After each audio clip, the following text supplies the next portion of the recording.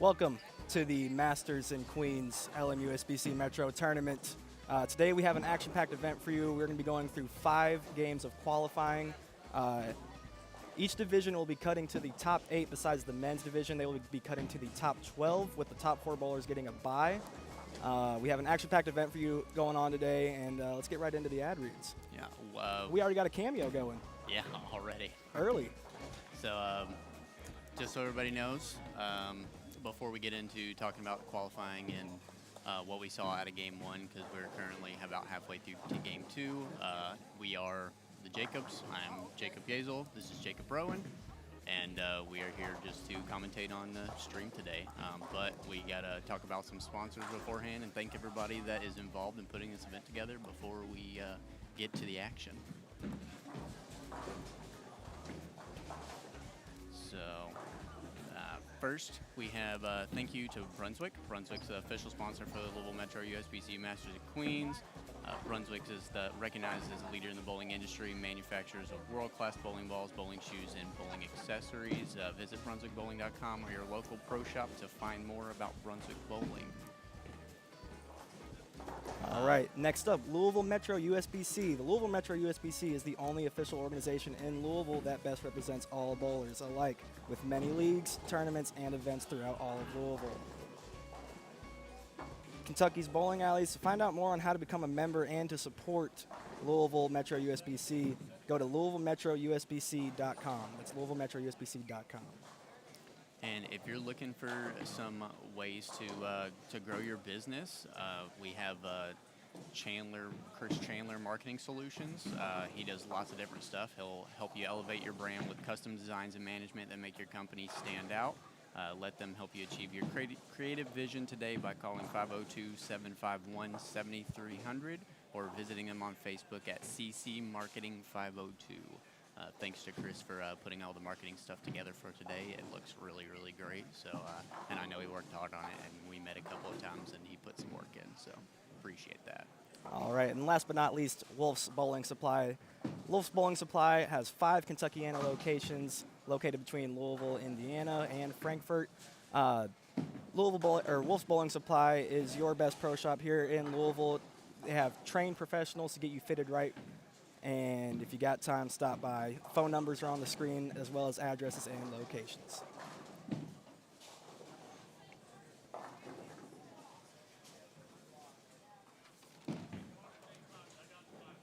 Well, what are we seeing out here?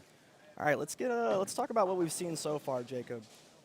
So, first note that I'm going to have to make, this is, in my opinion, probably the most important note to make. Daniel Farish looks very bald today. He has a freshly shaved head, and I'm a little bit worried that if he hits the live stream pair, he will mess up our white balance, our color correction. But, you know, we're going to have to tackle that later. We might not be able to see him at all.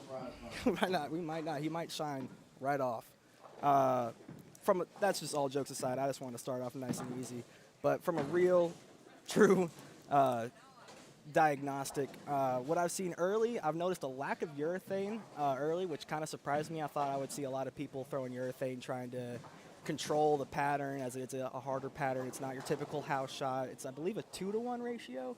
Is that correct? it is a 2-to-1 ratio. And we'll have a graphic for the pattern flashed up throughout the screen or throughout the stream here and there, so you guys can get a look for yourselves at home. Again, if you are tuning in, thank you very much for tuning in today. Apologies for the slightly late start. We had a couple internet issues going on, but other than that, pretty smooth start, no hitches, and we're ready for a really fun day of bowling. Yeah, very difficult to get some internet to work when you got a couple hundred people in the building. Well, maybe about 100, but you know, still, we got some good entries today. The men's division will be cutting to the top 12 because they have enough entries. Top 4 getting a bye, and then the women's and senior division will be cutting to the top 8 after 5 games of qualifying, and then it is a 2-game total pin fall bracket after that.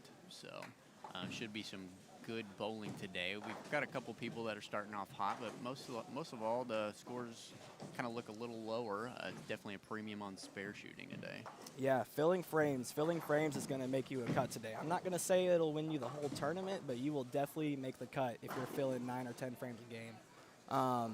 I've noticed, I don't know about you, Jay, but I've noticed closed angles are definitely giving the better results right now. And what I mean by closed is more up the lanes, not going too far left to right with your ball.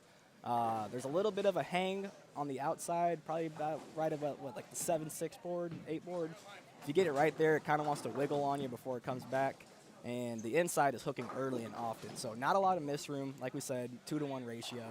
The ratio basically means what the miss room is on the pattern for just simple terms. Early and often, a little Bob Does Sports. Little, Early and often. Early and often. Shout out Joey Coldcut. But yeah, I definitely agree. Straighter angles, keeping the, just not getting it too far away from the head pin is definitely the move today. There's some hang out to the right. Even if you're throwing really strong balls with lots of surface, they're still not making it back up the climb back to the head pin. So seeing a lot of people playing the middle of the lane, playing just being firm with it because there is a hook in the middle. So it's only 2-to-1, so it is a little more challenging depending on how you play them. So people are either being firm and close to the head pin, or they're trying to shape it a little bit and maybe get it back from the outside. But it's going to take some manipulation of ball speed in order to do that. So today we're going to be covering, for our live stream pairs during qualifying, we're going to be covering 31-32, 35-36, and 37-38. We'll be switching periodically through those as the day goes by. If you got any people that you know that are bowling this tournament, have them let you know, or if they're what pair they're going to be on, so you can catch them on the live stream whenever they cross, if they do. And other than that, feel free to share the link around on Facebook, Twitter, all the social medias. Let's get as many viewers in here as possible, and let's just have a really fun day watching some bowling going on. Yeah, absolutely. Thanks to Executive Strike and Spare for opening the building early so we could have this event. It was originally scheduled at our Fern Valley Strike and Spare location, and obviously that location here in Louisville is closed due to the lease.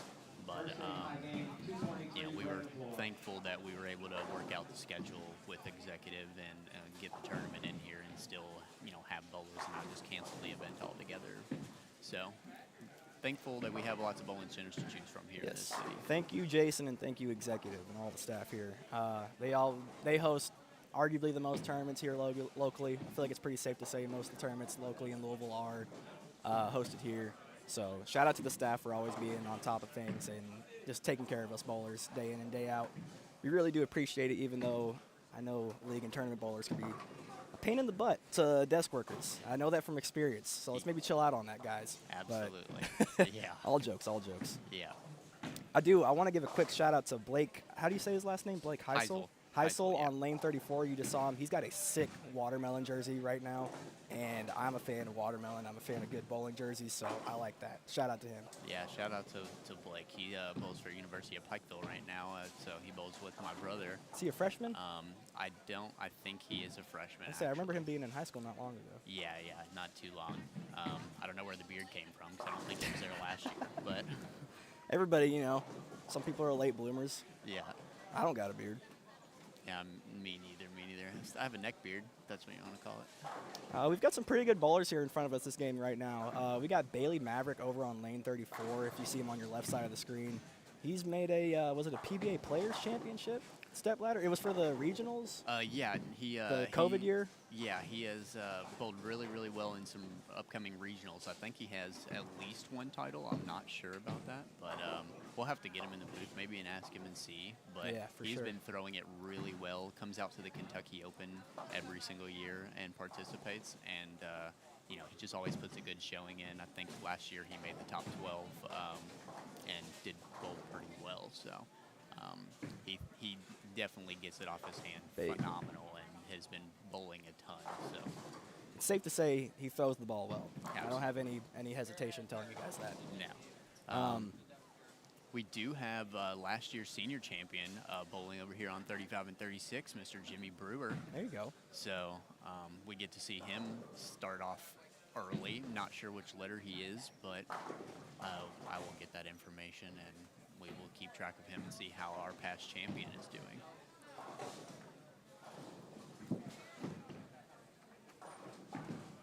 Haven't got to see a lot of the female pairs lately, but I can't imagine they're doing too terrible.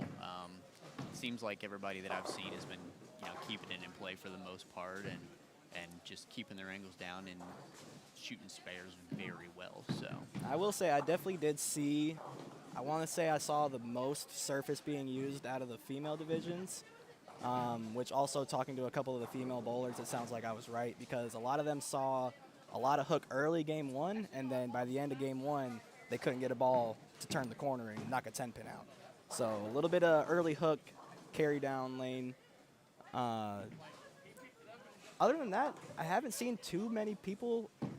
There's not really a specific line being played right now that seems to be the line. There's some people having some success playing straighter. There's some people having success with the angles a little bit more open, playing left to right.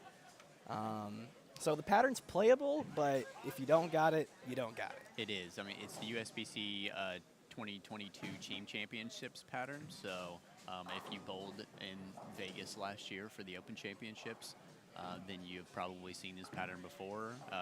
Actually, very similar lane surface to what you would see out there as well. So some people probably have an idea of what they need to be doing already. But yeah, it definitely is open to multiple styles for people that play straight or people that hook them. There were good scores this year in Vegas from lots of different styles of bowlers. It wasn't just one type of bowler that did really well out there. So everybody can definitely attack this pattern as long as they are making good shots and staying clean. Yeah, not really seeing very many big scores. I see a 220 over on looks like 31-32. I'm not sure who shot it. I see a 217. Man, other than that, I'm really not seeing much out here. I'm seeing a whole lot of 150s, 160s, 170s, 190. 190 is a good game right now. Yes, absolutely. You are beating the field with 190 for sure. Absolutely. Mr. Jimmy Brewer's got 171 in the ninth here on a strike, so he Punch might out for 201. Yeah, might punch out for 201 and get him a good second game in there, which that is a good game for your past champion. Also, shout out to Rusty Payne. Rusty Payne runs a lot of senior tournaments locally, or I don't know if he still does, but he definitely used to. I'm not a senior bowler, so my apologies. I'm not too keen on the senior events, but we'll actually have more on that later. Stay tuned for that. But shout out to Rusty. He is a great ambassador for the sport locally, and also shooting a pretty good game right now. Even with that 10-pin miss, it's just one pin. 202 is still a pretty good game, especially in that senior division. Absolutely. I believe Rusty has passed on the. We have a series of events here in Louisville called the Senior King of the Hill. That gets ran by. It's been ran by a couple of different people just due to some, injuries and some work-related stuff where people aren't able to run the events. But they put on very good, high-quality events for the seniors here, and they normally get a good amount of participation. So Rusty's a good old Hall of Famer that's been bowling for longer than I've been alive, and he is bowled probably more 300s than years I've been alive as well. So definitely a great ambassador for the sport for sure. He's always been great every time we cross with him or see him in public. And he's a huge Cards fan, which for me personally, I like that. I know there's probably some Wildcats fans out there, and I think you're one, aren't you? Yes. You are a UK Wildcat fan. I'm from Lexington, so Yeah. we're up 5 minutes from Rupp Arena. So, yeah, go Big Blue, but I'm not a diehard fan either. I'll root for the Cards if they're playing Duke. Oh, yeah. No, I don't. Duke, I feel like Duke's kind of like the Steelers of the NFL, the Eagles of the NFL, just teams that everybody who isn't a fan of that team doesn't like. You got any good parlays going right now? I don't, but I do have some bets going. I am known to bet a time or two. Yeah. I wish I could bet on some of this bowling right now. That would be fun actually. I'm just gonna bet everybody to score under 200 because it seems like that's about 90% of the field. We only have a couple of opportunities per year to do that, and I think everybody takes advantage of those. Just us being bowlers and looking for fun stuff like that to do. And it's the Kentucky Open with the draft. The Kentucky Open draft. That's one way to do it, and then. I'm sorry, I just saw a DraftKings commercial on the TV, after we were literally just talking about. You got any parlays going? Google where you at. So they're listening. Well, it's probably Spectrum, but I'll say I'm a little surprised. It seems like it doesn't seem, there is a lot of out-of-town support for this tournament, which you could say, Louisville people, let's be better and show up to our local association's tournament, but I'm also not bowling, so who am I to judge? yes. But I had an opportunity to commentate, so I couldn't pass that up, personally. Absolutely. I will be here from here until probably about midnight tonight, and I am going to enjoy every second of it. It's going to be a long day for you, bud. Yeah, it'll be all right. It was a long weekend for myself, so we'll get through it together. Yeah. It looks like we got a couple good girls about to come up on the, looks like lanes 37, 38. We got Tracy Novak and Paige France, I believe, are going to be on there next. Those two are very well known here locally and always get a lot of support. Tracy also probably is the best dressed today. She's got this little blue leopard outfit I'm sure you'll see soon. It is sweet. Steve and Tracy both just rocking the same colors, the bright colors. Definitely a vote for best outfits today for sure. But whenever we get some more viewers, I want to see in the comments who you guys have seen on the live stream, who you think the best dressed is. I definitely like that watermelon jersey you were talking about, Blake, for sure. That's in the running. But wait until Steve hits the live stream pair, and I don't know if you'll be able to see him any more than what you'll be able to see Daniel. All right, we're going to be taking a little bit of a break here, guys, so stay tuned. We will be back shortly once Game 3 gets started up for everybody.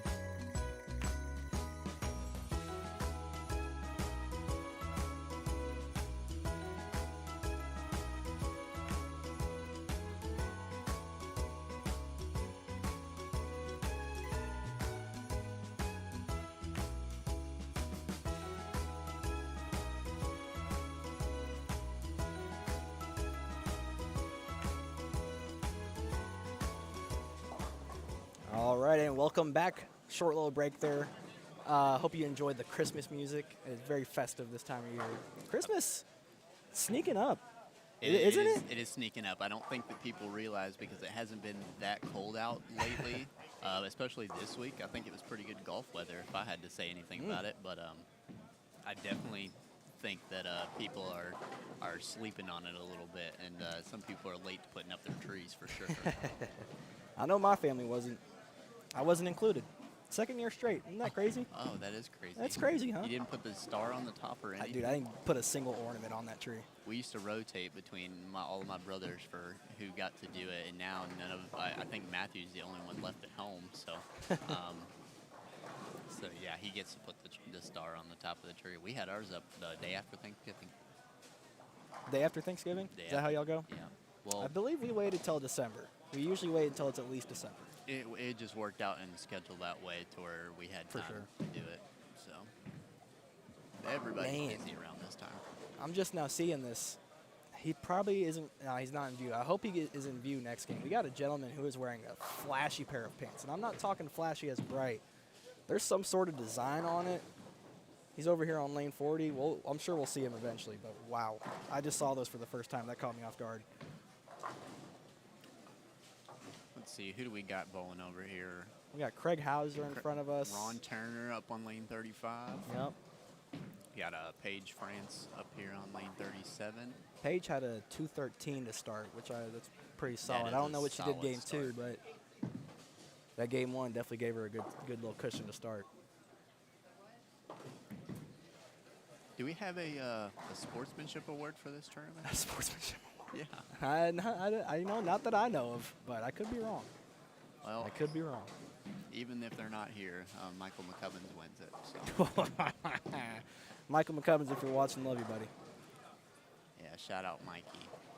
He's a great personality, great bowler, great golfer, and definitely just one of the nicest guys. Wins all the sportsmanship awards every tournament that he bowls. So.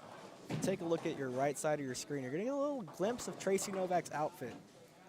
It is a great outfit. The bowling shot she just threw, probably not her best, but the outfit looked great.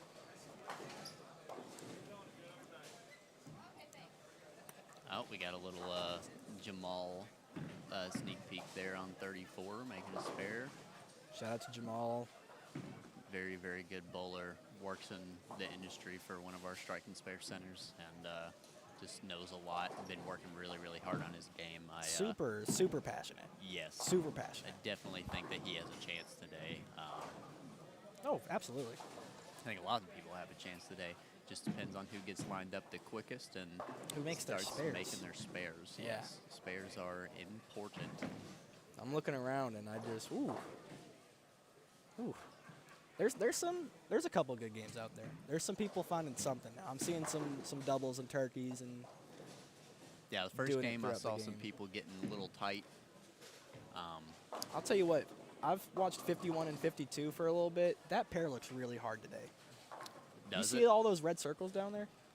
Yeah, 1, 2, 3, 4, 5. I see. There is 6 on a six- pair, to be six- fair. Yeah, 6 on that pair. 3 on some other pairs. That is one of the men's pairs. I watched So, I watched Daniel Farish and Steve Novak struggle on that pair early game 1. I don't know how they finished, but they were struggling early. First game was tough for a lot of people. Everybody was a little tighter. I could tell people were pulling the ball. All right, we got the ladies on the main screen right now. Tracy with that beautiful outfit. I can't get enough of it. Ooh, a beautiful shot as well. Great shot. Yeah, I do like that a lot. I do, and great shot. That is our women's past champion. So, Oh, is she? Yep. Shout out to Tracy Novak. We've got 2 past championships on the stream already in 3 games. So Wow, Only- that's a hot start. only one we're missing is Brandon Flora. I'm sure he'll So he's on 39 and 40 right now. he'll hit one of these eventually. But everybody that won last year is participating again this year. So let's hope that we, let's see if somebody can two-peat, That would be cool. That'd be pretty cool to watch. I think that with Paige being up here on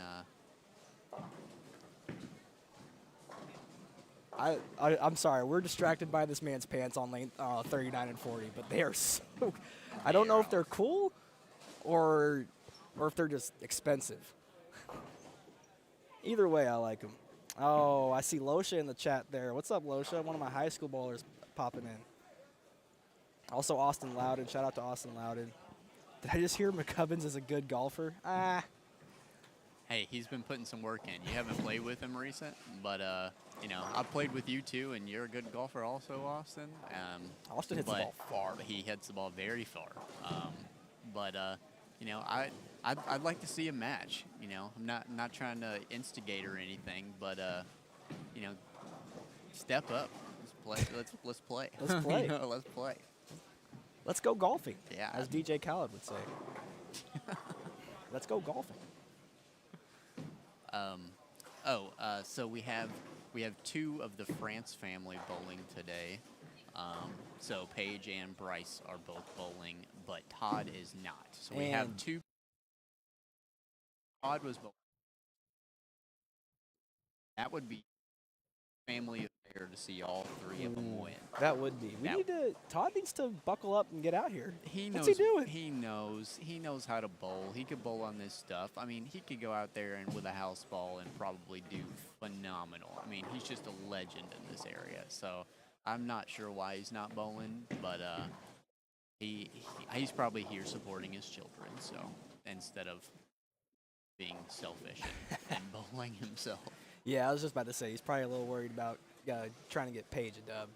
We all know Paige is the favorite. Nobody likes Bryce. Kidding, Bryce. Love you, bud. Yep. Tracy has missed the headpin to the right the past 2 times on lane 38. So lane 38 might be either it's a little tighter down lane or it's just tighter, period. Looks like she's throwing a Piranha by Columbia 300. Matches her outfit, which is a good call, but might not be the ball right now. Might not be the ball. Well, let's hope she changes to another blue one, and I think she is. Maybe the knockout, the blue knockout. Knockout black and blue. Yep. So she's keeping it together. She knows what she's doing. Good. It's all blue today. Really good youth bowler over there on lanes 39 and 40. Carly Schrader has picked up that spare. I've gotten to watch Carly grow since he was, I think, in the 6th grade is when I first saw him. Shout out to Carly. I just gave him a little salute off camera. But I've watched him grow up, literally from being just a little kid who was having fun on his high school team to being a really good young bowler with a really bright future. So just wanted to give a little shout out to him real quick. Yep, he used to come to Fern Valley and practice all the time and get some coaching. And he's Work with Mike Kahn. Yeah, he worked with Mike Kahn a bunch. Shout out to Mike Kahn. I know you're on break right now. You should be in the city of Louisville if you're not back down in Georgia already. He might hop in on the comments here in a little bit once he wakes up. Once he wakes up. Yeah. Surprised he's not bowling unless, well, actually, no. I know what he's doing. He is currently going to Pennsylvania with SCAD for the 2 Tier 1 college tournaments out there. So yeah, he's probably not in the city, actually. He is headed north for coaching. Our inside sources is telling us he's in Vegas. Yes, they're not going to Pennsylvania. They're going to the Vegas Tier 1s instead. So yeah, he will be out there. Didn't get to go to the Vegas ones when I was in college. We always went to the PA ones. Great shot right there by Paige. Absolutely. A little 3-bagger, turkey. That is very big right now. That's one of the only 3-baggers I've seen. We've got one. We've got one up there over on 40, 39 and 40. But other than that, I haven't seen a whole lot of that going on. I'm not sure who There's B one on is. 36 I'm gonna say as well. I'm not sure who B is on 36, but they got a pretty good start. That might be is either Craig Hauser or Ron Turner. All right. Couple straighter players. Yep. Oh wow! So Tracy misses the head pin right twice. Ball changes and then it takes a nosedive to the head pin. Ooh. That is a little bit sharper of a ball than what she was throwing, so that might not be the play, but I think she might have just had an errant shot, and that was probably the first shot she threw with it, so we'll see how that works out. But She'll figure it out. she will figure it out. She always does. Mm-hmm. Talk about someone who can keep the ball in play and make spares. It's Tracy Novak. Absolutely. And that's what got her the win last year. Mm-hmm. You don't win these things by accident, man. You gotta earn that. I do not know what pattern they bowled on last year. No. I will ask Todd. I'll say we'll have to try and find out. Yes. Oh, with the comments, Austin said he don't want none. Oh, I guarantee you, if Mike was on stream right now, he would he'd put his money up. No doubt about it. And Might text him and wake him up. across the bottom of your screen right now, you'll see a little ticker going by. That has all of the cuts for each division today.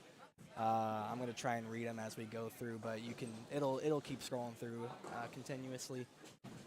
But it looks like the men's cut is -7, so not even a 200 average. The women's cut is -30. The seniors cut is -15. So nothing plus. Nothing in the plus category. That's what we said earlier. 190, 190 is a good game.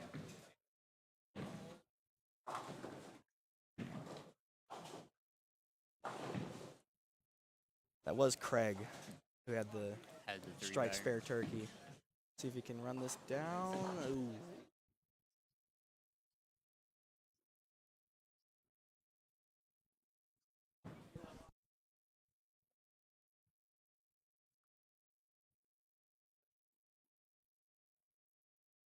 Another great shot right there by Paige. Bringing that strike string up to 4. Again, we have not seen much more than doubles today, so that is a lot right now. I'm gonna try and locate her parents and find out what she shot game 2, because she had a good game 1. She might be lapping the field right now if she finished this game out. See how this shot goes. Oh, looks a little left. Little high. Got a makeable though, if you want to call a 310 a makeable spare. For Paige, it is. And Paige is a pretty good spare shooter, so I got faith. 310 is one of the hardest spares to shoot on sports shots, anyways, in my opinion. So it does not have a high ratio of making, typically. But some people call it a makeable, some people won't. I think that we categorize that as a non-makeable. But I mean, it's pretty fair to say that a split isn't considered makeable. right. And that was more the premise of it. Anything together, makeable. Anything not. See if Tracy can double up right here and kind of turn her game around. See if she can figure out lane 38. It has been whooping her butt so far. Got a little feature of our past champion, Brandon Flora, over on Lane 39 with a double there. It's a 4-bagger. That's a 4-bagger. Slow start, but hot finish. You Yes. can throw these last two for a 228 game. Oh my gosh, poor Tracy Novak. She has had no look the first 3 frames on that lane, and then she goes up and bones a 7-pin. Hate to see it. Absolutely. It's one of those games. I mean, she struck every time but one on the left lane. They got 5 games though. Still got A lot of time. Still got a lot of time left. Currently, I would say the ladies are in towards the end of game 3. The ladies and the seniors, just because they have less on their pairs. The men's side is just now wrapping up game 2 for the most part. So yeah, the ladies and the seniors will definitely be done quicker. So hopefully that can lead to maybe a potentially dramatic finish with the guys' side with all the attention on them. Yeah, definitely. Good pick up by Tracy. Just a few more guys in the field than the others. We actually we got the full at least 24 entries in all of divisions, over 32 in the men, I believe 35. So that puts them at the top 12 bracket with the top 4 getting a bye instead of top 8 for the women's and the senior division. So we're looking at top 8 for the women and seniors and top 12 for the guys. But yeah, like Jake said, they will be taking a little longer than the others. So might get to see a hot finish from some of the guys, maybe keeping it close. You can only hope. Who's making the cut. You can only hope for entertainment reasons. Absolutely. We do have a wireless camera that Zach might take down there, and we could use that. Shout out to Zachary Budd and CB Media for putting all this together and allowing us to be on the live stream and giving you guys some content. Yeah, if you're watching right now and you haven't clicked the little subscribe button right beneath the video, be sure to go do that. Zach's doing a really great thing for Louisville and for bowling as a whole right now. The more eyes we can get on bowling, the more the sport can grow and the more kids that can potentially get into the sport. Because that is the problem. Whether we want to admit it or not, is we need to get more youth bowlers into the bowling alleys. Actually have a decent amount so of youth social bowlers media, here today, but social media is going to be a good way to do so. And yeah, again, shout out to ZB Media, Zach, for hosting everything today, for producing, letting us have some fun on the microphones. yes.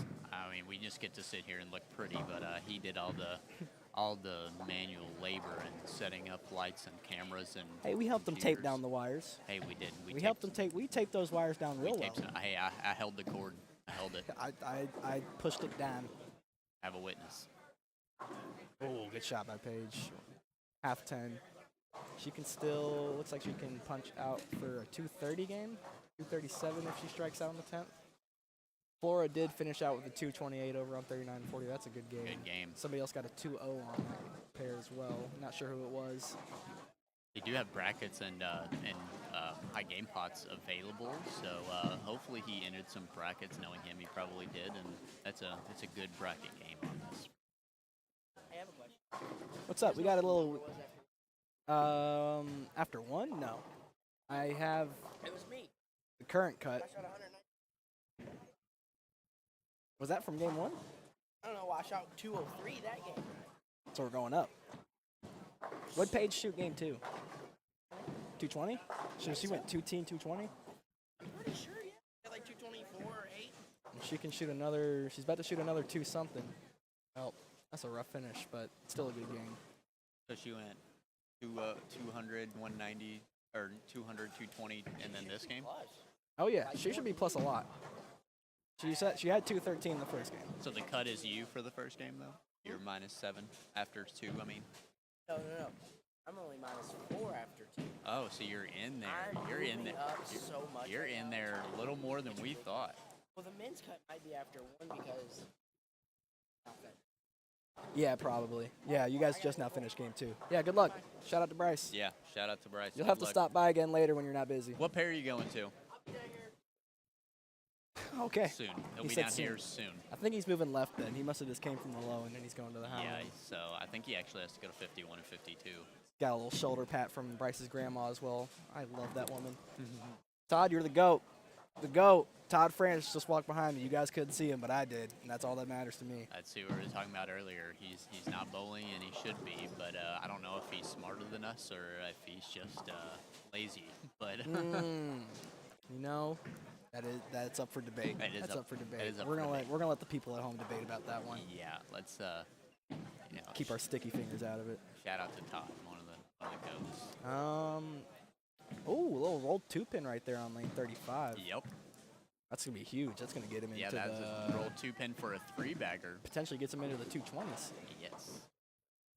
Paige has a 216 max with a strike in the fill. And So using she's her probably fill shot as a ball change, Very like smart. she should be. Very Very, smart. very smart. For all you guys out there that you get a fill frame in there, and you need to plan. You need to plan ahead for the coming transition and what you think is going to happen, even if you don't know what's going to happen. You need to plan ahead and throw a different ball, see what it looks like, and potentially have an option to change to, and it will statistically increase your scores over time.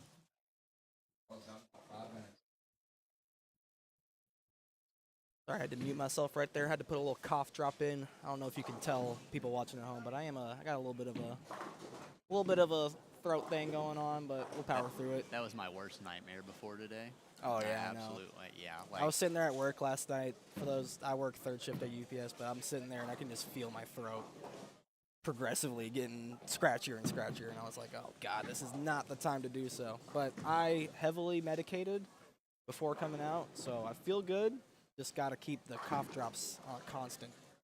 Keep them flowing. Keep them flowing. I might be popping 2 at a time here eventually if Oh, it gets no. if it gets a little wild.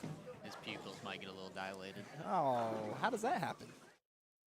Oh, I don't know how that happens. Tracy with a good finish, staying clean. That Paige pair was finished. tough for her. So getting away with a 160 something, the 166 isn't terrible. Yeah. You're not shooting yourself in the foot too much right there.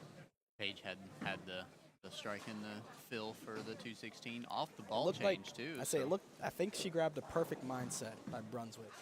perfect mindset. I could not tell. The colors look very similar to that MV, um, the solid one. The MV regular, Tour? not the. Oh, the regular MV. Yeah, the regular MV. The regular MV's orange. Oh no, I'm not. I'm thinking of the wrong ball. You're thinking it kind of to me it looks like the old Statement Solid. From Oh back yeah, in yeah, like, yeah, for sure. Back in like what was that? Probably 2019, Yeah, 2018. Statement solid. Those were good line of balls. Everybody loved the Statement and Statement Pearl. Yeah. I don't know how many 300s and 800s Brett Shepard shot with that Statement Pearl in this building, but it's got to be like at least 10. Unreal. All right. We've got a couple Cumberland's college bowlers coming to 37-38, it looks like. Whenever we get a chance, we're gonna keep the cameras moving around. Our producer has taken a short break. So unfortunately me and Jacob don't know the technology aspect behind all of this, but we do know how to talk somewhat. Yeah, we do have voices. Somewhat. Looks like we're going to be going on a break here soon, so stay tuned, guys. Go to the bathroom if you need to, get some snacks, and we'll be back soon.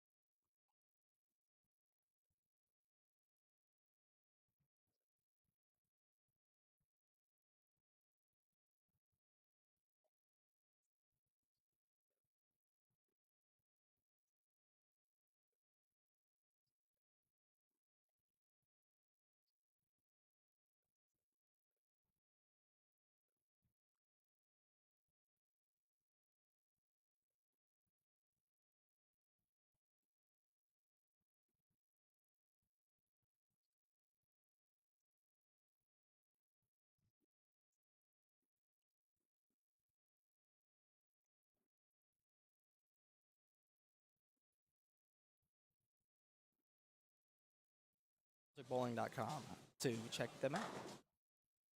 And next up we have Louisville Metro USBC. Thank you to Louisville Metro USBC for putting this event on, taking care of all of the scores. They put lots of different events on throughout the entire year for all the people in the Louisville area. This is one of the only, I won't say only, we put a few out there, but sport shot events that you can bowl on. So if you're looking to bowl on something a little more challenging on occasion, things like this, do the city tournaments, and they have the youth doubles coming up soon. I believe is it adult youth? Is it to youth? I'm not sure, but I know that is Took coming notes down up, somewhere from Tuesday. What do we got? Anyways. But yeah, follow them on all their socials. Shout out to Louisville Metro USBC, Todd Smith, and David Wallace for putting all this together. Really appreciate it. They definitely work hard. So.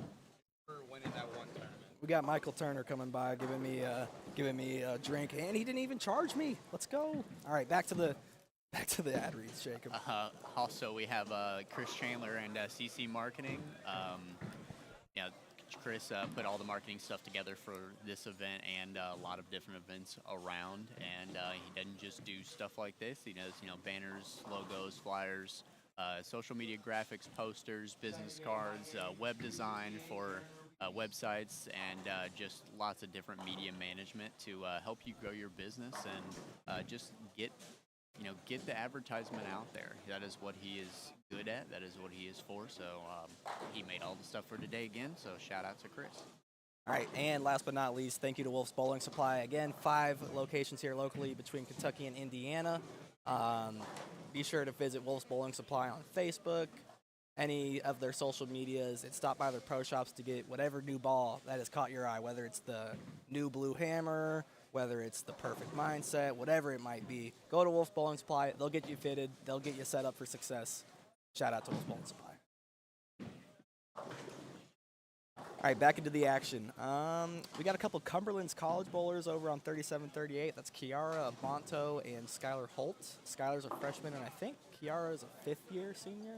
I'm not sure Or if she- she's still going or she she's graduated. I believe she's graduated and is in town for personal reasons, but she's resides out in Washington normally, so she is either traveled a long way to bowl this, or she's just here for another reason. And it's an opportunity to get some games in. But either way, she bowled for University of Cumberland's, and then Skylar will be a freshman, I believe, this fall, or she already is. Not 100% sure. But yeah, got a couple of college bowlers used to seeing sports shots, so should see some good stuff out of them. All right, I've got a little bit of a score update for the seniors and queens divisions after game 2. Tracy Novak was the cut after 2 at -53. We have 2 people plus in the women's side. That's Paige France and Steph Bro. Paige was plus 37, so she's, plus 53 now after that last game. But only 2 people on the plus side. On the senior side, the current cut is so both are up past champion and last year's past champion are both the cuts right now. BJ Hines is the cut for the senior side at -27. Oh, I think it was not BJ. It was last year's. It was BJ won. He did win something. He won 2 years ago or 3 years ago. It was I think. 2 years ago. Yeah, Yes, I know. So I know he he's is won a it past before. champion. Yeah. Yes. I remember that now. But we'll have that scrolling on the ticker shortly. I will say, as we're getting further and further into this tournament, I'm starting to see some more strike strings. I'm seeing people opening up games with 3 in a row, 4 in a row. We might see some scores here in these last few games of the qualifying. Maybe get us some more excitement going. Seems like they've broken down a little bit, maybe opened up, or people's swings have just gotten a little bit looser. And Yep. they're figuring them out after so many games. I will say for some people, 10 minutes of practice is not enough. Need more than that to figure out these lanes sometimes, as difficult as they are. I tell you what, I agree with those people.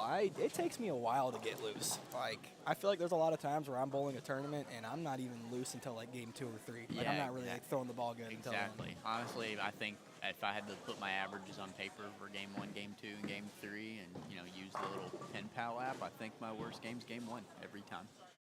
Not quite throwing the ball hard enough, not loose enough to get there. Shout out to Jeremy Thomas and Nick Luckett in the chat right now. Jeremy, obviously a local tournament director here, Thomas Tournaments. If you don't know, check him out on Facebook. He hosts all kinds of tournaments here locally, and just a great ambassador for the sport.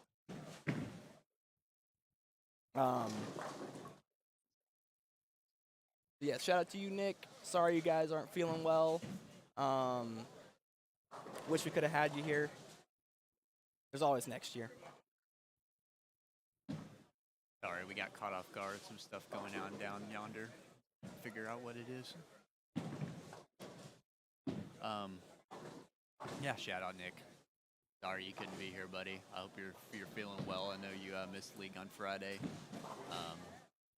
So hope you guys are doing all right. Whew, I don't think anyone else saw it, but I just saw somebody roll the 2-8 on lane 41. Ooh. I don't know how it carried, but it did. I'm getting a quick glance. Paige is still striking. Still striking. Still striking. Who do we got here in front of us? We got Gary Martin. Oh, up here did on you lane see 35. that spill? No, where at? Spill on lane 37. Oh, Tip gosh. tripped the 2478 right out of it for Skylar Holt. That was I thought it was making it back up the hill. I definitely didn't see that coming, but I did see a strike on the board, but not that kind of strike.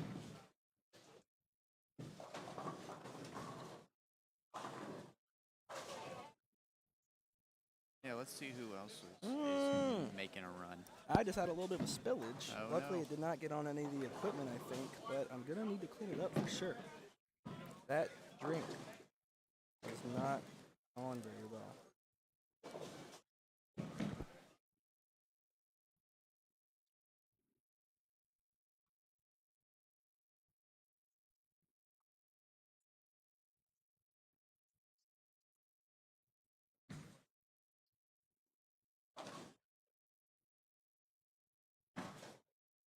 Looks like 35 and 36. If this gentleman makes his spare, then they're all going to be clean for the first frame. That's something I haven't seen a whole lot of, is the whole pair getting, just staying clean for the first frame. Looks like they're keeping it in play pretty well. He's got a balk there from Blake Heisel over on lane 39. Didn't get to see it. It was off camera, but A balk. a balk. Runner takes their base. Something happened. Not sure what it was, though. Probably just a feeling. Something bothered him. He had to reset.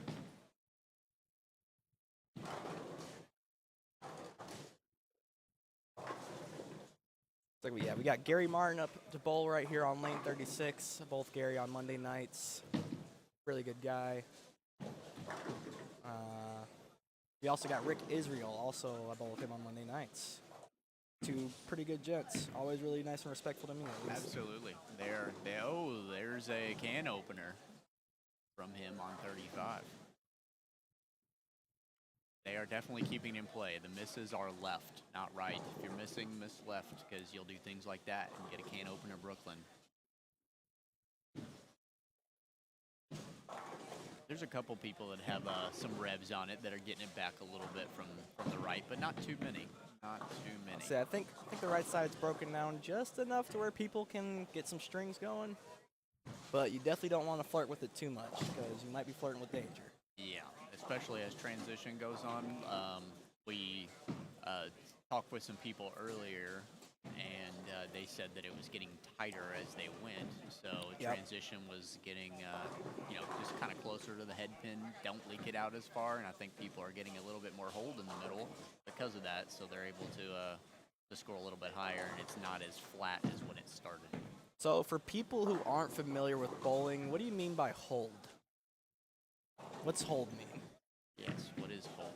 So hold is basically where the oil is on the lane. So there's a pattern that's out there, obviously, that we've talked about, the 2023 USBC Team Championship pattern. And so we put oil in different places on the lane, sometimes more oil on the outside, which makes the balls go straighter. And if there's less oil, there is more friction by physics. so the balls will hook more when they have more friction. Similar to doing anything else with like ice skating and things like that, where there's more oil, so the balls will go further down the lane before making their motion, and the lanes will change over time. Doing so, it gives the bowler a little bit of miss room to the left of their mark. Usually, as a bowler, if you can find hold on a sport pattern, you're probably going to be bowling pretty good. Yes. Yeah. You're probably going to be shooting 220s, 230s, or above. The oil is developing more in the middle of the lane, so people can miss their targets to the left a little more and get away with it instead of it hooking before that. So they are definitely transitioning into being a little bit clearer. Rodney Crockett, is it me or is the video choppy? Rodney, that might be an internet issue for you. It might be a Wi-Fi thing. I'm not sure, but yeah, I would maybe just try to reset your Wi-Fi, or not reset it, but just refresh it. Yeah, just refresh your Wi-Fi. I think we're doing everything in at least 1080p right now, so everything should be in HD. If it's not on your end, then I would just refresh it. It's probably YouTube. Got to make a good guess. Nick's saying it's a little choppy for him too. But I figured it was my Wi-Fi. It might be this Wi-Fi. We do not know, actually. We are seeing it crystal clear, but that's because we're here. So yeah. Let's see. We had a front four. Dare I say front four? But we did have a front four sighting, which front four. It was over here on main 40, 139 and 40. It's already over, but that was the most hope we've had at a 300 yet, I think. Which I would be shocked if there's a 300 today. There is a 3-bagger 8-out double over on lane 29 and 30. That could have been close. I'm starting to see a lot of people with 240 paces or above halfway through their games now. So I think the scores are probably going to start to shoot up this next cut update.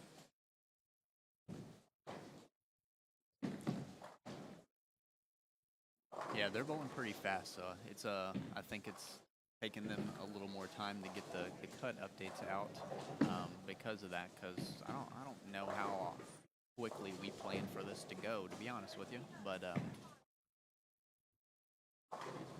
But so far it's been 15 minutes a game roughly, actually. So it's only taken them an hour to get through 4 almost, maybe a little over. 20 minutes a game. Yeah, again, the seniors and the ladies divisions will definitely be finished with their qualifying a little bit earlier than the men's side. So we'll have the cut for them probably before the men's. I wouldn't say before the men are done bowling, but maybe. Depends on how quick they get them out. Absolutely. Darius Brown in the chat. Shout out to you, Darius, my old high school teammate, my 4 bowler, my dog. Love you, buddy. Hope you're doing good at school right now with track and everything. You know, Darius Brown, have you seen him run before? I've not seen him in person. The boy is fast. Absolutely. The boy is fast. I have heard. He actually he came up to bowl the other day with some buddies up here because he's on college break. So yeah, he was just having some fun with some friends. Huh. Thanks for the invite, Darius. All jokes, all jokes. We all got stuff going on with family right now and everything. I like him a lot more than I like his dad, I'll tell you that. His dad talks a lot of crap, and I love it. I love it. All jokes. I would say I love John Brown. Yes, John Brown. Shout out to John Brown. He's awesome. Great bowler, great guy. Here bowling almost pretty much every event that he could possibly bowl in, multiple leagues every day on all nights of the week. See, who's got this 4 in a row on 38? Is that Sherry or is that Kiara?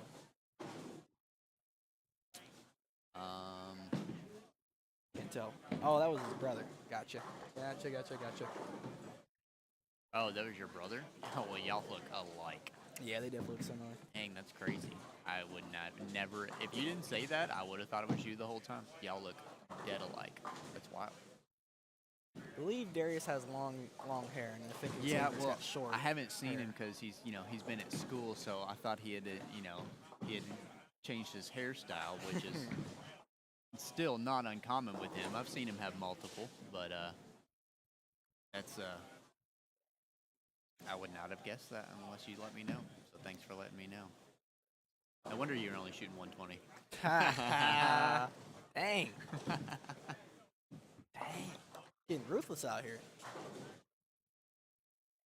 Jeremy Coulter in the chat. What's up, Jeremy? Again, thank you guys, everyone who has tuned in today. If you haven't already, be sure to click that subscribe button right below the video. Subscribe to ZB Media. Follow all the support our buddy here who's doing a great thing for Louisville and for bowling as a whole right now. Jeremy Coulter, what we got? What do we got? Jeremy, I like Jordan Love's passing yards. I'll tell you that much. I like Jordan Love's passing yards and somebody else. Yeah, I won't spill the beans too much. I don't want to jinx my bets. Sherry with a little tickler there on the head pin. Tickle, tickle, tickle. And it is Kiara that has the 4-bagger up on 38. Let's hope I don't black foul her. I gave her some words of advice earlier, so I am going to take a slight bit of credit for her performance right now. Oh yeah, what advice do you have for all the people that are bowling right now? Well, I was just explaining to some people who don't typically bowl here often. There is a lot of early hook in this bowling alley. Why that is, I'm not 100% sure. I'm not a scientist or anything like that, but I do know that my bowling balls hook early and often here. So I just, anyone I knew who I was friends with, I let them know. If you're seeing some flat hits, some rolled out ball roll, it's probably because your ball's hooking too early and you need to either ball change to something a little cleaner, or you need to change your hand position, tweak your hand positions up a little bit. Absolutely. I definitely see some early friction here every once in a while. Yeah. Sometimes, depending on what we're bowling on, it's it mitigates. But these are kind of high traffic lanes. They get lots and lots of play. Lots of people like to bowl here, leagues and the Derby tournament every season. Not uncommon. Not uncommon at all.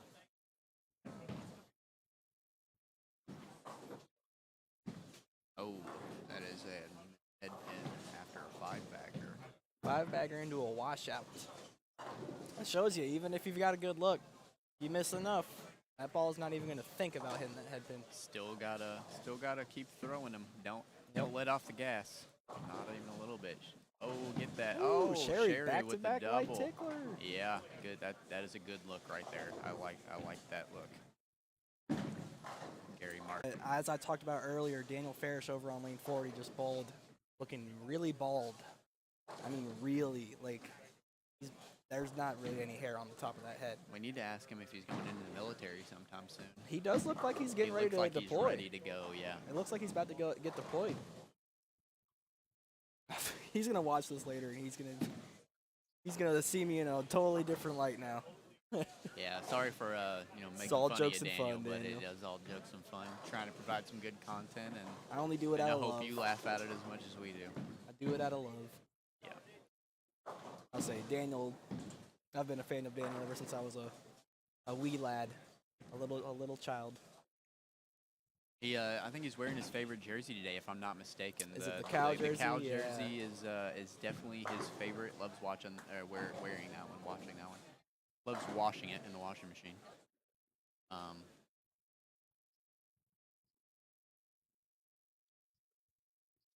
But he does wear that one often. I wonder if we're going to see. We got Tracy's outfit, but I really want to get Steve Novak's outfit on camera. Where is Steve? He's down He's on hard to miss. like Oh, I 27 see and him. 28. He is hard to miss because his outfit is completely and totally bright yellow.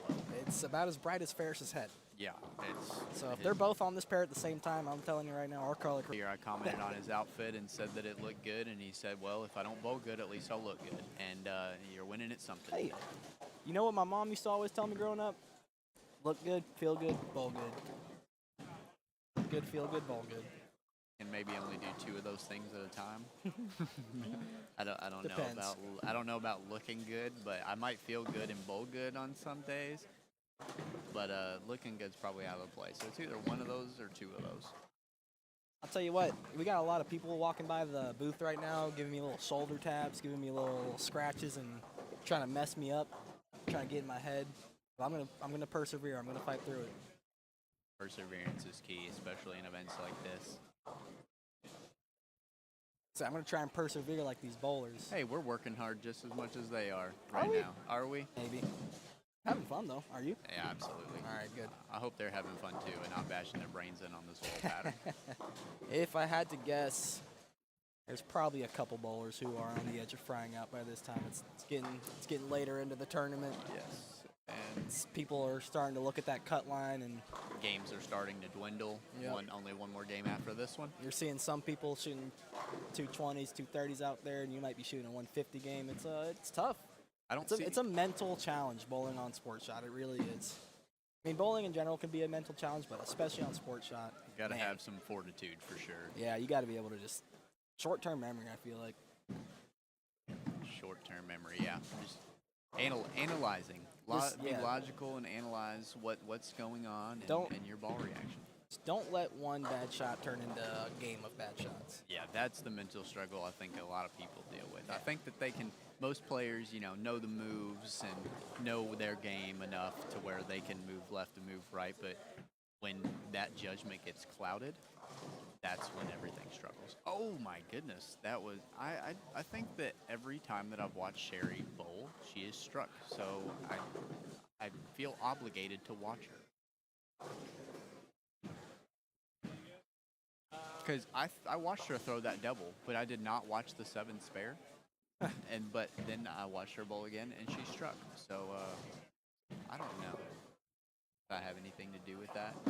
Most likely not, but I am a little superstitious. A little bit? Little bit. Obviously, me personally, I'm very superstitious.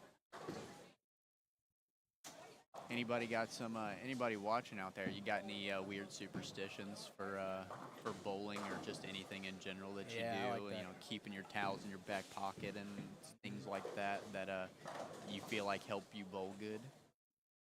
I used to, my dad would always tell me when I was bowling bad is if I had stuff in my pocket to switch it to the other pocket. And I swear it worked. I swear it worked. My dad used to tell me the same thing, and I was superstitious about having anything in my pockets at all because if Right. I had something in my right pocket and not my left, my balance would be off. Honestly, I eventually definitely got to a point of not having anything in my pockets early on. Now I've kind of gotten over that, but I think the other thing that helps you get into a flow is that routine. Just repeating that same routine over and over really does make a difference. And there's lots of actually sports studies on doing things like that. So my very first 300 game, I went and sat back in the same spot after every single shot, and I sat the same way every single time, and it worked out. And I definitely believe in that to an extent. And I don't practice that anymore. I probably should. I'd maybe have more 300s, but I think it works. I do think that it works. Let's see what we got over here. Looks like Gary Martin's putting together a good game. 8 spare double, 9 spare strike, 9 spare, 9 spare strike. Keeping it clean. Strikeout for 208. I don't know who this is on lane 36. Whitney is his last name. I'm not sure who he is, but he's got a good little game going here. A little 4 in a row. Going into the 9th frame. Staying clean as well. Like we said, spares. I think it's safe to say I've seen the most spares from the senior division. And there's good reason for that. A lot of those seniors don't have revs like a lot of the younger guys do, and they grew up. Russell Whitney. They grew up with older, weaker technology and equipment, so striking wasn't exactly as easy back then. Not saying that it's necessarily easy now, but it was definitely harder. So you'll almost always see good spare shooters from the seniors division. I didn't live through it all, obviously, but my personal opinion, I think that it was a different kind of easy. I definitely think that it was harder because obviously, like, the numbers don't lie. The lower averages and everything like that definitely, did it. But then there were some times where people would strike a ton, depending on what bowling alley you were in and how they handled the lanes that day. But it's just a whole different game as far as adjustments. They had to tweak their hands and make changes like that. Oh, we got Now Bryce just ball France change. visiting the booth right now. I'm no stopping bragger, by. but I went up 10 pins every You have improved every game? 193, 203, 213. All right. Oh my You're goodness! talking about a guy who's just improving. I mean, if you 10 keep 10 doing pins that. every game, you know what that is? 10 pins every game is one spare. Did you make any spares or did I you ain't miss missed a any? spare yet. You You're haven't? clean. Which, no. Well, No, makeable. I ain't missed a spare. Yeah, I haven't missed a makeable. I've split a Oh, lot, okay. actually. That's the problem. Oh. I actually average 2 splits a game right now. Well, get rid of one. Well, get rid of one of rid of those one of splits, them. and you get that 223, and then you move up 10 pins every single game, I'm and working on it, don't worry. that will be an accomplishment. I'd love to see that happen. Looking around, I'm seeing a lot more 200 games this game for sure. A lot of the bigger games that I saw early, not many of them really closed it out too well, but a lot of them managed to stay within the 2 teens to 220s area. So I think the scores are probably going to jump a little bit. I do see a strike string. Can't tell what lane that is. Maybe 23, 24. Somebody's got No, about it's 6 in a row or 7 in a row down there, though. The Dave Smalley sighting and Matty O sighting. Matty O, Dave Smalley, Bryce France. It's a star-studded field right now. Absolutely. Or star-studded bowling alley. Dave looks like he's having a good time. Came over and gave me a fist bump. Yeah, Dave is usually known to have a good time. What's up, bud? It's rough out here. I didn't go strike.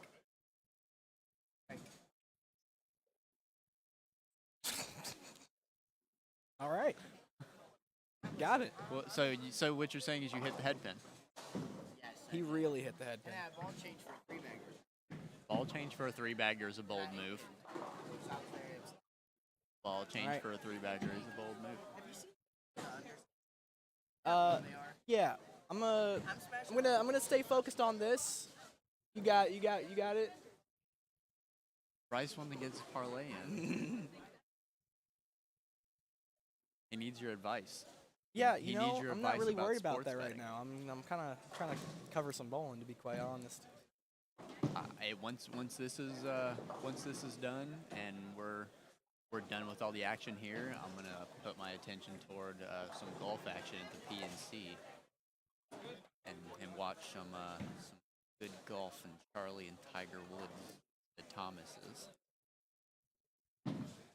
Ooh, there was a 248 game on 39 and 40. Oh, I wow. think that was from Great game. Ethan Ackerman, Trinity bowler. That is what a fill frame. Oh there. wow. Strike 4-4. Strike 4-4 in the fill. Okay. That's not a red 4 either. It's not a red 4. There's no red circle around that 4. Whoa. It is. What are the odds? What are the odds? What are the odds? The odds on that are so slim. I don't know if we'll see that again. So you had to get 4 either on the left side or the right side. But I then mean- how do you get 4 out of the next rack? He had to have gone like through the head pin and just like left 1 or 2 of them. I don't even know. Wow. Okay. It's impressive. That's impressive. That's For impressive. a 248 game, that is For a impressive. 248 game to have a double 4 count. Who's running mystery score? I don't know. I mean, 248 isn't an uncommon score, but if you put in how you got there, I think it would Get some be. style points Yeah, for sure. style points. There was 4 200 games on 39 and 40 that game, so I think that Hot. pair is starting to open up pretty nice. That pair is hot. I am seeing. It looks like I've seen about at least 1 200 on each pair. At least, yeah. We had it looks like, I think Gary Martin had finished out with a 220. No, That that's was not Whitney. him. That was Whitney Russell and- Whitney, It was. and Gary had the 212, I believe. That was Rick Israel actually. I Or think. I could be wrong. no, yeah, I think you're right. Yep, Gary was number 1, so he Yeah. did not finish out that game, but it started off good. Got to keep up with the transition. It is tough. We got a little bit of a crowd forming over our right shoulder right now. I don't know. Yeah. I don't know if it's just the popularity spot or what, but I like it. Let's see if we can get I like Matty O in the booth eventually. Where's he at? Right down there. Maybe.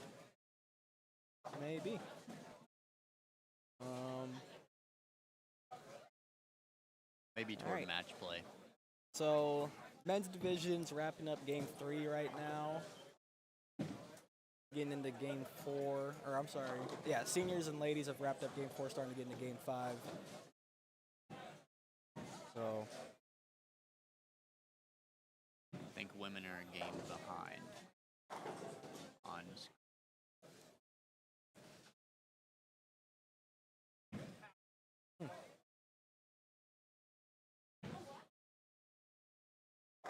Oh, let's see. Oh, Steve is on 33 and 34, so we get a little glimpse of him. oh, over on we get a flash of the brightness.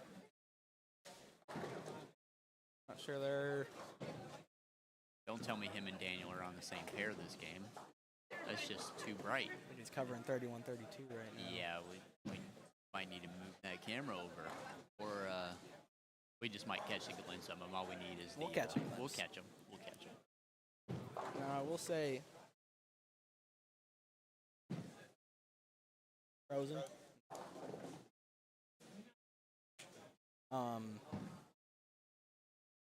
We got Steph Brownie and Kaylee Blaine on 37-38 in front of the booth right here. Again, we got Farish and Novak 33-34, 31-32. Sherry Klosterman and some other women. Good shot by Steph Bro for the first one. Or for the second shot.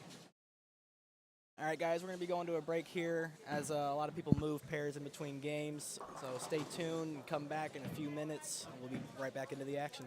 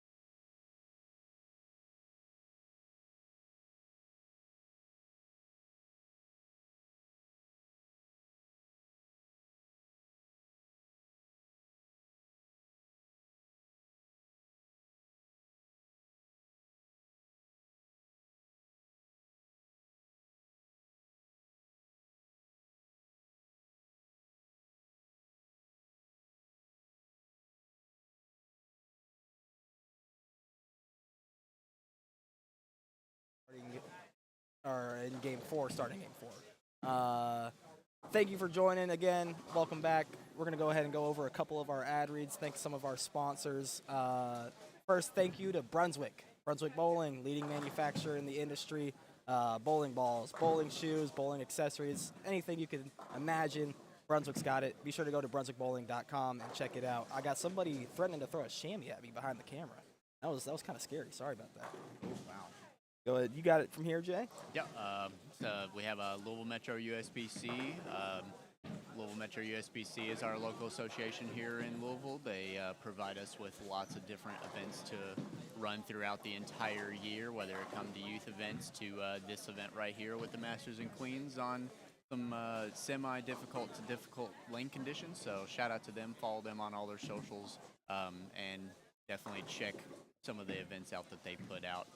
They do a great job with Todd Smith and David Wallace once again. So, and then also we have Chris Chandler Marketing Solutions. Shout out to Chris. He makes lots of different stuff for marketing for pretty much everything you could ask for, from posters, business cards, web design, social media graphics, banners, anything that you need to market for your business. He is the guy to talk to, and he has provided us with all the marketing stuff for today. So shout out to Chris. And last but not least, again, thank you to Wolf's Bowling Supply. Wolf's Bowling Supply, 5 separate locations across Kentuckiana. Be sure to check them out on Facebook. Go visit their pro shops. If you got any new bowling balls that are catching your eye, go get it drilled. They got the best guys in town. They'll get you fitted, and they'll get that arsenal set up for all your leagues and tournaments.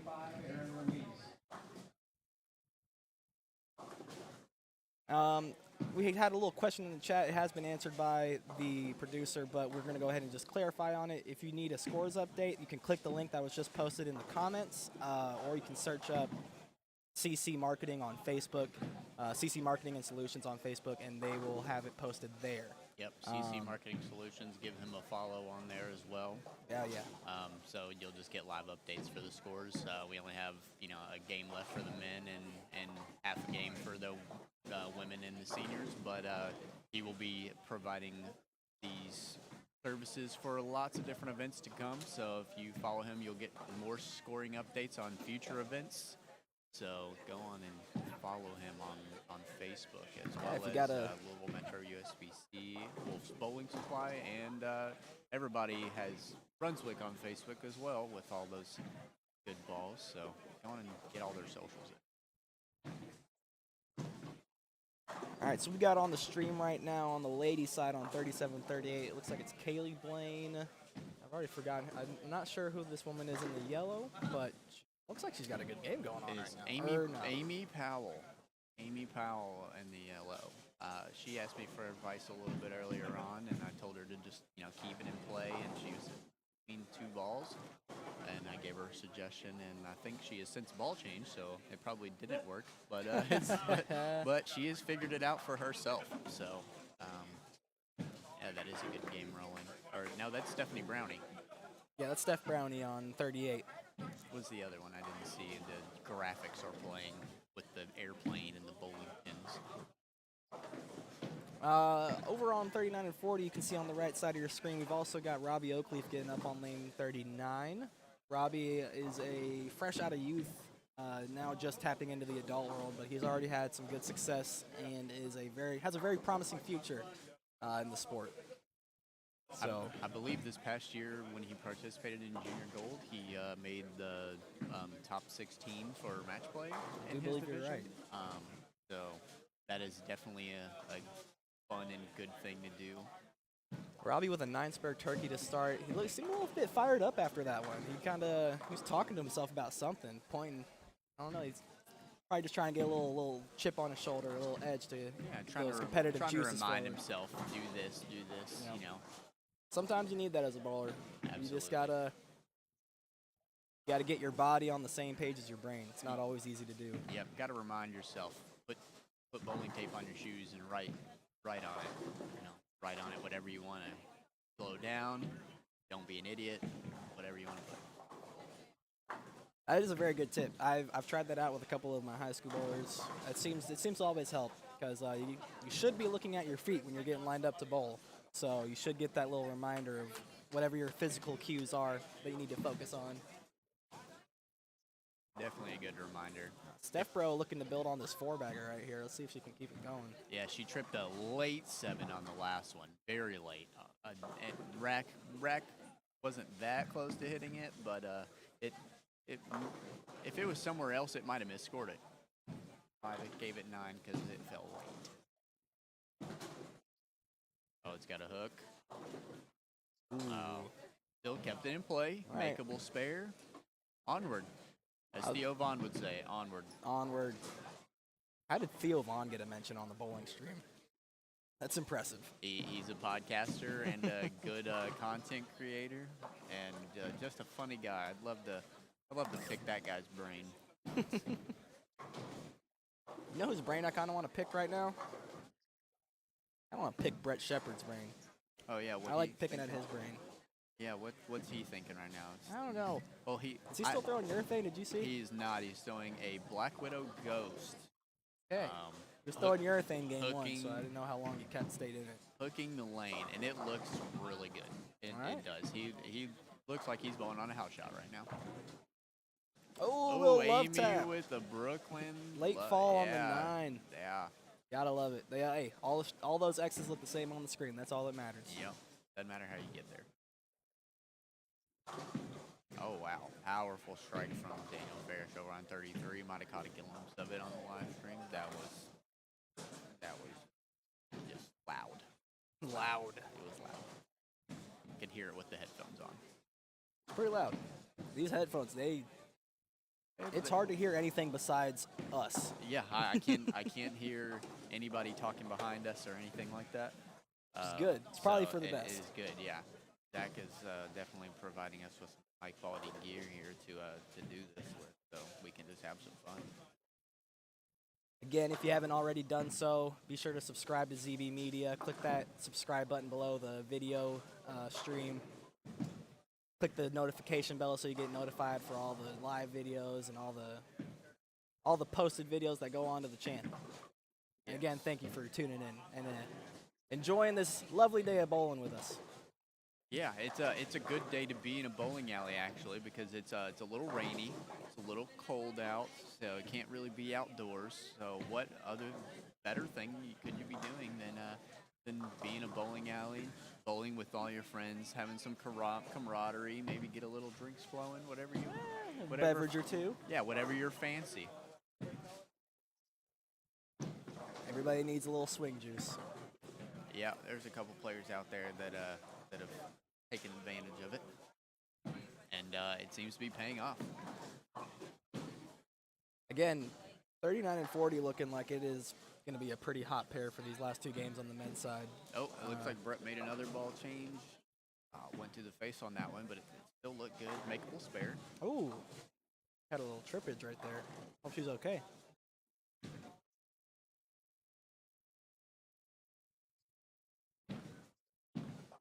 Dave Smalley over here on lane 36. Local legend, local funny guy. Everybody loves Small. Everybody loves Now he's going Smalls. to check on Steph, bro. Yep.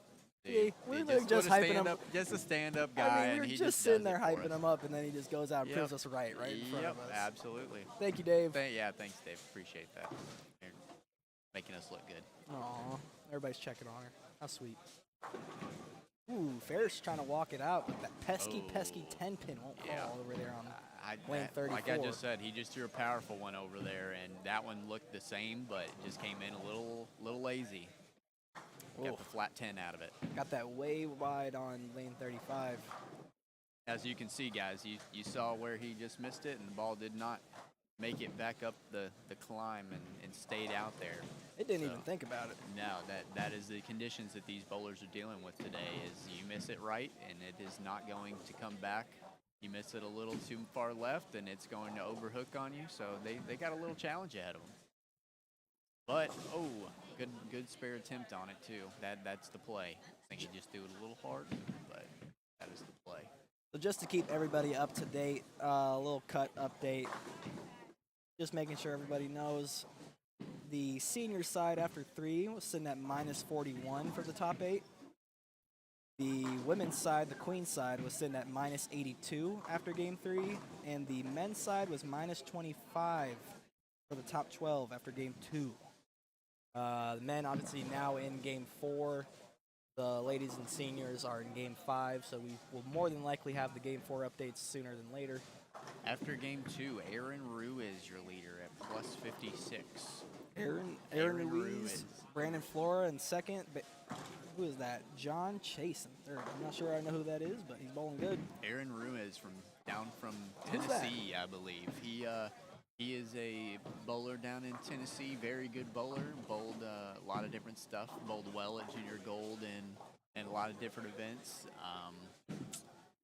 I believe, if I'm not mistaken, and I don't know this for certain, so don't kill me, but I believe there was a video that either USBC or somebody, some source of media made about Aaron Ruiz and Cameron Doyle way back when, about them being really good buddies and best friends and really good bowlers a long time ago. And I don't know if that video still exists, but I think I remember seeing something of that. It might be a different Aaron Ruiz, but it is close enough in vicinity that it could be him. So I'm not for certain. And to keep it going, on the ladies' side, Paige France is your leader. Steph Brownie is currently in second. Your cut is Karen Flora in 8th. And on the senior side, Roy Kello in first place. What a shocker. Mark Smith is in 8th. He is your cut, again, at minus 41 after game 3. Jimmy Brewer, last year's champion, just barely outside of the cut right now with 2 to go on the scores.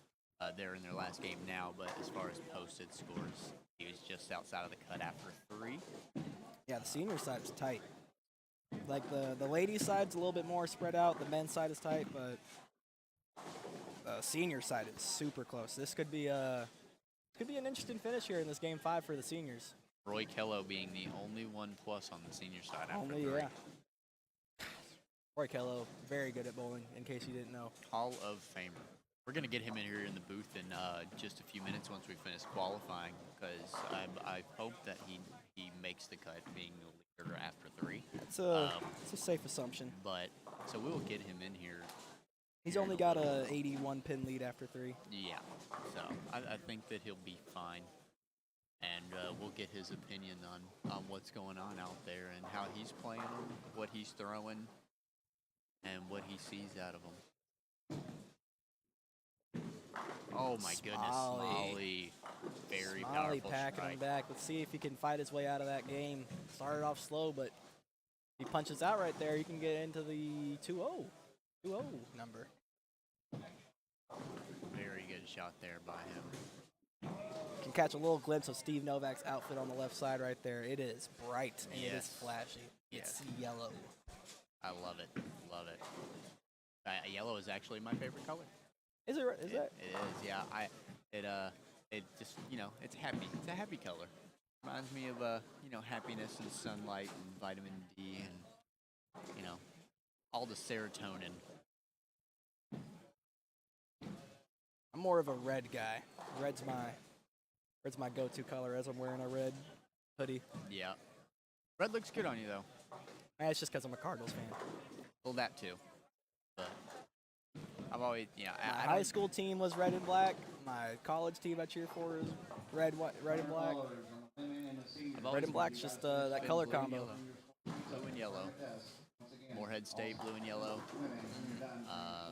UK is blue and white. But yeah, but yellow's just always been my favorite color. Oh, man. Had a 6-bagger going for Robbie Oakleaf over on 39. Caught a little glimpse of his rep 10 over there. 9 spare, 6-bagger, 9. And he was 1 out of the cut after 2. Yeah. So he is fighting for it. But with a game like that, it should put him well within it. Oh, another powerful strike by Smalley over there. A little light tickler for the 3-bagger. Shout out to Emily Turner for her comment. That man's yellow outfit is a fashion choice. It is. It is a fashion choice. It is. That's what he said in V. He said, if I don't bowl good, at least I'll look good. And Nope. That you need that confidence coming into the gate, though. You walk into the building with something like that on, and you're melting with swagger. I don't know what else to say. You're just gonna have a good day. Look good, feel good, bowl good. We were talking Absolutely. about it earlier. Look good, feel good, bowl good.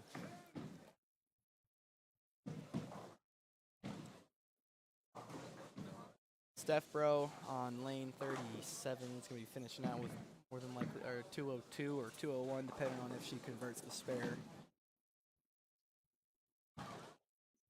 Got a potential 230 game for Sean Thompson on lane 36. Be a pretty good one right now. That would be a good one. I'm not sure where he was sitting at, but let's check it out. He was toward the bottom, Yep. not I don't- all the way down. We don't know what but he did game 4, but That should put him up there, though. it'll move him. It'll move him. Might even get close. Like we said, the senior division is pretty close. So if he gains, 50 pins here, he might get close. Everybody else, maybe the cut will drop a little bit. It could be close. Roll it. Oh, he did. Oh my goodness. The roll 2-pin forward for Sean Thompson for the double to keep him in it. He needs it.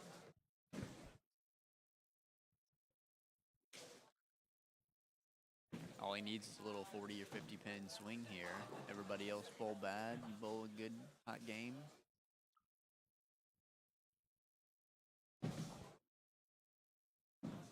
Ooh. Score's not looking as high as last game, but No. there's still some strings out there. There's still some potentially big games out there. It looks like they've transitioned a second time, basically, and they people can't figure him out, or they already have him figured out, and they're just carrying onward. Well, I will say, even bowling on just the regular house shot here, the pair-to-pair here can always be a little bit tricky. So on a sport pattern, it's gonna be glorified even more, Absolutely.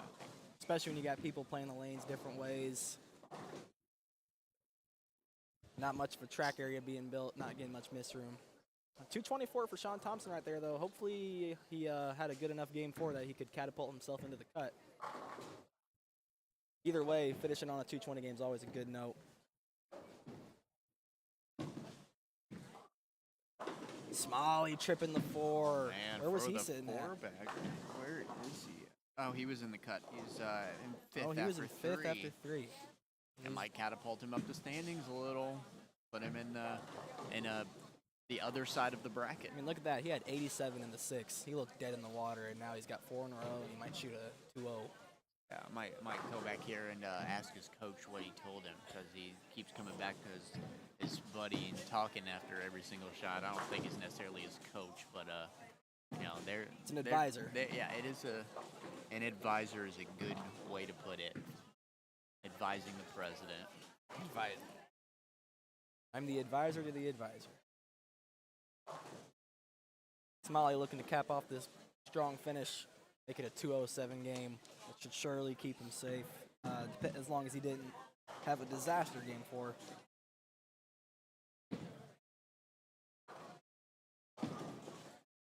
Tugged a little. Brooklyn Ooh, the old 9-10. 9-10. Wow, Brooklyn 9-10. Nice leave. I've seen that twice today, but good place for it. Good place for it. Nice game.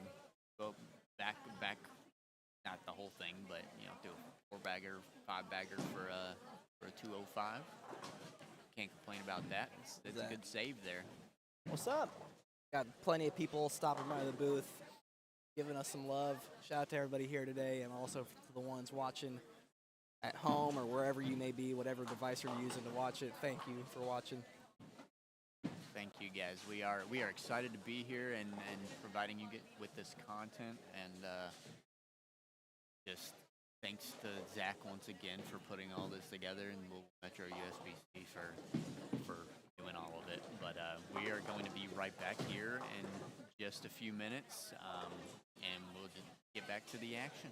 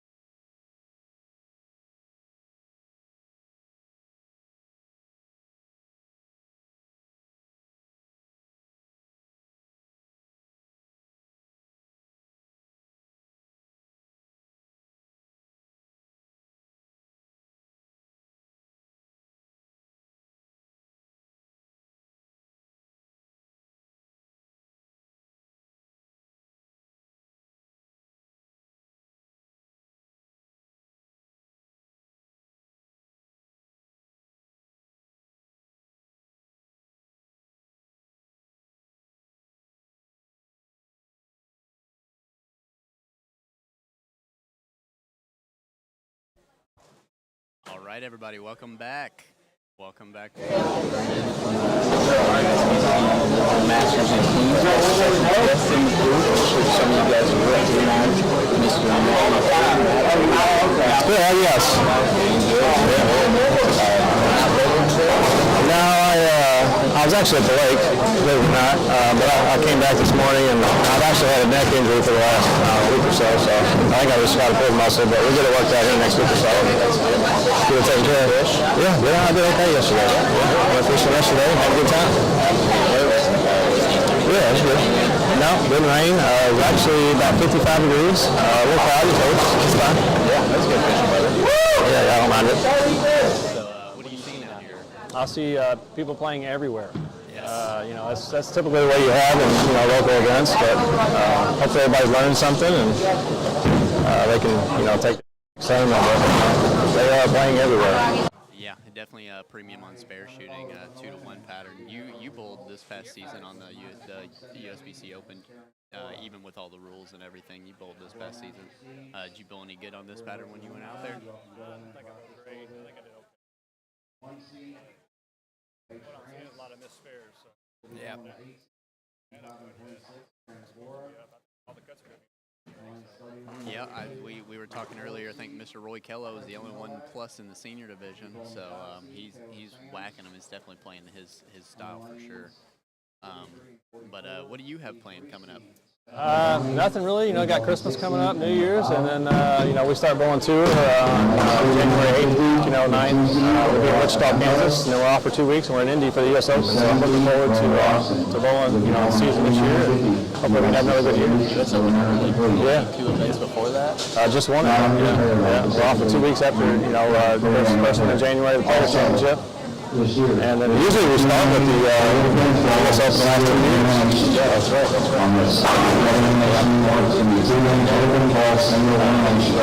What are your thoughts going on there? You've been bowling a bunch of local stuff, or? No, I haven't been doing much at all, to be honest with you. It's like I crammed for a test, back in school. I put a bunch of work in the week before, get my body loose. I don't want to peak, too soon. Right. Because, everybody does that every once in a while.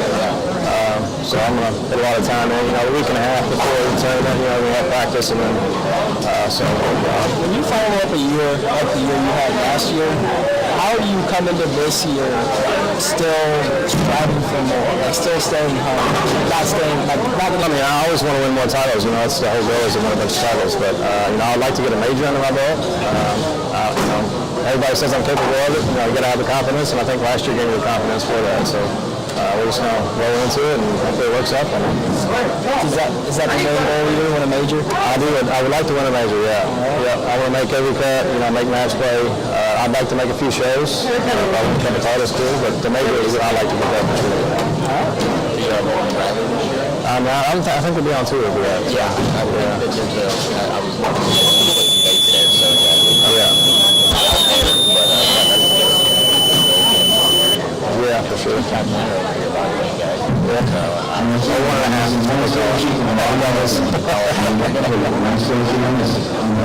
Be modest here. Yeah. It counts. So. Yeah. But. Yeah, I'd say we're probably going to go ahead and wrap it up here. Good luck to you this year. Yeah. Hopefully you win a major. Good luck in the PBA League. Appreciate it. High rollers. Las Vegas high rollers. Yeah. Tune into that. We have Sean Rash, we have Andrew Anderson, AJ Johnson, and Thomas Larson, and Matt Russo.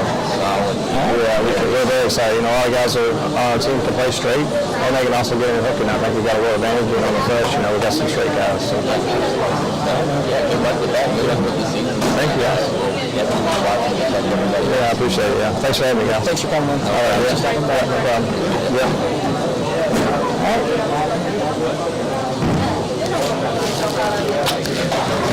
Thank you, man. Yeah, no problem, guys. Next time I get you on, make sure the audio is great because the audio was not that good, so I apologize.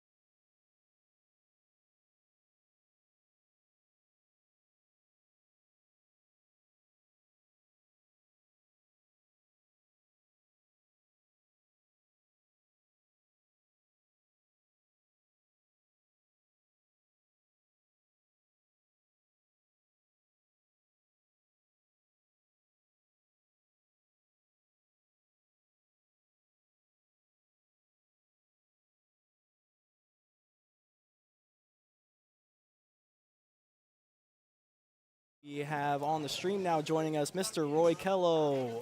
Roy, how you doing today, bud? Doing pretty good right now. How'd you bowl? I bowled decent. Lost my lip the last game. I think I qualified second. All right, well, that's good. So you got, did you hear the boys coming up? No, I didn't. All right, well, I'm sure you're going to give them a good match, that's for sure. Obviously, you run the Kentucky senior tournaments, so you want to tell us anything about what you got? Correction, the Kentucky Senior Inter Tournament is Jockey Does. Oh, sorry. Our new name for our tournament, we're good. Is the Kentucky Senior All-Stars. So last July, Lisa, my wife, Kello, Sarah, and myself started those tournaments. By doing that, Wolf said he would help me out.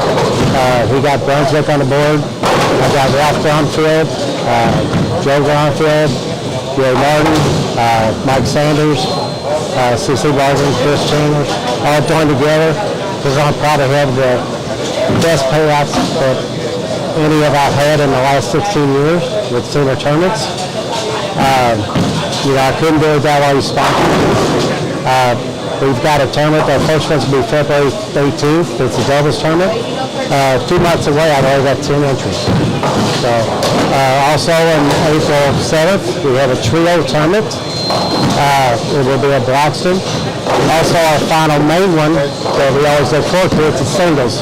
It will be June 21st, June 27th, and June 23rd. So, come out and see one of the best senior bowlers in the state of Kentucky. Where should people be going? Any seniors should be going to sign up for these tournaments? Right now, you go on, we actually have a Facebook page, Kentucky Senior All-Star, if you want to join it, if you haven't. Make sure that myself or Lisa has your email address. We're sending emails out. Also, go through CC Marketing Solution. Everything's on there also. Yeah, make sure you go to those socials and get signed up. It's not just for Kentucky people as well. It's for pretty much everybody. We have lots of talent that come out to all these events, and they're a lot of fun to watch. I've watched firsthand.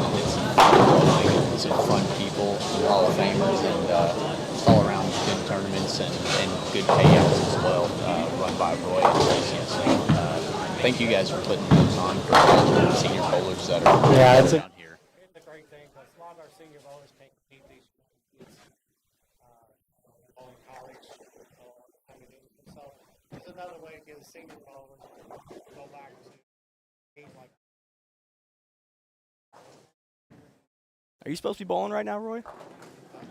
Okay. No, they're probably not going to start match play until. Okay. Yeah. Ah, gotcha. So you were leading after 3 games. You're the only one plus for a little while. Were you still plus at the end? No, yeah, it was +9. +9. Yeah, try to make a big. Yeah. I like to have a little bit better look now. Game 4, high game. I'm gonna try a lot less surface and see if I can create the same thing I did. Okay. Yeah, that's definitely a good strategy for all you players out there looking for mental notes on what to do when you get into match play, or just your thoughts for next game and whatnot. This is a guy that's been bowling well for a very, very long time, and he can definitely give you some insight on what you need to be doing next to get back to where you want to be. So, and he's going to bowl really, really good in match play. I have no doubt about it. So. Is there any wisdom, anything else you want to get off your chest before we conclude the interview? All right. Well. I appreciate what this time. Help me promote the senior bowlers. Thank you guys. All right. Good luck, Roy. Not a Good problem. luck. Thank you for joining in. Good luck.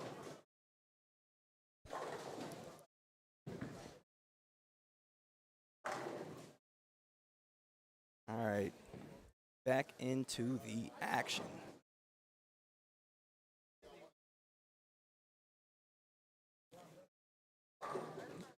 For those that are tuned in, we got the men's division finishing up their qualifying right now. They are 3 frames through game 5. Got some decent looks going over on 33 and 34, or covering 31 and 32. But they are finished. So we're getting some glimpses of the people. Got a 3-bagger to start over on 39. Looks like for Kyle Rogers. Great bowler. That is a hot pair right now, 39 and 40. You got 2 people on the front 4, 1 person on a 3-bagger, and strike 9 spare strike for Mr. Paige France, who's up right now. Yeah, that pair's hot. Oh, another 9-pin. He just tripped one out a minute ago, but he did not trip that one. An absolute classic by Paige France right there. Everybody knows when Bryce is when Bryce misses, it's pretty common that it's a 9-pin.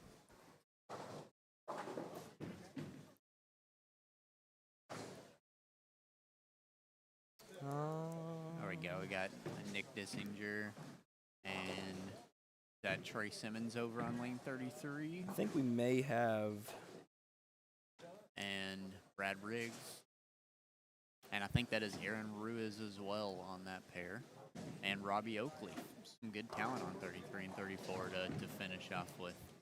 Robbie just put up a 248 game just a few minutes ago, so I think he jumped the leaderboard a little bit once we get some more scoring updates, which we have now. I was about to say, we got score updates, final cuts for the Queens division and the seniors division.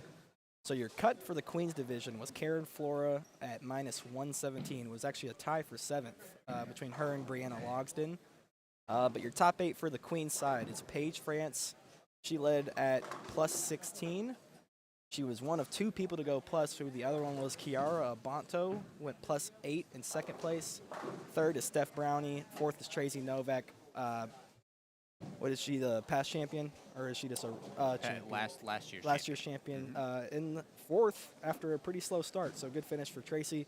Taylor Sams, youth bowler, in 5th place. Dana File in 6th. Again, Brianna Logsden in 7th, and Karen Flora in 8th. That will round out your Queens division. Only a 2-pin difference from 8th to 9th.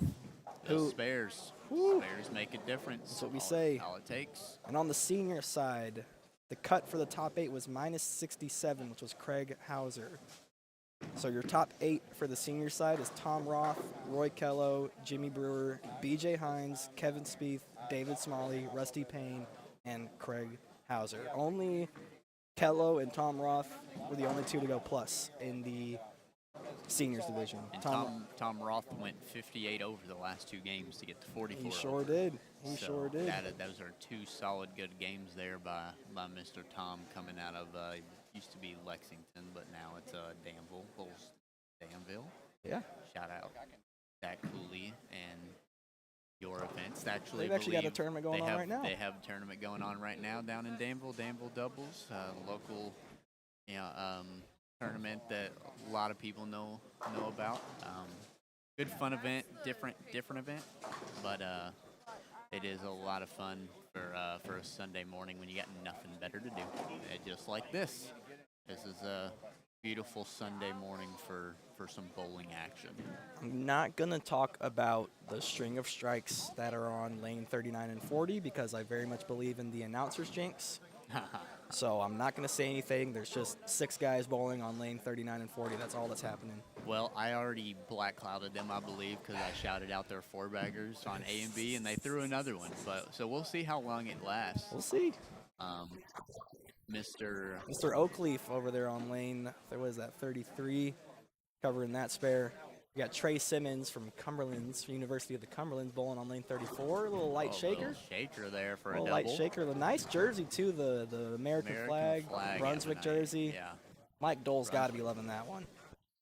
Yeah, shout out Dole. Where you at, bud? Yeah, where's Mike Dole at? Still spinning it lately, bud? Still leaving 8 pins at holiday doubles? Oh, we jinxed one of the front 5s already. Oh, I did. No, it was Billy Hibbert. Oh. My apologies. He's a nice guy. Yes.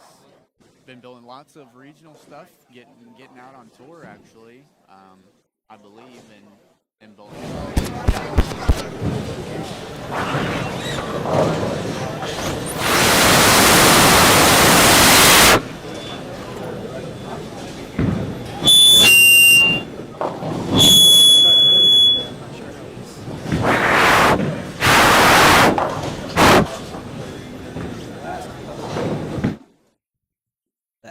33 update. He was in 9th.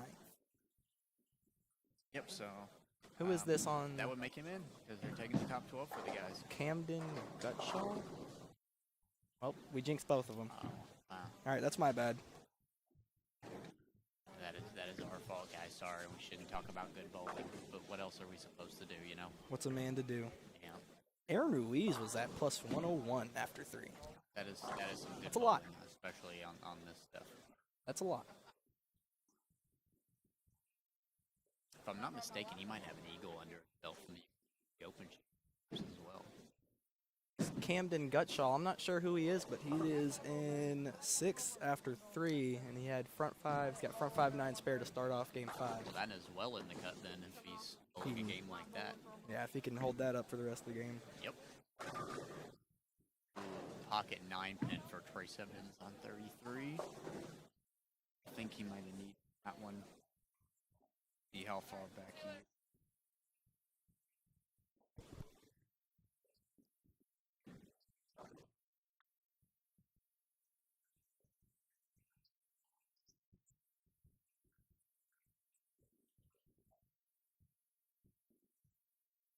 My boy Bryce, kind of struggling, but also not hurting himself too much right now.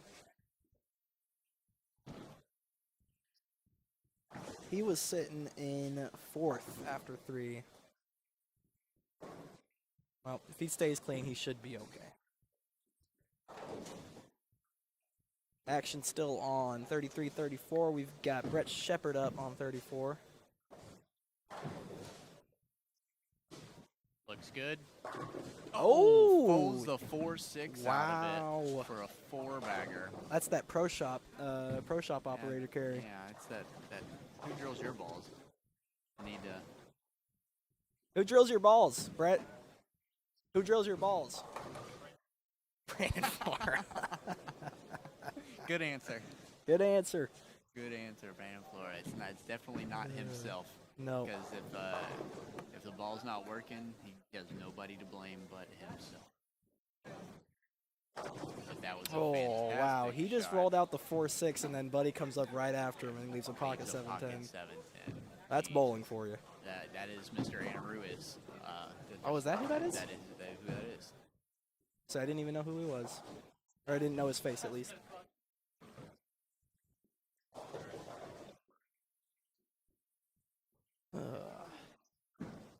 We'll ask Brett what ball he tripped that 4-6 with when he comes back. I kind of want to guess. I think it's like an ethos, if I had to make a good guess. I do believe he likes that ball, so I can believe him. Bryce just packed one over there. Nick on lane Dissinger 39. with the folding of the 4-7-10 on 33. Shout out to Nick. He subbed with our Friday night team here at Executive.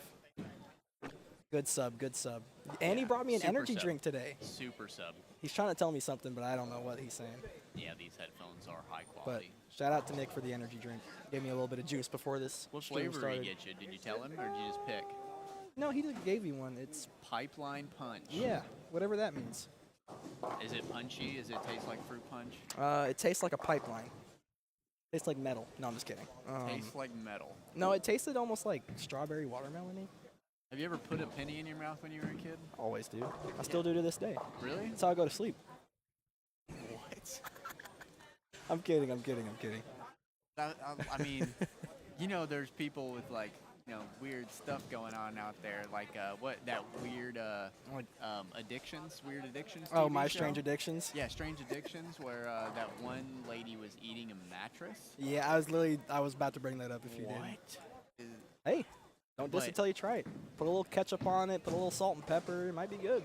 I mean, it could be, but I'm too scared to try. Not gonna lie to you, I am petrified. But I'll try anything once. Hey, easy now. There's certain people watching. They might take it on. They might take you up on that offer. Yeah, I need to watch you guys say that around. They might tempt me into doing something that I really shouldn't be doing. Eating too spicy foods and things like that. Oh, Oh. that was a good little tickler buckler over there from Billy Hibbard. Brett with a Brett 9 with a pin to 9 follow pin. up that trip 4-6. Still got a good game going. Yep. 250 max if you can punch out. We got a Mr. Smalley standing behind us. We've had a lot of visitors by the booth today. It's a good thing. Yeah, absolutely. It's been hot. Everybody's friends here. It's all bowling community is Tight. Is a very good quality of people. Everybody's friends. Everybody's out here having a good time and just trying to compete. And you know, and that's what it is. Got a good group of people here in Louisville, especially today for the Masters and Queen. For those curious, Daniel Ferris is still very bald. Very bald. There's nothing on top of that head. I like it.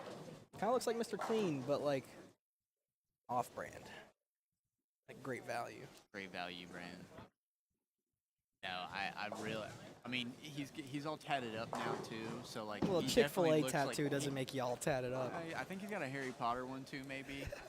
And it just looks like he's going into the Marines. He just does. Getting ready to deploy. Oh, a little flat Man. 10 there by Robbie. Little firm on that one. Robbie trying to get into it, trying to get Ball speed get some momentum going. 18.27 on that shot. 18 miles an hour is firm. Just a little bit of velocity. That is firm. See, Got that young agility going, using every bit of his body to get the ball to do what he needs it to do, and it is working. He's going well. Bryce doubling up over there on lane 40. He had some strings over there.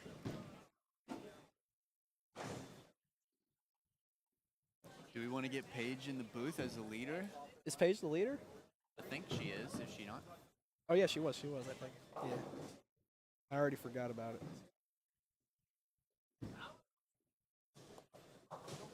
We'll see if she even says yes or no. She's probably too scared. Paige is. Ooh, they posted the brackets. They have posted the brackets for the seniors and queens divisions on Facebook at CC Marketing Solutions. So if you guys want to go check out what the brackets are looking like for those divisions, you can go ahead and do that. Our producer is away from the setup right now, so he cannot flash it up on the screen for us.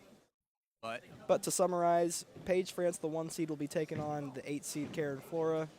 Taylor Sams, the 5 seed, will be taking on the 4 seed Tracy Novak. The 6 seed Dana File will be taking on 3 seed Steph Brownie. And then the 7 seed Brianna Logson will be taking on the 2 seed Kiera Abanto. You got the senior side? Yeah. And then for the seniors, number 1 seed Tom Roth will be facing number 8 seed Craig Hauser. Number 5 seed Kevin Spieth will be facing 4 seed BJ Hines. Who is that? 6 seed David Smalley will be facing 3 seed Jimmy Brewer, and 7 seed Rusty Payne will be facing 2 seed Roy Kello. Our interview guest. For the first, I believe the first set of brackets, we will get to cover Taylor Sams versus Tracy Novak on 31 and 32.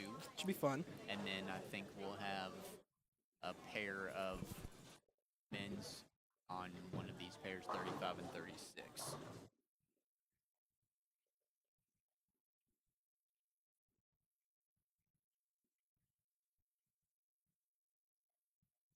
Here, I'm going to put on you if that's okay. Yeah, that's fine.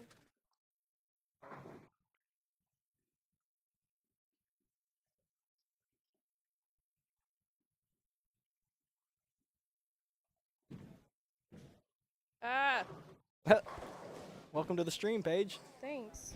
We are live currently, and audio is going. I don't like this. Oh, You You don't like it? Why don't you like it? because I'm never in the booth. You're not on camera. You're just on audio. Everybody's got to make a debut at some point. Yeah, absolutely.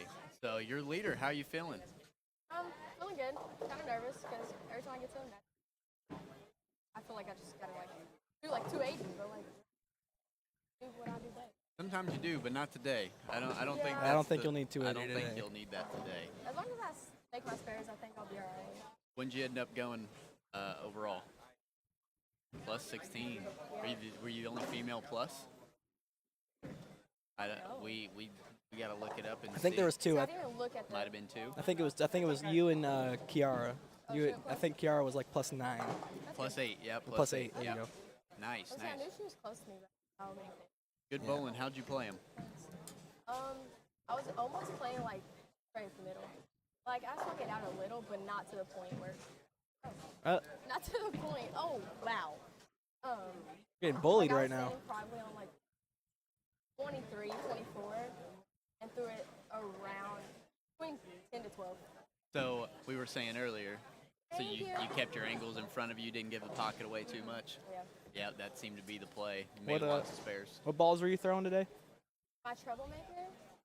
And I threw my perfect mindset a couple times, but mainly just my troublemaker. Yeah. So how's the college season going for you? It's going good. Yeah. We haven't bowled since I think it was the end of November. Austin Loudon said she is so much better than her brother. I agree. Yeah. Todd's still it's a going good really good. I think our team is really strong this year. Our mental game is really good this year. What's the next tournament y'all got on the schedule? I think it's like January 11th or 12th. It's that first weekend we go back to school. We go to Addison. Addison, tier 1 out there, right? Mm-hmm. Yep. And then we come here. Yep. Didn't go to Pennsylvania or Vegas for the tier 1s at Christmas? Never do. I don't know why. Well, I mean, it depends. I mean, some people don't get to see their families because they go out there and bowl it and stuff. So, like, really just depends on the team. So, as long as everybody gets their tournaments in for the year, it's not really an issue. I think we have a solid team this year for college. Why are you listening to me, Mom? Paige, what's your main goal for the rest of this college season? What do you got your eyes on? What are you locked in on? For me, I'm trying to make like all conference, first or second team. It really don't matter. But as a team, I want to go back to nationals. Okay, where'd you guys finish? Where'd you guys finish at nationals last year? Oh, we were out like second round, but like it wasn't we were bowling bad. You got out better, like we were bowling really good. It happens. Gotta pay homage and give respect where it's due. You know, some people just out bowl you on the day, and that's just bowling. Some days are better than others. But yeah, good bowling today, and we're gonna get you on a little bit more on some of your matches whenever you get to it. So, but yeah, thanks for coming in and talking to us and telling your strategy. Good luck, Paige. Good luck. Go knock 'em dead.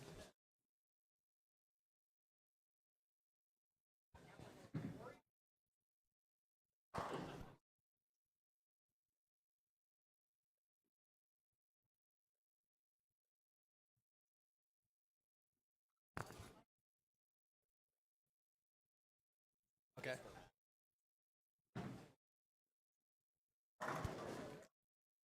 Wow, what a powerful strike right there by Robbie Oakleaf. We're right back to the action after another interview from the women's leader, Paige France. Shout out to Paige for joining us. We got a couple big scores here between the two pairs in front of us on the men's side. We got a 230, a 240, and a 250 on 39 and 40. And we got a 230 already locked in on 33 and potentially a couple more 200 games. Yep, got some potential out there. His C bowler is bowling a very good game. Robbie Oakleaf with his next one in the 10th. That's the third. Good finish with a 4-bagger for a 204 from Robbie. I think that's going to put him in no problem. He was already in. Trey tripping out the 510 right there like a true pro. Did he go Brooklyn? Yes, sir. Well, that's the miss right now is left. Don't miss right. It won't hook. Sure his college coach taught him that. Yeah.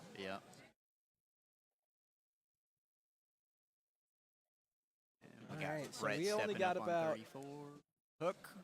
Only got about, looks like 7 people who still need to finish. Yep, we got a couple pairs still.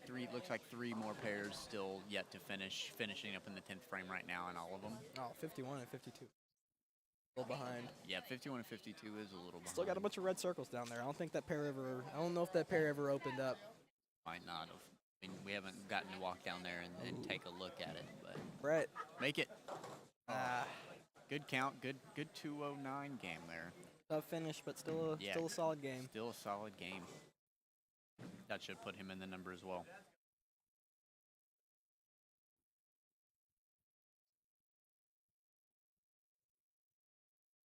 Yep, we got the Game 4 updates for the men. Leader still, Aaron Rue is 170 over, 269 game. What a game. What a game. Striking. Brandon Flora in second, Robbie Oakleaf in third, Steve Novak in fourth, Bailey Maverick in I think I fifth. missed every 610 I shot at today, besides one. I'm proud of you, bud. Every 610. That was Nick Dissinger. Shout out to Nick. Shout out to Nick, super sub. Apparently he's having trouble with the 610 right now. So. Yeah, I tried helping him out earlier. I don't think I got very far. Oh, looks like Austin Hale put himself in it after game 4. We'll see about game 5. The 5th was Bailey Maverick. 6th, Camden Gutshaw. 7th, Brett Shepard. 8th, Brett Miller. 9, Keith Mathis. 10th was Bryce France. 11th, Austin Hale. And 12th was still John Chase. There was, hold on. There was 1, 2, 3, 4, 5 guys within the top 14 on 39 and 40 that last game, and there was a lot of big games There right was there. a lot. Yeah, 231 to 248. The low game was a 190, and I believe that was by 257. Mr. Hale. The other one was a 194. Other than that, it was pretty big. Got the 4-pin difference after game 4 from 12th to 13th. Mr. Kyle Rogers 13th, and Billy Hibbard that we didn't get to see that bowled a really good game on, like Jacob said, on 39 and 40. So might put him in there after game 5. I think Kyle Rogers and Bryce France may have tied. That could be interesting. I don't know. Because I think, Kyle beat Bryce by 11 that game, and he was 11 back of Bryce going into that. So I don't know if that's going to end up being an important number, but we'll see. That will definitely. We'll see how the rest of the make a field stacked up this last game. Kind of hard to see further down, but I'm not seeing much from the pairs that are a little further away. We got a 220 down yonder on like 29 and 30. Looks like 223. Who had that 234 game on 33? I believe that might have been Aaron Rubin again after Oh, that. it was. It was. Yeah, game, it was. Which that is, man, what a look. Plus 204 for 5. Beating the next person by That's 120 right now, 22 after game 4, and then adding to it on game 5. That is a very, very good set. Good bowling, sir. Listening. I believe some would call that a slaughter. Yeah. That's he's lapping them. Yeah. But you know what's good for these bowlers is that the pins don't carry over. So Pins do not carry over. it's just All match you're trying play, to man. do You is just got to get beat the your top opponent. 12. Get to the top 12. Get your ticket to the dance and then go dancing. Mm-hmm. Hopefully you dance better than the person you're dancing with. Depends on what kind of dance we're doing. What kind of dance? Oh, what kind of dance do A you little want to do? salsa, a little tango, little, you know. Do my little Victor Cruz. Hey. Something like that. Something like Just that. Millie Rock. Ooh. This is the content that the people came to see today. Yeah. All right, last 2 pairs are wrapping up now. I think they're finally into the 10th frame, so we will be getting on to the bracket match play much sooner than later. Again, those tuning in, thank you for watching. Click that subscribe button, ZB Media, under the channel. We're going to be right back, take a short break, and we will see you guys in a minute.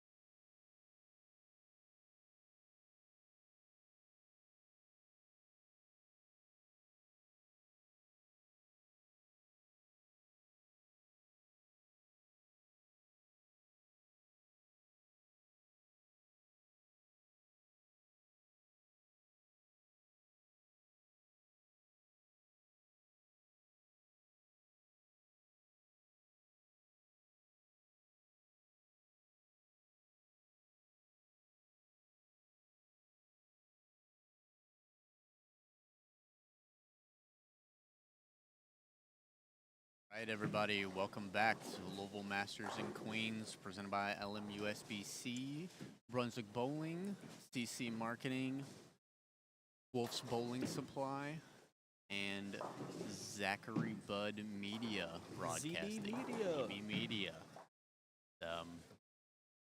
Shout out to Louisville Metro USBC for hosting this event and running quality events, sanctioned events for all of our bowlers here in Louisville. We got a good amount of them, so they're providing quality stuff. The payouts are good. Everything's ran efficiently, quick on time. Can't do anything else but that, really. And they have no complaints whatsoever. Todd Smith and David Wallace do a fantastic job with it. So shout out to them for putting this on, and follow them on all their socials. And thank you to CC Marketing and Solutions. Be sure to go check out CC Marketing Solutions on social medias on your screen. You can see the Facebook. They make banners, design logos, flyers, all kinds of business necessities that you need to advertise and take your business to the next level. So be sure to go check out CC Marketing on Facebook. And if you're interested at all, give Chris a call. And last but not least, Wolf's Bowling Supply. Thank you to Wolf's Bowling Supply again for sponsoring. Over 5 total Kentuckiana locations. Be sure to go check out Wolf's Bowling Supply. Get fitted by the best in the business and get your arsenal set up for all these tournaments and leagues you got coming up. And also there you go. You got it. Yeah, go ahead. Also, for Louisville Metro USBC, they have a couple more tournaments coming up. In 2024, the Masters in Queens Youth Tournament will be on February 25th at 9 a.m. at Dixie Bowl.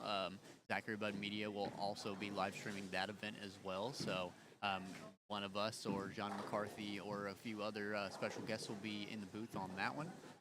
So go check that one out for all of you youth bowlers out here. We got a bunch of them that are in here today bowling, so I'm sure they will be participating in that one as well. Also presented to you will be by CC Marketing and Brunswick as well, so they will all be sponsoring these events in the future. They've done awesome.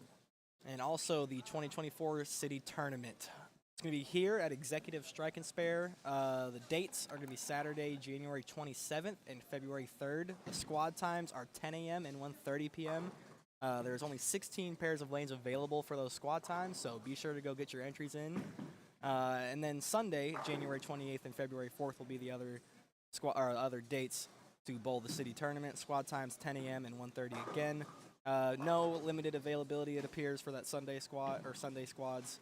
So be sure to go sign up with that QR code or check out any of the social medias or call David Wallace down there with that number at the bottom left of your screen. So we got the bracket match play going on right now.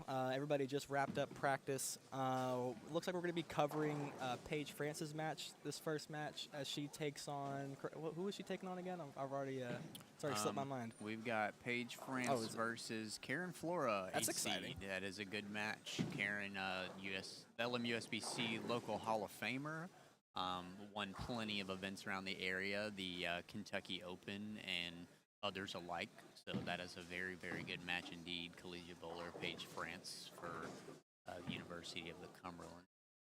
So for those who don't know, the way the bracket match play works is they were seeded based off of their qualifying. The top 8 got a bye in each division except for the men's division, where the top 8 made the cut. The top 12 in the men's made the cut, with the top 4 getting a bye in the first round. So it's going to be 2-game total pinfall matches, single elimination. And we're just going to work our way down this bracket and crown ourselves a couple champions today. We're going to be covering Paige versus Karen here for this first match. You can also catch a glimpse of Austin Hill and Robbie Oakleaf just to their right, and I'm not 100% sure who's to their left, but I will find out sooner than later. I believe that is to the left of them. Yeah, to the left of them. To the left of them, we have a Tom Roth, your leader, and on the senior side. Yep, Tom Roth versus your Craig Hauser, 8 seed. You can see that on lanes 23 and 24 on the left side of your screen. Yep, the leader right there in the radical American flag jersey. Good-looking jersey there. Gotta love it. Gotta love it. He loves to wear the American flag stuff. He's a big supporter of the troops. Shout out to all of our troops. Thank you for your service. Looks like Paige might have got that one a little bit inside, but she gets away with it. Fairly easy spare. So once again, for people that didn't hear it, for your bracket lineups, we have we're covering Paige France versus Karen Flora, 1st seed versus 8th seed. Taylor Sams, 5th seed versus Tracy Novak, 4th seed. Dana File, 6th seed versus Stephanie Brownie, the 3 seed. And 7th seed Brianna Logsden versus 2nd seed Kiara Bonto, which we'll be covering some of those matches here in a little bit. And then for the senior side, we're currently getting the men's bracket updated on ours. The seniors, we got Tom Roth, 1 seed versus Craig Hauser, 8 seed. Kevin Spieth, 5th seed versus BJ Hines, 4 seed. David Smalley, 6 seed versus Jimmy Brewer, last year's champion, 3 seed.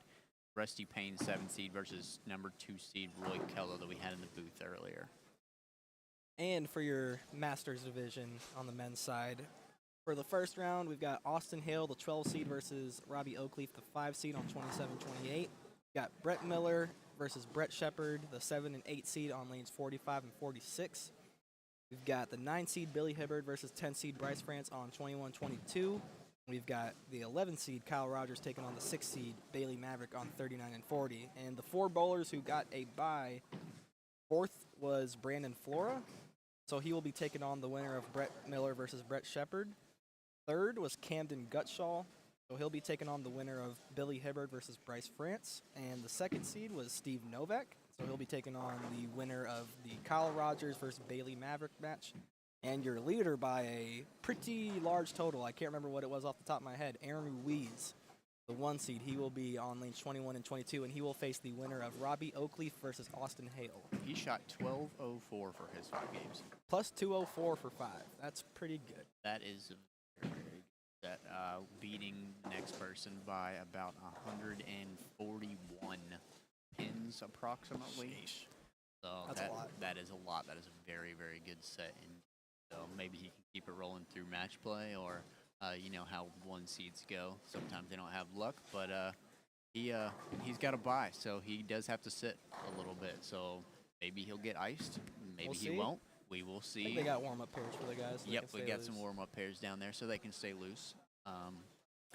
We got some good matches going on right now, though. Say back to the main match, Paige versus Karen. Karen off to a really hot start with the first 3 to open it up. Paige staying clean, though, not letting Karen get too far ahead with 3 back-to-back spare conversions. See if Paige can apply some pressure here and maybe get Karen to think a little bit about. Yep, name of the game is staying clean, but you know, if you're striking and not having to worry about your spares, your scores will definitely go up, obviously. And Paige has done that. She has spared her way out through it and figuring out this different pair of lanes. Oh, good shot there. Just a little bit flat 10. Paige may be having a little bit of matchup problems right now. Looks like she can't find the right ball to get through the pins. Over there on the right, we got Robbie Oakleaf throwing and leaves a little light 2-pin or 2-8, and he was on a strike 9 spare, strike 8 count. And his opponent is Austin Hale, which has started out 9 spare, 3-bagger. Whew, that was close, Paige. Never a doubt, though. She knew she had it the whole way. Oh, never the whole way. Never a doubt.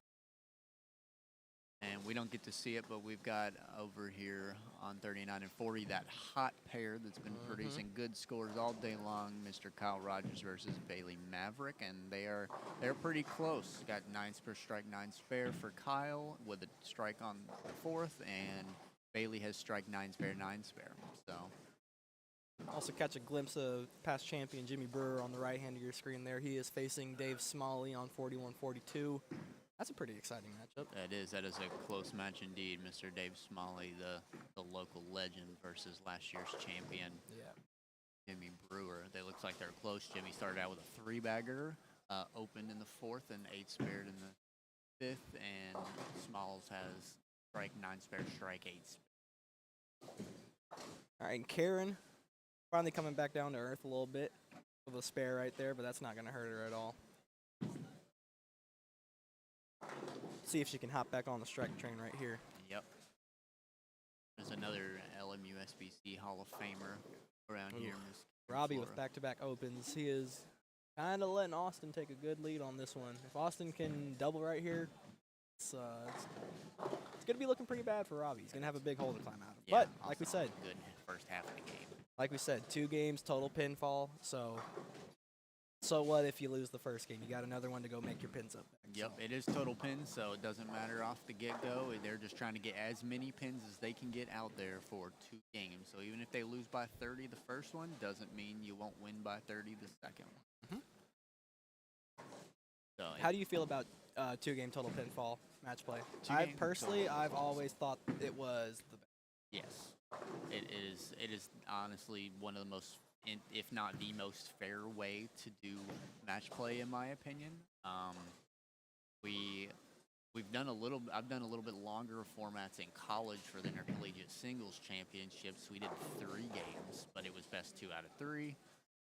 I'm kind of a fan of that one as well, but I think 2-game total pinfall is shorter and sweeter and still is fair enough for everybody else. Oh, Paige almost tossed a messenger right there.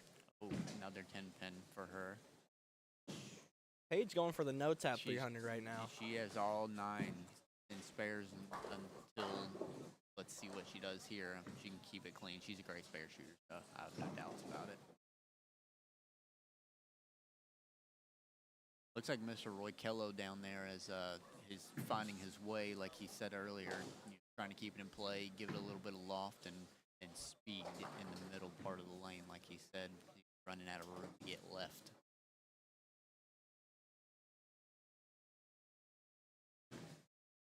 I'll tell you what, the battle of the Bretts down there on 45 and 46 is looking pretty stout. 9 spare 4-bagger and 5-bagger spare for each of them. That is a hot game. What pair is that? 47 to 48? 45 46? 45 46 it looks 45 and 46. Hot pair there. Keep an eye on that pair. Remember that. 45 and 46. See if Paige can find a strike. There we go, Paige. I'm actually clapping even though she can't hear it, but I'm clapping. I am rooting for Paige. We are biased announcers here. I'm just kidding. Hope everybody wins, but there can only be one. Absolutely. Everybody's here is just good people and good bowlers as well. Everybody's just they either have it to that day or they don't. That's how bowling goes. Sometimes you slice them, sometimes you hook them. It just depends on the day and who's going. But Paige being the leader definitely seems like she has the advantage up until this match. But it looks like she's finding her way in the back half. We got Bailey Maverick up on lane 40 here on the stream. Seeing if he can build off that strike and turn it into a double and maybe get some momentum going in this match. He is deep. And it didn't come back. I think the last one was a 3-6-10. Made a little bit of a move and it just didn't try. Yep, leaked it a little bit. Just to the right, just a tad. Like we saw earlier, it does not hook out from the right, so you get it out there, especially with some ball speed, and it's going to struggle getting back up the hill. But hopefully he gets count and then moves on. Ooh. Gets as many pins as he can get out there. Karen with a little bit of an opening right there. Finally putting a little bit of a blemish up on the screen. After her turkey spare start, she has looks like a 7-1. So it's an open frame for Karen. Craig Hauser going Brooklyn over on the left there. Nice. Paige can double up on that next shot. It can make it a little bit interesting for that second game. Looks a little left. Oh, Brooklyn 5. All right, yeah, that is an easy spare though. 9 spare, move on. I mean, I am not exaggerating right now, but Bailey Maverick is standing on about 50. Yep. Do you see him? His left foot is lined up with the gutter. He is in on front the lane to the sure. left that he's playing. Yep. Oh, 8. There one. Leaked it a little right. Like that jersey though. That is a competitive jersey for the Iron Man jersey. Everybody have their fingers up for Karen? Oh, she got it. She got it. It looked a little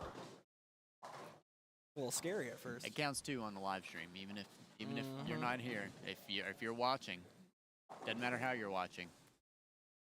And thank you for watching and being here and letting us provide you with this tournament action that we have going on this nice Sunday. Paige tugged it a little bit inside and leaves the 4-9. Oh no. So Karen opens the door up. Paige potentially closes it right back. Let's see if she can pick it up to keep herself in this one. Oh, we got a match over here. Taylor Sams and Tracy Novak. Taylor Sams with a 3-bagger, but Tracy also has a 3-bagger. 5-pin difference for that match. Over on 31-32. That Tracy in the lead or Taylor in the lead? It is Tracy. Tracy is in the lead. Austin Hale finally messed up his string. 9-spare, looks like 5-bagger, 9-spare strike. So he is starting off hot in that match versus Robbie Oakley. Robbie opened a couple times there in the middle, but 9-spared and hoping to get back on track. Yep. No doubles. We need a couple of those with how much Austin's striking right. Oh, that one looks good Paige. from Paige. She has the hands behind the back. Oh, yeah. 4-pin. Didn't really look bad, but Paige felt something off. When you see those hands go behind their back, it's pretty much the #1 sign of like, uh-oh, please help. Bowling ball, do something cool because I messed up. Yep. Pretty much what goes through my head, at least. Yeah, just help. Oh.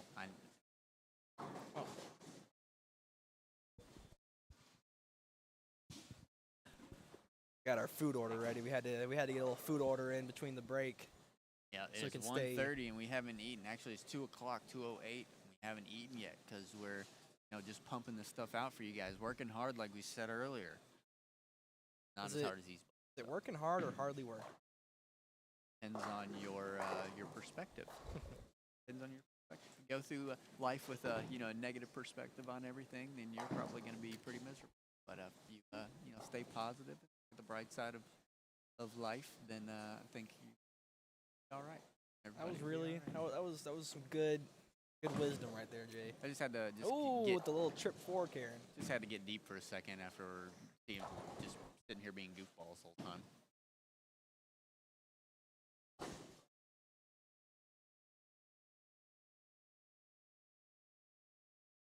Austin Hale up on 27, goes real high flush, but he gets it to carry. We got food coming in now, so we are happy. Thank you, Zach.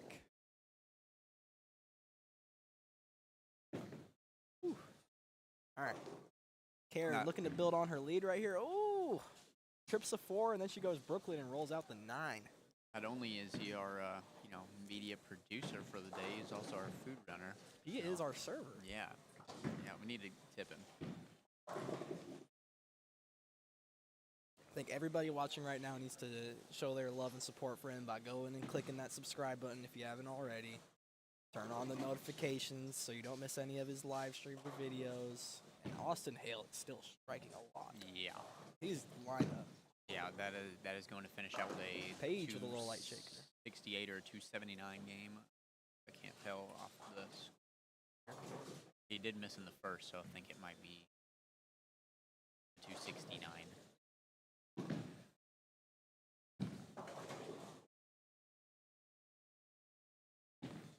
Paige looking to see if she can't finish strong right here and give herself a little bit of life going into that next game. Try and cut that deficit to as little as possible.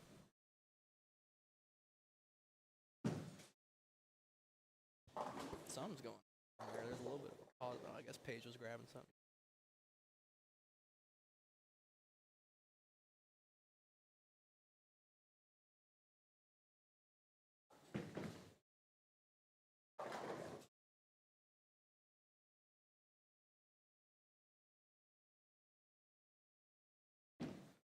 Let's see how Paige responds to this double that Karen put up. If she can't fight herself back into it.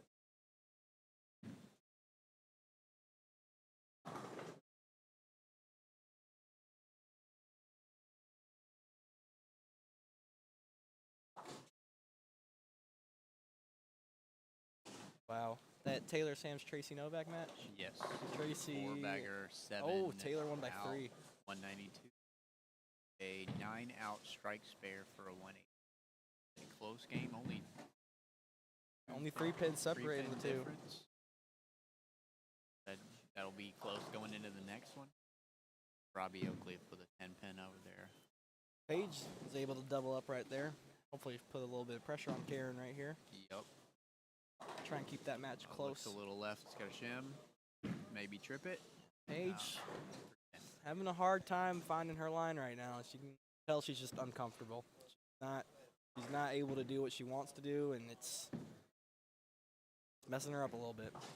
I believe that was a ball change, if I'm not mistaken, on the second shot in the 10th. So being smart about it. She doesn't have to win this match. You just have to win an overall pin. So get as many as you can out there. And if you have to, make some quick changes in the middle of the game, it doesn't hurt you. It's not one game.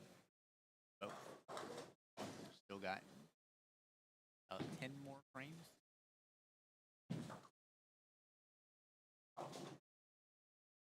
Looks like a match between Bailey Maverick and Kyle Rogers. Kyle can strike out for 2. And pocket 7-pin. That was probably me. That was probably me. A black cloud at him. Sorry, Kyle. Didn't mean it to be like that. Just boned a 7-pin. I'll tell you.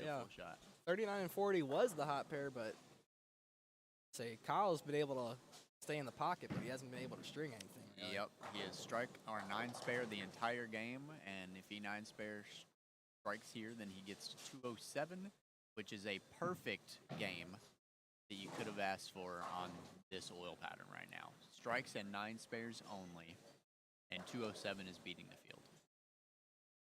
In the battle of the Bretts, it looks like Brett Shepard's going to take an early lead.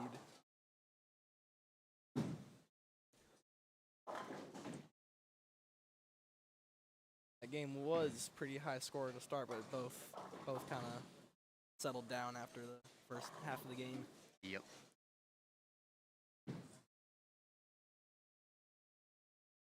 So Bailey can still go out for 193 right here, which if Kyle strikes her here, that'll keep him within 14. Yep. Oh, 9 count. 206. 206, so 193 will keep him 13 pins behind, which is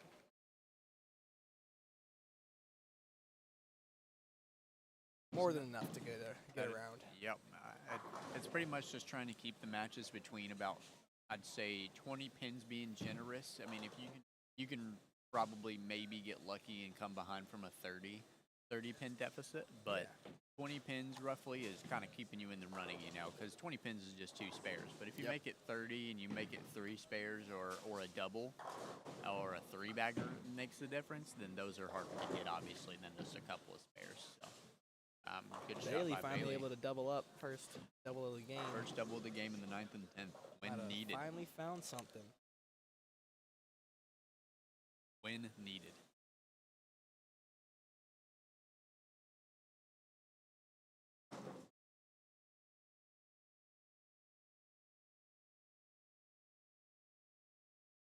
Looks like the match over on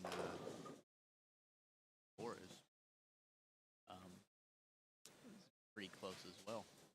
For that Paige France versus Karen 4 match was Paige 193. Karen finished with 210. Paige is behind by 17. Honestly, not bad for how that game started. Looked like it was going to be a lot more. It is within 20 pins.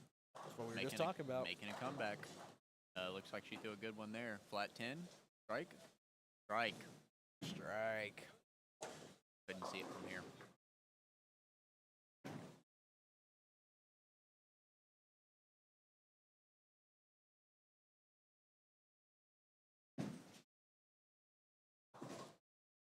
Strike 9 spare in the 10th for Bailey. 182, 206.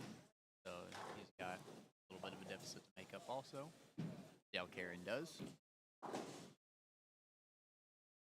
Ooh, Karen gets to shake it up. That is her hit right there. That is her hit. Dude, you've got that hit working in this bowling alley. You're gonna be bowling good. You've got the light mixers carrying here. You've got a good look. It means you've got a good look. Austin Hale with another 9 spare strike off the start after a 260 game.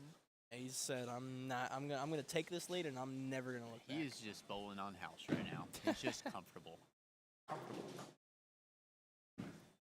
Austin is definitely somebody who tends to like to play a little bit more open angles, so it makes sense that as the lanes have transitioned, his looks only gotten better. Yep. Aaron, super high flush, starting off with a double. Oh. She's telling Paige, she said, oh, I got experience on you, youngin. Yeah. You don't have to work for this one, youngin. Mm-hmm. We'll see. Paige has been, Paige is a leader. She's Austin been solid all day. Austin finally missed the head pin. He is human. Oh, is he? He is human. I think we should check his pulse just to be safe. It's not breathing.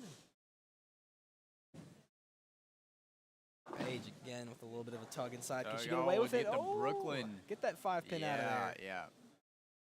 Get that 5 pin out of there. All right, that is a fun start, keeping things interesting, But if Karen keeps striking, it's going to be tough for Paige to come back on it.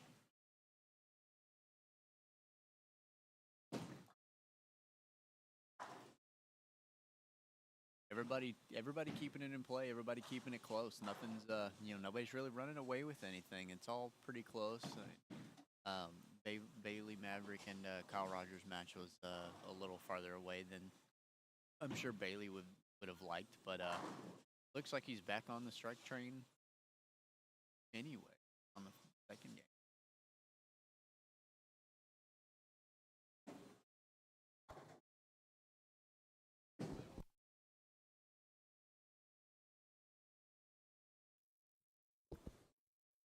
Getting a little bit of a score update from people as we see them walking by, so we can try and stay in the know as best as possible.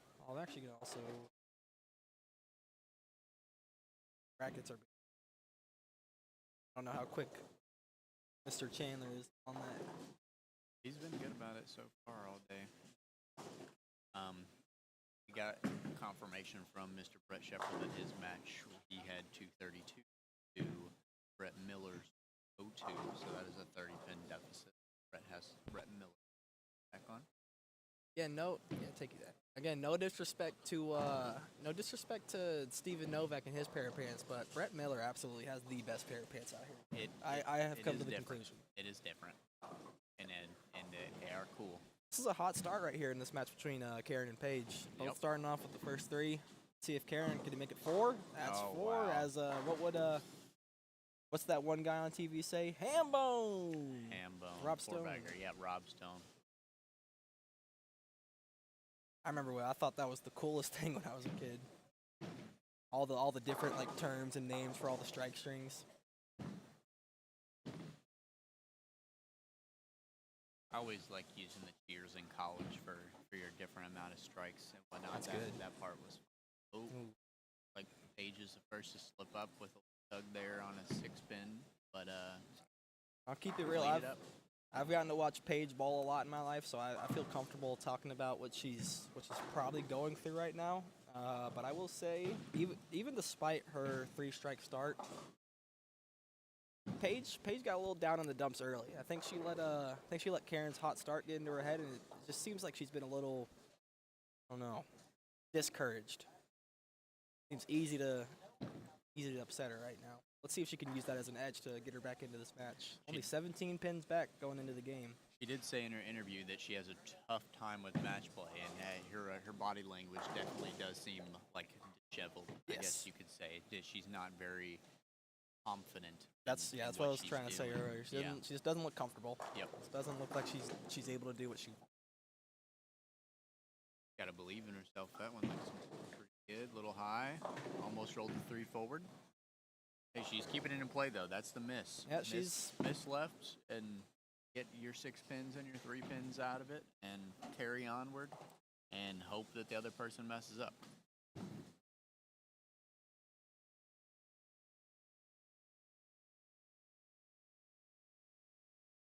Paige, though, she's making Karen earn it. She is definitely going to make Karen earn it. Yep.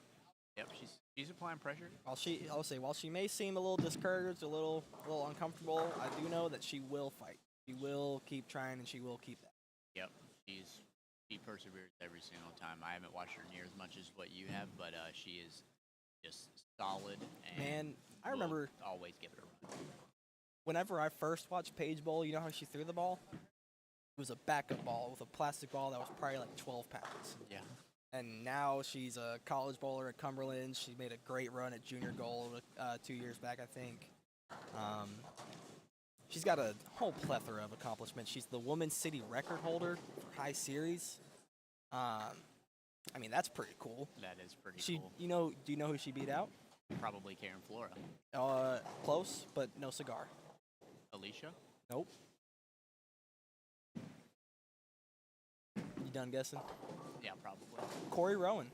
Oh, Corey Rowan was would the not was have the guessed former. it. She had 831, I believe. 831. So And Paige had 832. 837. She tied my personal high series. I don't even have an 837. My So, highest is 834. And I have 15 of them. I will say, and I can't speak for my mom, but from my point of view, if there's anyone who could have beat my mom's city record out, I'm sure she's happy Paige did it. Right. I'm sure she has. It's very bittersweet for her. Yep. That is pretty cool. Wouldn't even have guessed it. All right, Karen, stopping the strike string right there, but she's keeping it clean, staying ahead, building that lead. If Karen can't make a run here, huh? Why not? Why not Karen Florida? Yeah, why not? Why not? Why not? Who was last year's? Was it Tracy? It was Tracy. Yeah, Tracy Novak, which their match, she just struck on 2 spares and a strike. She had 2 opens in the first 4 frames, though, but match is still close. She was down 3 going into the game, and it looks like she's up about 24. Up 24 on Taylor Sam, so she's up 21 total.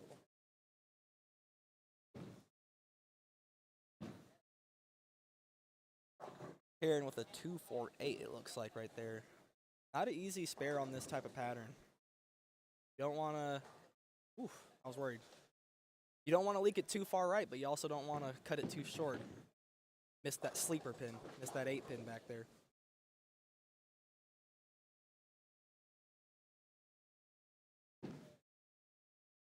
Tell you what, I've had a handful of people come by and pick my food away from me. I don't know if I'm just like an open book for food or what. But Yeah, you're too forgiving. You gotta slap some hands. nah, I don't care. I probably won't finish it.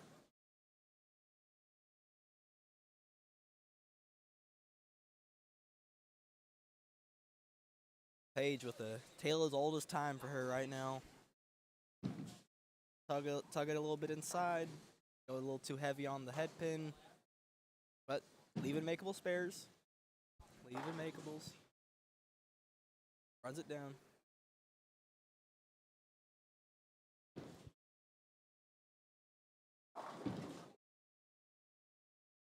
Easy spare, keeping it close. Needs to string some though. Needs to string some to get it where she wants it. Leave up here. I don't know how big of a lead Austin Hill had that first game, but they're staying pretty even this game. So as long as Austin doesn't fall apart here towards the end, should be okay. Yeah, Robbie can get hot at any point, though. Yep. That's one thing we know for sure. Robbie's still down this game. Yeah. Barely. Just barely. Just barely. Actually, I think they're tied. But Austin has this. Nope. Robbie is on a strike, so he might have a little lead. We were too busy talking about Austin and Robbie, but Paige finally got back on the strike train. Hopefully she can build off that. Let's see what Karen has to answer about that. Just got to make Karen earn it. Getting text from my parents right now. My mom said thanks for the shout out. Love you, Mom. Hi, Mom. If you haven't already today, text your mom, call your mom, tell her you love her.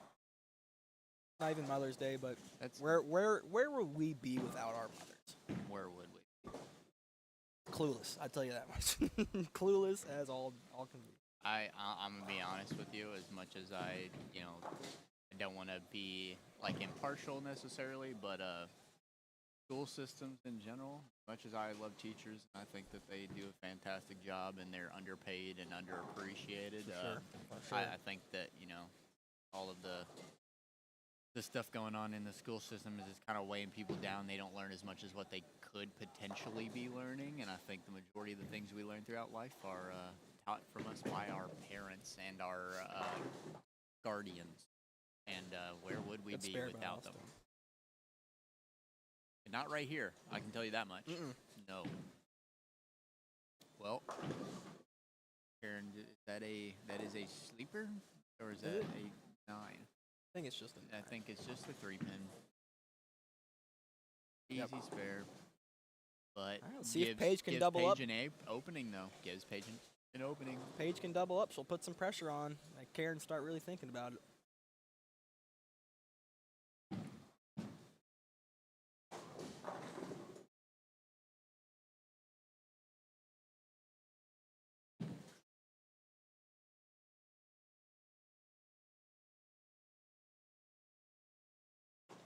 Paige with a huge double. That is a big double. What did I say? She might look uncomfortable. She might seem like she's not too engaged right now, or she's very hopeful. But she's a France. She's going to battle. She's going to fight her. She's going to claw, drag, bite, do whatever she has to do. She's going to be like... Takes after her dad. She's like Dan Campbell, on the head coach of the Detroit Lions. They're going to bite your kneecaps off. And they're going to take you down. You're going to knock them down, but they're going to get right back up. They're going to bite your kneecaps off on the way up. Just got that dog in her. You got any good NFL games going? Bills Cowboys is gonna be going on later. It's not bad. That should be a good one. Oh, little light 2-4. No, 4-7. 4-7, but makeable spare. Page.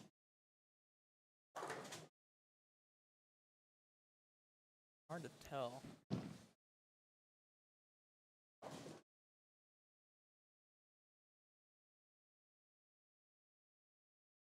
Uh-oh, that's not close. Oh, is that a flag? Yeah. No. That one never had a chance. No. But that was the 9th frame. She needed that one, I think, to really stay in it. And I think Karen can shut it out with the spare or 2. Yep. And be fine. Karen just needs to stay clean.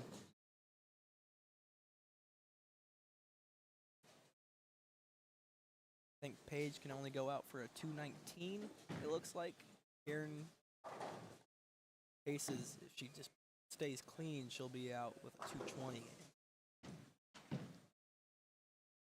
Oh, little light. Is that a bucket? Ooh. Bucket. That's not an easy one. Still not easy. 2-4-5, I mean. 4-5. Got another scavenger over here. Food. Alright, I'll have one. Take one, bud. Nah, just one more. Here you go. Yeah, they've been sitting there. Oh. Are you? Can't wait. Do we get to cover Bryce France next? Got Paige France first and then Bryce France? This is the France stream. I guess so. You stop talking about them, they'll get too big of a head. Don't get too big of a head. Oh wait! Oh yeah, that implies that it's not already massive. Okay, Karen, opening it right back up, chops the bucket. Oh. Took the 2-4 off of it. Paige would probably enjoy another open from her. I doubt that she'll do a second one, but I can read those scores correctly. I think Karen punches out, strikes out. She's 221 or 211. I can't tell if that's 81 or 90.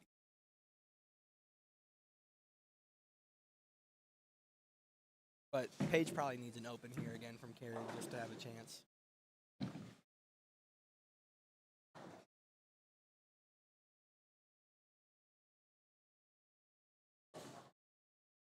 Oh no!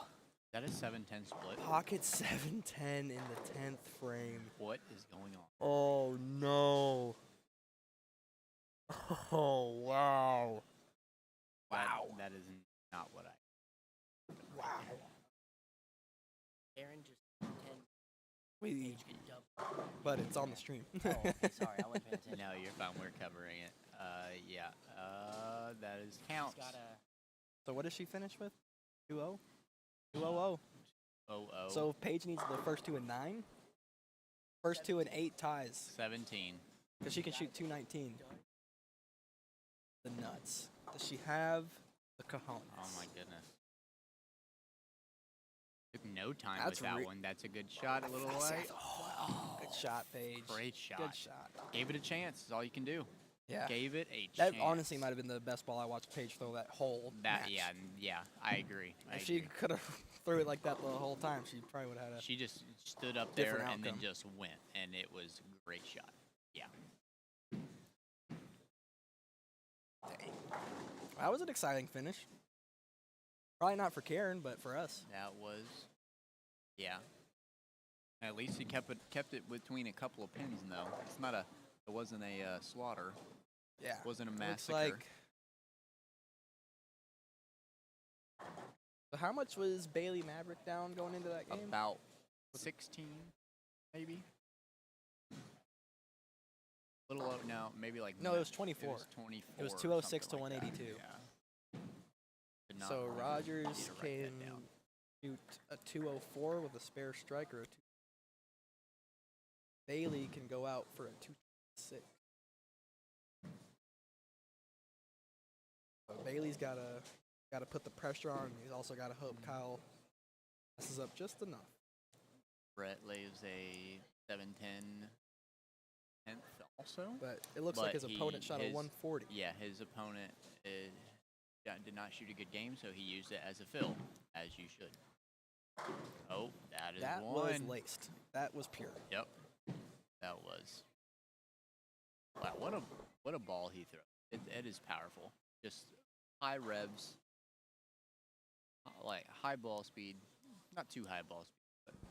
I got to bowl against Bailey. Not actually against him, but we were for the Kentucky Indiana All Stars. Back the 1 year that I did it. It's crazy to see how much better he's gotten, and just all the success that he's had ever since then.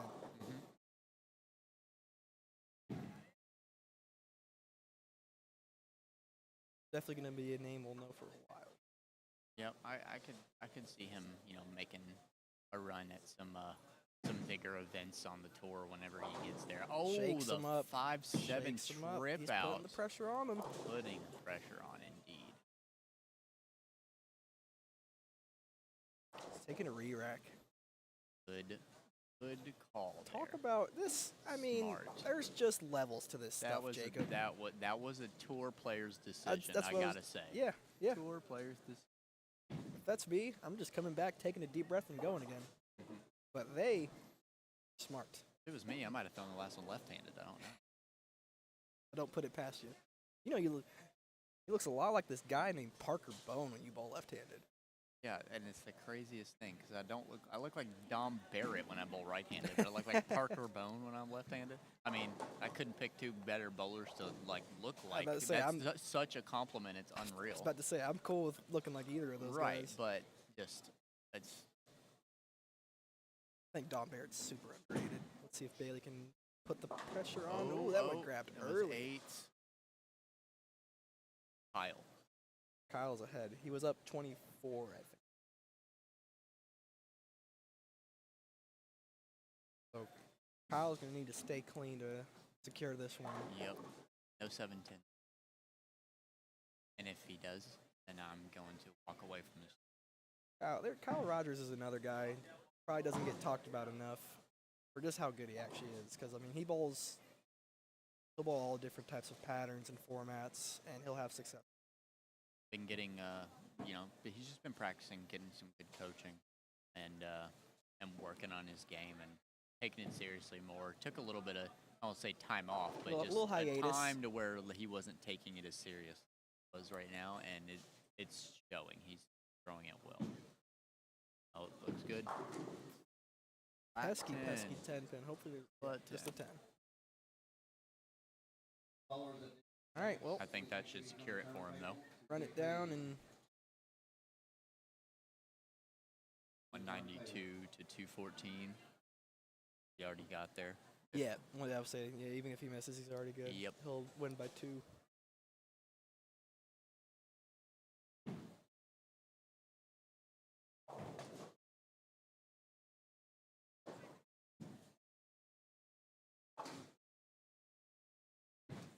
Good spare, and a good win for Mr. Rogers. Little handshake there off screen.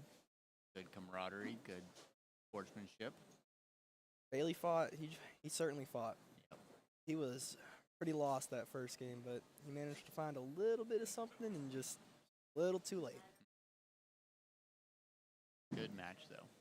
Match indeed. Kyle with the victory lap shot.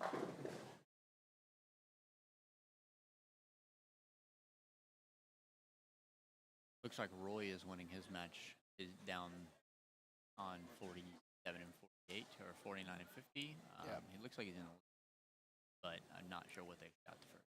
Yeah, his opponent is struggling. He has at least 3 opens. And I think Roy just light 7 7. pin. Light 7. See what Chandler All right. updated for us. This is going to conclude the CC first marketing. round. We're going to go ahead and take a quick break, guys, and we'll be right back with you.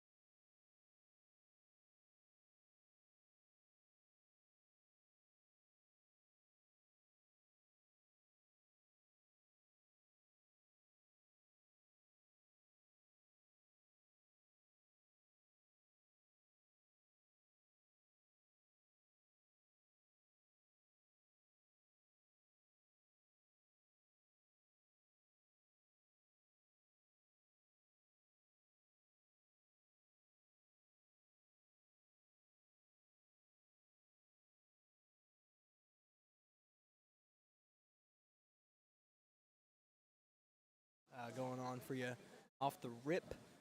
We got Paige France versus Camden Gutshall on 39-40, and we'll be also covering Brett Shepard versus Brandon Flora on, I think it's 27-28? Yep. Somewhere around there. 27-28. Real quick, we're going to go ahead and go over the payouts for today, just so everybody's aware and you know how good the USBC is treating these bowlers today. So yeah, this for is a $70 entry fee, by the way. So just for $70, you get these good payouts. They have plenty of sponsors available that help with all that stuff. So yeah, Jake's going to go over the payouts, but it is only $70 entry fee for these payouts. Yeah, so in the men's division, 9th through 12th is going to be getting $100. 5th through 8th is going to be getting $150. 3rd and 4th are going to be getting $250. 2nd will get $340, and 1st place will get $500. Was it a Kentucky Open spot? Yeah, the men and the women are getting a Kentucky Open spot with the winner, and the seniors will get the senior Kentucky Open spot. Right. So for the Queens side, for the ladies division, 5th through 8th it's $100. 3rd and 4th will be $150. 2nd is $300, and 1st is $400. And to round it out with the seniors, 5th through 8th is $110. 3rd and 4th is $200. 2nd is $300, and 1st is $420. So fair amount of change up for grabs right now, especially as we get further and further down the bracket. Yeah, shout hopefully, out to hopefully we'll keep seeing some exciting matches. yes, they do look they look like they're just getting better and better. It's going to be a good match here between Bryce and Camden, and Brett and Brandon as well. Two very well-known local bowlers that are good and competed at every level of competition available. So Brett starting off with a double in the Brandon versus Brett match. Brandon going spare, strike, and pending another spare to start. 9 spare. Oh, a little Smalley action again. I get nervous. I get scared every time somebody sneaks up behind me. And, Oh, yeah. Like starts. I'm like, who are you? Who is this? But yeah, shout out to John McCarthy and Roy Kello for allowing them to purchase the Kentucky Open spots and the senior Kentucky Open spots ahead of time to give away for these bowlers for whatnot, because that event is until next July, or this coming July, and the senior one may be a little later, a little earlier than that, but they also run some good events as well with those. So those are also local events that anybody that's in the area, you want to come bowl in a good sports shot, high quality tournament, ran by some good tournament directors and good bowlers, then come on down to Kentucky and take a look for yourself and see what it's all about. We've actually also got an exciting senior match to the right of Brett and Brandon. Past champion Jimmy Brewer versus Roy Kello, guy we interviewed earlier in the stream. 2 very good seniors, obviously well respected by all.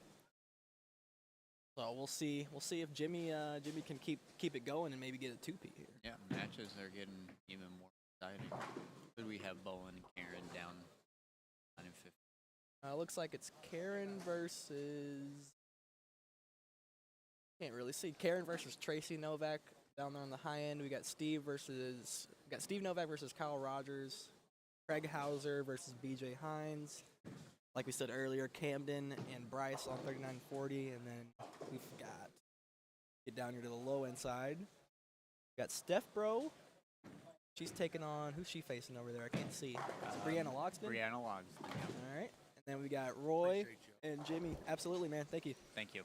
We got Roy and Jimmy on 29-30. Back to the main action, Brett versus Brandon. Yep. Brandon with a little bit of a slow start here, but he's so far staying clean. Like we've said all day today, you got to make your spares. Can't give anything away. Especially as the transition keeps hitting and the lanes keep opening up. People are going to take advantage of it. Have last year's champion, Brandon Flora. And you have last year's champion, Tracy Novak versus Karen Flora down there. That's another great match as well. Just real quick, I got to give a shout out to Flora for just the run that he's been on recently. Brandon Flora has been on a pretty big tear for the past 6 to 8 months. He, I don't know. He's I just think been like bowling 2 a lot of weeks ago, he regionals, won making lots of cuts. He had 3 wins in a weekend. Yeah, yeah. He Like he 2 weeks ago. he went 3 for 3 in tournaments that he bowled over the weekend. One Friday, one Saturday, one Sunday. That is not easy. Yeah, not at all. He's falling behind a little bit early here against Brett, but he's going to try and crawl his way back into it. Yeah, he got one on the board. Hopefully getting the double in the next one. Brett has a really good look. They both have really good looks. Brandon is lofting his much further than the typical player is, because that 600 rate of his makes him do that. Oh, Brett right there, 2-8-10. 2-8-10. I thought it was just a 2-8. Think he's going to throw a backup ball at this one? Yeah. Is he going to go for it, or is he just going to get his 2? He might just get his 2. I don't know. We'll see. He has made it back up plenty of times, and he throws it well that way. So I think that he has an opportunity. I think he is. Look. No, he's curving it. No, he's covering it. Oh, covering He none got of them. 0. Maybe he should have threw backup. Maybe. Sorry, Brett. Yeah, sorry, Brett. All love. And I mean, it is weird. I mean, that ball, he didn't even miss that far right on that one. I thought he'd definitely at least get the 8 out of it, come in the back, the back door a little bit, but it's not even. Not right. quite. It just went straight. Not quite. See if he can respond and get himself back on track. Jimmy Brewer up on lane 29 to the right side of your screen. Oh, that Packs looked him good. back. Packed it double. That's a double for him. Yeah, well, Brianna Loxton started off with a 3-bagger and then left a 7-pin. Yeah, So that there is we a go. good start. Sure. Craig Brad. Hauser starting with there's 9 spare and then back to back 7 bullets and Yeah, a that strike. that seniors match on 41-42 looks a little tough. There's only been 3 shots above a 7 count? 4 shots above a 7 count? And those 2 guys, That pair might be a little tricky. well, those guys hook them. Craig and BJ both know how to hook them, even though they're in the senior division. They don't lack in the RPM department. So Yeah, honestly, all the seniors left. Roy is probably the least powerful, just from a like a revolution standpoint, I not guess. necessarily a ball speed or anything, because I would say I don't want to say he doesn't have power though, because anyone he who knows does. Roy Kello knows he strikes a lot. A ton. His carry percentage when he hits the pocket is probably better than everybody that I can think of off the top of my head. Brandon running down a spare right there. He was not able to double up, put a little bit of pressure on Brett after Brett opened the door for him a little bit. Oh, Craig Hauser with a good shot, trying to get a strike on the board and light 7-pin. Again, for those who are just recently tuning in, the format for the bracket match play is 2-game total pinfall. So you will bowl your opponent, and whoever's got the most amount of pins after 2 games is the winner. It's pretty simple, honestly. Yep. Simple, fair. Single elimination, no losers bracket. If you lose, you're done. Going home. Yep, all of these players in the bracket, though, will get paid. For the top 8 women and seniors, and then the top 12 men's is just about how much you get paid for how many matches you win. So good payouts that are supplied to you by LMUSBC, DC Marketing, Zachary Budd, Wolf's Bowling Supply, all of the Brunswick, all of our good sponsors that have helped put this together and donated balls and time and resources to make this event possible. All right, Brett able to answer that split he threw with a double, kind of get him back in shape, back on track.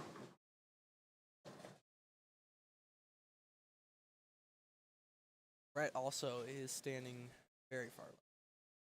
I think we're going to see a lot of that from here on out for the men's side. A lot of guys on the ball return. Laying the ball down on the 39 board. That was some loft there. Oh, and Oh! trips the 4-pin The late forward. trip forward, back door. Wow. And is that for a 3-bagger? It is. It is, sure is. It was for shoot a 48. He's got a big game. Not see from Tough. from here. Yeah, it's very small. So if anybody in the chat wants to tell us what the score is, Oh, I because can you're see it. seeing on a better screen than what we have to look at. Then Brett could shoot a 253 game. That's a mystery score. that's a mystery. Brandon though, able to double, staying in it, staying clean, finally getting a double going. Ooh, Bryce almost backdoors a strike from hitting a 3-6 on the face off a strike. Just gassed it a little bit, missed it right, but he is throwing the lime green. What's that vibe called? It's the radioactive vibe. Radioactive vibe. Bright. Yes, It's about as bright as Novak's pants. It's the same color. Yeah, I think they are the same color. The ball and ball is probably a little bit more green. Yeah, it's cool though. I love that ball. Actually shapes phenomenal. It looks really really good. Yeah, I think he got a lot of use out of it at holiday doubles. Yeah, this year. they hook out there. Yeah. Me and Bryce had talked about when we were going to bowl, and we kind of decided as a conglomerate that I haven't practiced as much as I probably should have, and didn't feel up to it, and also just been pretty busy. So he had somebody else on standby ready to go, and they go out there and they cashed. Building on that strike train, making it 4 in a row now. So yeah, shout out to Bryce. He's been on a tear lately. Yeah. Cashing at holiday doubles. Same thing with Flora. They just cashed at holiday doubles as well. Mm-hmm. So see if Brett can shoot this illustrious 253 game.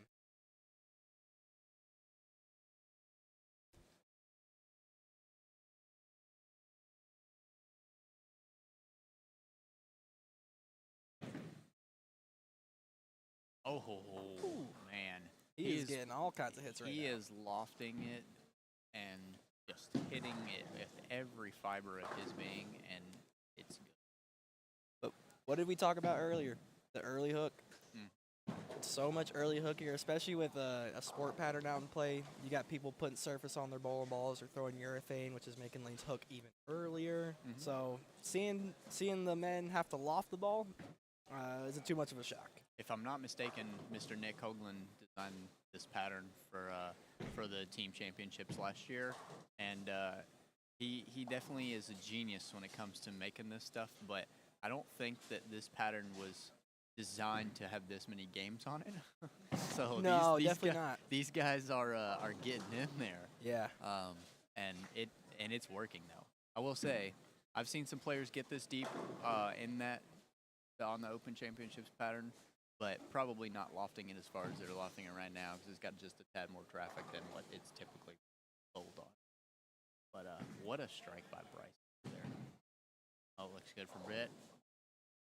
Yeah, see, he didn't get that one as As far far down the lane, and you saw how it didn't. It just kind of It labored a kept little. going. It just wiggled. It didn't turn the corner and finish. Yep. You got to get it past that early hook. Got the ball. 252 though, and Brandon is on a 3-bagger going into it, still trying to stay in it. Yeah, he can keep it close. Lights Ooh. 4-8. Kind of got away with that one. Definitely could have been an ugly split. Yeah. He hit the head pin.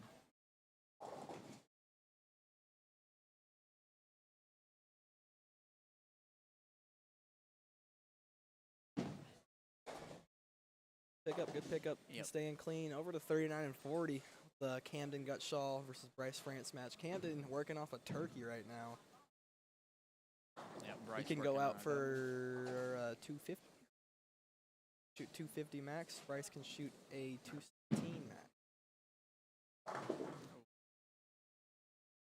See, as you can see, all the players getting in and lofting Well, them, he's- staying with the transition. I think he's the one who shot 250 that last game of qualifying on this pair. Or it was 240. I think you're right. Yeah. It was one of those.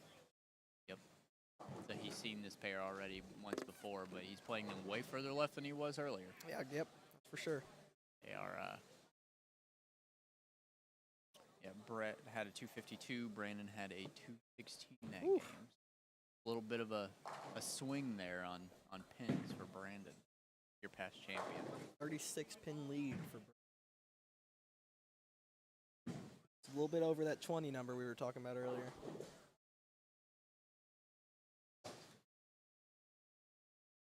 All right. Well, that was for Bryce at least that 10-pin leave pretty big for him. That'll help him potentially stay close.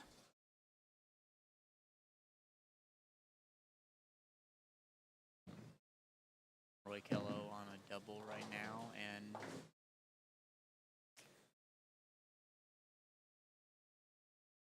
his opponent had opened 3 times in a row before going strike in the 9th, and that is a 3-bagger for Roy. But look at Roy, staying clean, and then right there at the very end, 3 in a row. 3 in a row. 6 spare, strike, 9 spare, Grinding 8 it spare, out. 8 spare. Strike, strike, strike. We're here on 39. Camden can strike. Get a 229 game.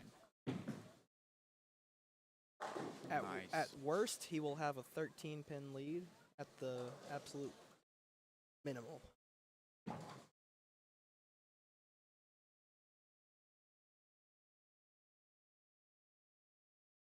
Stephanie Brownie over here working on a strike. Is that a strike? That is. She got a double, but she is bowling against Brianna Logsdon, who currently has 3-bagger, 9 out, 4-bagger. Bryce just packed that one back. That was a no-doubter. Staying. Ooh, he threw that one hard, too. That was 18, Needed it to stay in it. 18-8-6.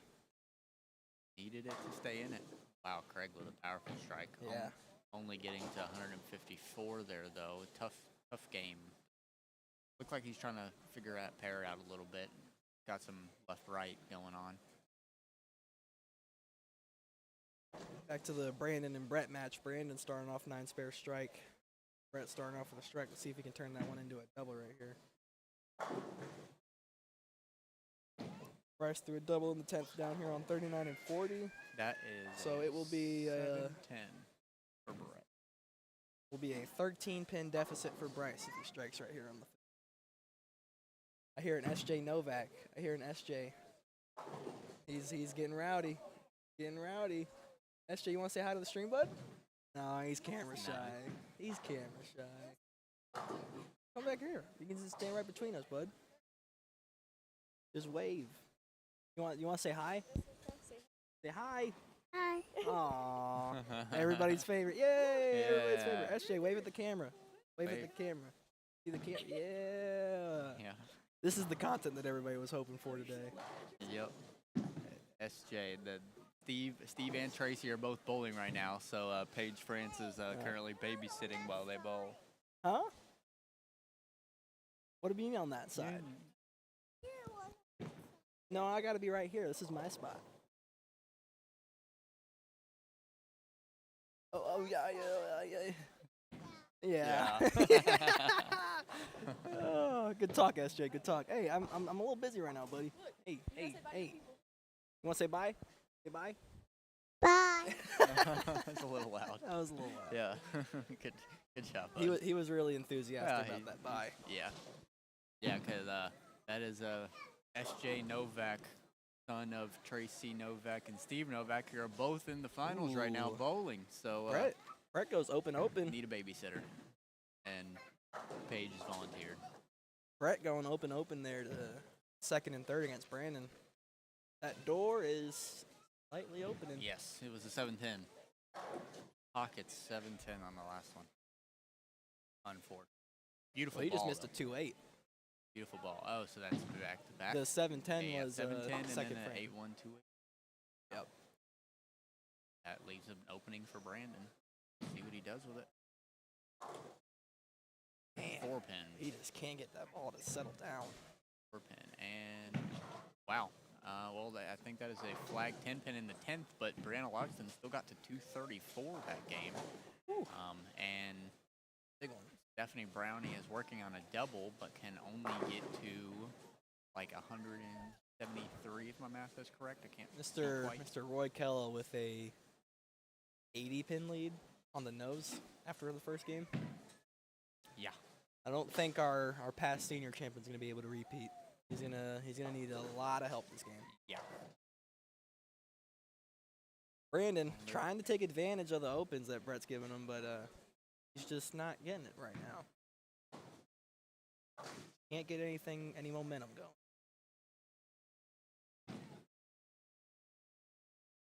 Yeah, it might be a flat 10.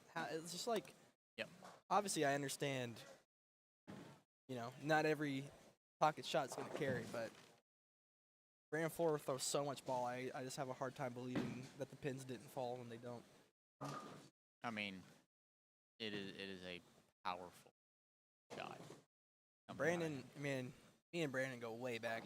I mean, I used to hang out with him and my brother, go over to his house when we were kids. We've literally grown up together, so it's really cool watching what he's grown into. And he was always special.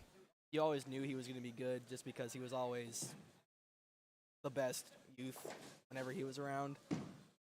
But I still don't know if I would have predicted that he would be as good as he is today. Really impressive. Yeah, he's been good for a long time. I spent the night at his house a couple times, and we put one of the best youth teams together that we possibly could have ever put together. And him and myself, Crystal Land, Chelsea Stevens, and Shane. Oh yeah, I remember that. For the Youth Baker Challenge way back when. One of the best youth teams you possibly could have imagined for the state of Kentucky coming in. And, yeah, it was just a lot of fun, just bowling with your friends, and stayed in we shared a hotel room at Indiana Kentucky All Stars one year. Brett's looking stuff. pretty lost now. I don't know if you saw it, but he threw that shot and he immediately tossed his hands in the air, doing the I don't know what to do pose. Yep. So he went from shooting 250 to it seems like he can't even find the pocket right now. SJ's currently doing the Naruto run through the bowling center. Oh, brother. Watch out. Look at him. Hands backward and all, just flying. All right, Brett, let's see if we can't find ourselves back into the pocket. Likes it. Ooh, It just little doesn't light. turn the corner. Another 2-8. Just a 2-pin. Just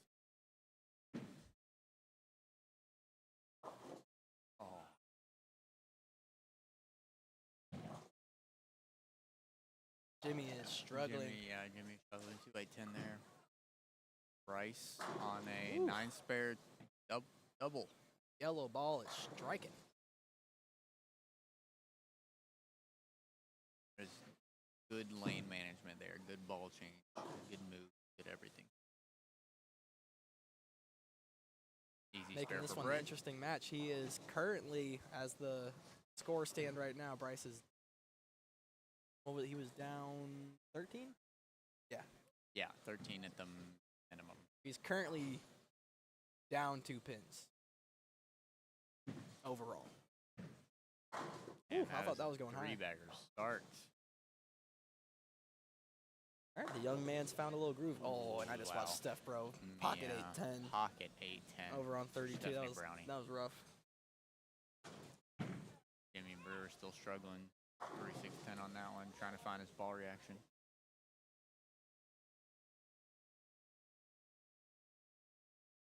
Aw.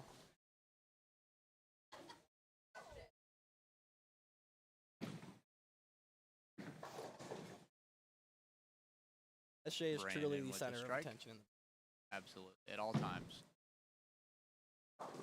Ooh. Got that one a little bit wide there on lane 40 by Cam. But leaves a fairly makeable spare. See if Brandon can Hey, throw Brandon a looking double. to double. Yeah, we'll see if he can throw a double up there. He ain't been able to throw a lot of those yet. Be the first one on the board for this game for between the both of them.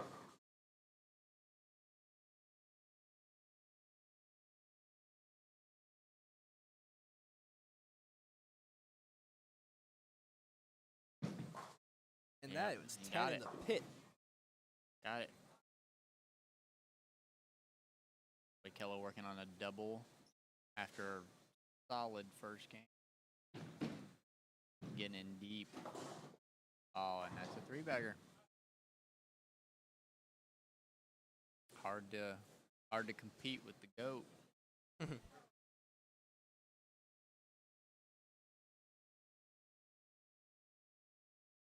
Brett standing in front of the ball return. Sliding on about 45, 46. And a weak 10. I think that was lofted to the arrows, just about, which he can do fairly easily, but just don't Brett- see it quite a lot. Brett could do anything to a ball. I don't think there's a ball roll or that he can't make happen. It's pretty sickening to watch. Oh, Steve Novak going. Yeah, these scores, besides 39 and 40, these scores on the high end are not pretty. Yeah. It seems like this high end is Probably struggle hooks. bus. It's probably the high end typically hooks more in this bowling center by Yeah. maybe a board or two. Nothing crazy, but a board or But two. enough. But depending on transition, it could be a whole lot different.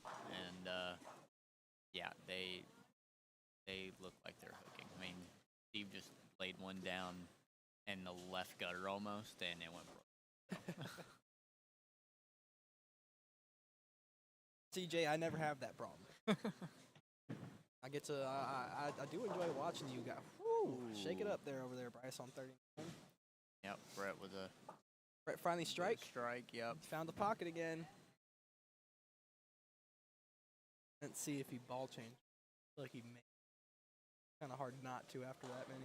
I'll tell you what, I'm gonna be very impressed if anybody coming off the bench for this top 4 wins their match, because even though people are down there warming up and whatnot, it's been a minute. Yeah. So, I will be impressed how well these people come off the bench to start their matches. Yeah, it's not easy. Man. It's not like having a bye is nice because you're guaranteeing yourself a better payout at the minimum.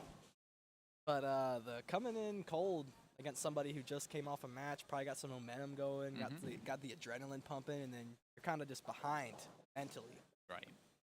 And I you believe gotta they lock in. will get a couple of shots of practice, 2 balls on each lane or something of the sort. But is that enough information off of the lane that you've just been bowling on for the last half hour waiting to figure it out? It might be, it might not. Paige France right here, about to be up on lane 40. He's got 9 spare, 5 in a row. Opponent's not, he's not giving up. On open, double, spare, turkey. So Bryce has definitely captured the lead, but he's going to have to keep it going. Mm-hmm.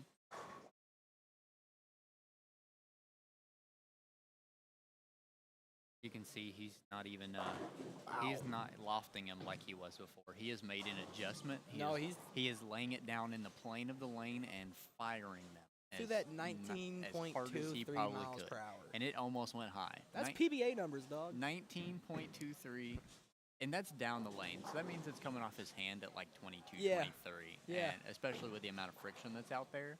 So, yeah, he's just getting it into the plane of the lane, not lofting it like the other guys, and just firing it as hard as he can at the 3-pin and just trapping it in front of the head pin. That is a great look. Oh, he doesn't like it. Oh, classic. Talked about it earlier. Classic by Bryce. That sucks.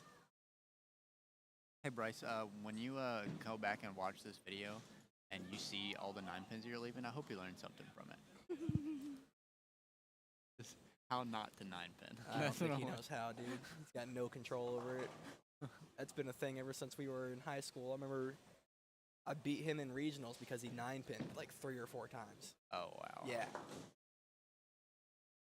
I can't even tell him that he's like, that, just like to make a little bit of fun. Oh, you 9-pin? We'll quit spinning it. He doesn't. He doesn't spin it. It's the classic Bryce France leave, the old 9-pin.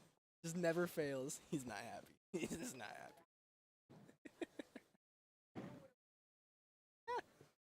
It was a good shot.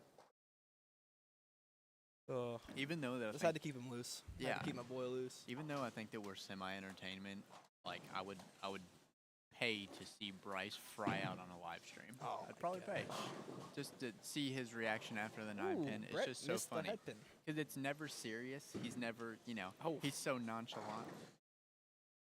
Brett is not happy. No, what does that leave? Is that a 1-2. head pin? 1-2. Yep. Well, he was all over the head pin last game. He was all over the 3-pin right there. He only got one X on the board this. That's crazy after shooting a 250. Yeah. What happened to these lanes? Did Brandon torch them?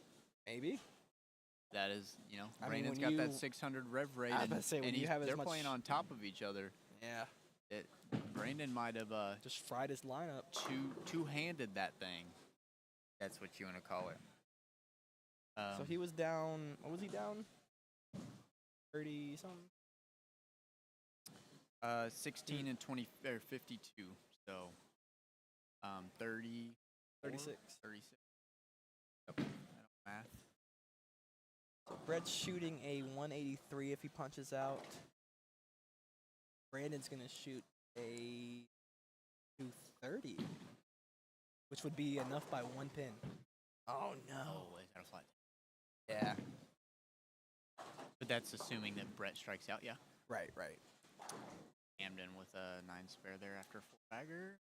Bryce trying to get the string back on after that 9 pin. He did slightly go. He went a little high on the last strike on this lane. Let's see if he made the adjustment.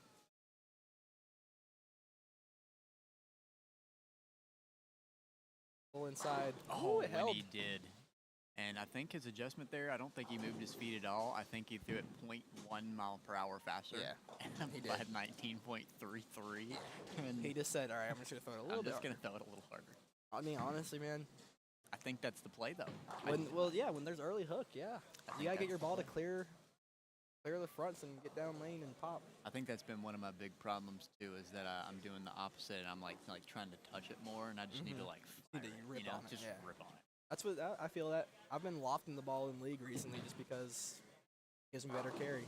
Oh, got out of trouble there. That is just Tugged it a little bit. Yeah. All right, run it down, bud. That one's only 18.5. Bryce gets stronger. So his opponent shoots 235, strikes out. Bryce shoots 249. So Bryce needs 249. Shuts him out by 1. Shuts him out. Yeah, because he was down 13. And Brandon. Gotta make it. Brandon threw a strike in the 10th. Did he make it? Barely. I'm Barely. watching Brandon. Brandon struck the first one in the 10th. So, he's got a 210 max. Looks like. yeah. 210. What does Brett have, Max? 183. Oh my goodness. That was sick. That was hot. That was. nasty. I'm a little. Yeah. A little jealous. I'm feeling away. Yeah. I'm feeling away. A little jealous. I'm a little jealous. I'm pretty much jealous every single time I watch anyone who can hook a ball bowl. Huh? 13, I think. So they can tie. Oh, they can. He knows it. He knows it too. He came back and just made that face. Huh? He just made that. It's a tie. Apologies for that. We had a little bit of a baller fry out. It was just a matter of time. I told it you. was just a matter. I of told time. you I'd pay money to see him fry out on live stream. We knew it was gonna happen I knew it was eventually. gonna happen. Didn't happen off stream. Everybody was good around it. I know. I've been so worried all day with all the people, like when Smalley has walked by and Yeah. everything. I've been like, oh, somebody's gonna say something bad. All right, well, he missed, so Bryce That gets away looks with the like dub right Bryce, there. Yeah. Solid 248. You cussed all our stream to for do it. nothing, dude. Yeah, it was a 4. It was a 4-pin, Bryce. Come on, Zach. It's a 4-pin. It's only a 4-pin. I mean, you were guaranteed to not lose. You were guaranteed a tie. Yeah. Yeah. Let's be honest. I'd probably do the same thing. Oh no. Yeah. And a heartbeat. Yeah. No question. Ooh, Brett almost 4-9. He It's just a 9-pin. almost 4-9. What max out with? So Brandon shot 'Cause that is a 17. close Is match still. that what that says? I think it says Brandon shot 217. 217. Yep. 217, and Bryce has 158 in the 9th. I mean, Brett. And spares it. He can strike it. He can strike for 88. Is that right? No, 72. 72. I can't see it. So God, does I Brandon guess go they around him? mashed It was 36. 17. Yeah, he should. 28 As long plus as 17. it's below 70, 73, he needs to shoot below 73. So I think Brandon does by a pin, Yeah. if I'm not mistaken. Double check my math. I'm not a He was math down major over here. 36. Down 36, and he won by 45. 45. Oh, yeah. My math was way off. He didn't even need it. So overall he won by 9.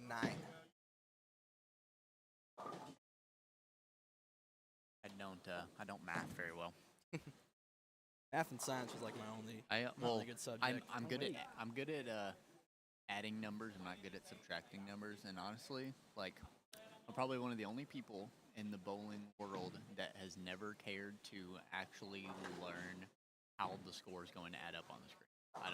I've never cared to know. I don't want to know what I have to have. I don't know. But you don't know how? Like, some of it I can tell. Like, obviously, if somebody has 178 in the ninth and they're on, a 9 spare, like, I know what they can get to. But if they're on a strike, nah, it's up in the air. Yeah, I know it's a 10-pin swing. This is phenomenal.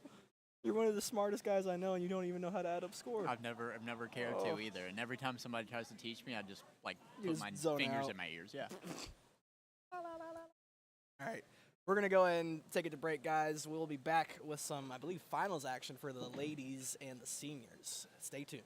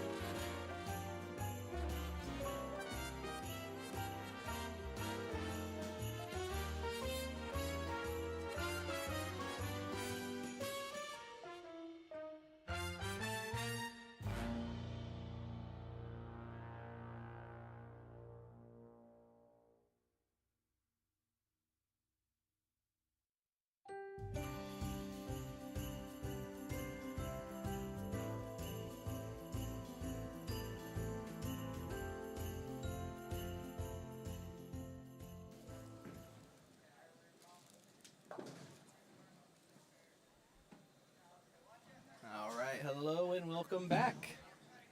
We're about to get into the finals action here for the seniors and queens divisions, but before we do so, we're going to go ahead and do a couple quick ad reads for our sponsors again. Starting off with the Louisville Metro USBC. Obviously, they are the host of the tournament, and they will be having a couple more tournaments coming up soon that you'll see on your screen shortly. The Louisville Metro USBC is the only official organization in Louisville that best represents all bowlers alike, with many leagues, tournaments, and events throughout all of Louisville. To find out more on how to become a member or to support the Louisville bowling community, visit LouisvilleMetroUSBC.com. And we've got the Masters and Queens Youth Tournament coming up on February 25th, 2024. Starts at 9 a.m. That will be hosted at Dixie Bowl, and that will also be live streamed right here on ZB Media. Jay, you got the next. Yeah, also with Louisville Metro USBC, the 2024 City Tournament, hosted by Executive Strike and Spare, so right here in this facility, Saturday, January 27th and February 3rd, squad times 10 a.m. and 1:30, limited to a certain amount of lanes, and then Sunday as well, squad times 10 a.m. and 1:30, also January 28th and February 4th. So if you need any more info, then click the QR code or call David Wallace in the number in the bottom.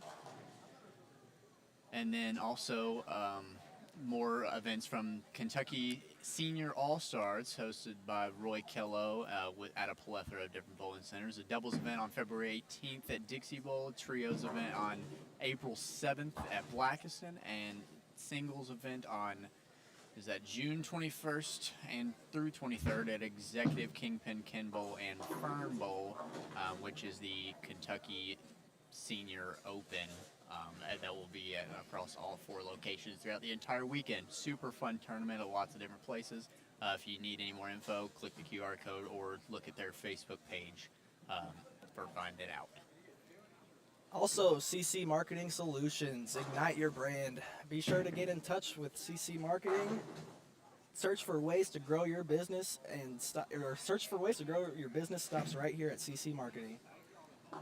He will help you elevate your brand with custom designs and management that make your company or cause stand out. Let them help you achieve your creative vision today by calling 502-751-7300 or visit on Facebook. And Wolf's Bowling Supply, 5 locations located throughout Kentuckiana. It is a full-service bowling pro shop committed to giving you tour-level service and striving to help you become a better bowler. All of the staff are highly trained professionals and get you fitted to the right ball and accessories that you need to win your tournaments and leagues. Find them on Facebook or any of the locations on the screen for more information. You got it? And ZB Media is a proud producer of this live stream and many future live streams for the Louisville Metro USBC. ZB Media offers cheap videography and live streaming services for events like sports, weddings, concerts, and more. To find out more, visit ZB Media on Facebook or give them a call at 502-689-0670. Good shout out to Zach for putting all this together and allowing us to be here doing our thing and just being on the ones and twos, commentating on some great bowling and great content for you guys. It's been a pretty fun day so far. I'm excited to see how these finals go.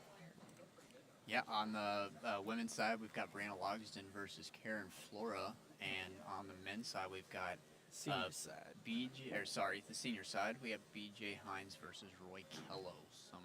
Some very good bowlers in the city of Louisville, very, very talented indeed. And then over to our right off camera, we have one of the top 4 for the men, not the finals, the semifinals. Aaron Ruiz versus Brandon Flora, who's the winner of the match. Last match against Brett Shepard. And then on the other end, we have Stephen Novak versus Bryce France. So definitely some good talent in here. 2 two-handers, 2 one-handers on the men's side. Yeah, we will be staying locked in on the seniors and queens divisions because it is the finals. So that will be where our main focus and attention is here for this match, for this roundup bracket and then play. we'll get the finals of the men's side after these matches. But we will try to keep you updated with scores as much as possible. And also be sure to tune around after the round is over. We will have the winners coming up and getting interviewed real quickly, real briefly before the men's final starts. so you guys can hear their thoughts and opinions on how their day on the lanes went. Karen off to a little bit of a rough start with an open. Brianna starting off strong with a strike. You got Mr. Kello up on lane 36 now. Working off an open. Ooh, looks like he tried to get around that one a little bit, and it just didn't pop off the corner. Little 258 action on it. Looked like a good shot, though. Tricky spare, especially with how these lanes are playing. It is, yes. Is he going to shoot straight at it, or is he going to hook at it? If I'm going to guess, he's going to hook at it. He might, like, hook at it, but be firm. Right. Not give the pins away. Just make sure that the ball drives through the 2-pin and the 8-pin. Karen is left. She is farther left than she normally is. And, oh. Some could call that foreign territory. That was a spill. Foreign territory. Yeah. She could play there. She has before. It's just not something that... It's just not her wheelhouse. Yeah, it's just, well... It's not her bread and butter. Yeah, it's not her bread and butter. I've seen her strike from there. She just doesn't have to get there and bowl on these conditions often, to be able to have to do that. But little light 7, hopefully easy spare for Karen. Shout out to Sherry Klosterman in the chat. Thank you very much for the nice words. And, of course, yes, best of luck to all the remaining competitors.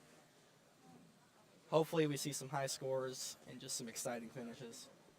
Every shot I watched of Sherry earlier was a strike, and the ones that didn't was she was in front of us. Yeah. Yep, she did. She was on 37 and 38. So I wish I could have watched more, so you could have struck more. But I don't know if it was correlated, but it seemed like it. Ooh, and Roy packed that one back. Yeah, that one was powerful. Like I said, when he hits the pocket, that strike percentage is high. It's just he doesn't do a lot to the ball, but man, does it go through the pins like a truck. Yep. Like a freight train. That's what I was going to say at first, but it's more of a truck.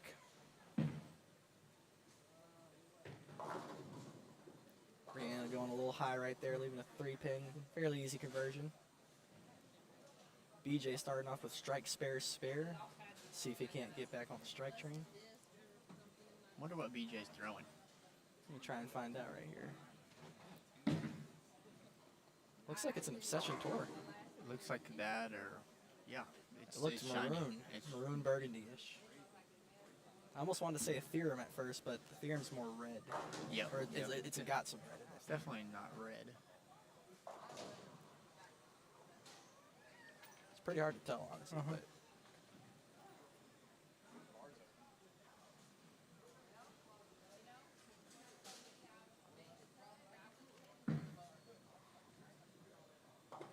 good spare pickup by Brianna over on lane 38. Yep. Staying clean through the first 2.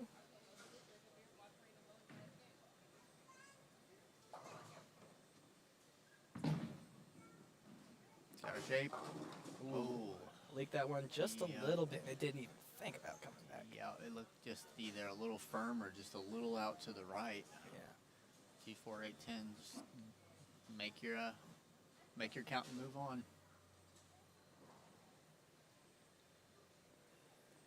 Down there, Bryce versus Steve Novak. Looks like Bryce had strike open and then put a double together and then opened again. And looks like Novak has no doubles, a couple spares and open and a strike. So pretty close down there.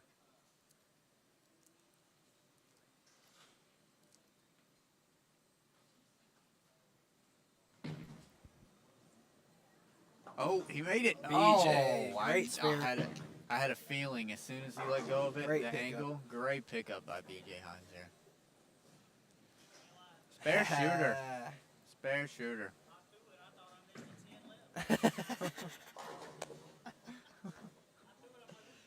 Yeah, it worked. Brianna walks down with a little flat 10 there. Oh, stay on the lane. No, that is a flag single. That's all right. It's an opening. It is an opening. You think Karen's thinking right now to her son, like, hey, could you get off my lane, please? Could you stop lining up on my lane? Yeah. Oh man, Roy. So Roy just packed him back That again. was a great shot. Yeah, I think that Karen definitely is thinking that. Like, it's like, come on, man, I'm trying to bowl. Like, I've got a match too. I'm bowling my final match. You're only in the semifinals. Get out of my way. Step back and watch the pro do it. Yeah. Oh, Good flat shot. 10 as well. Weak hit though.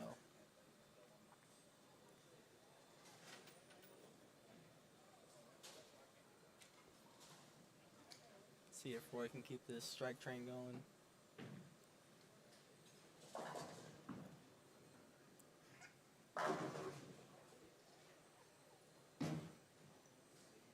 Got hook. Doesn't like it. Yeah.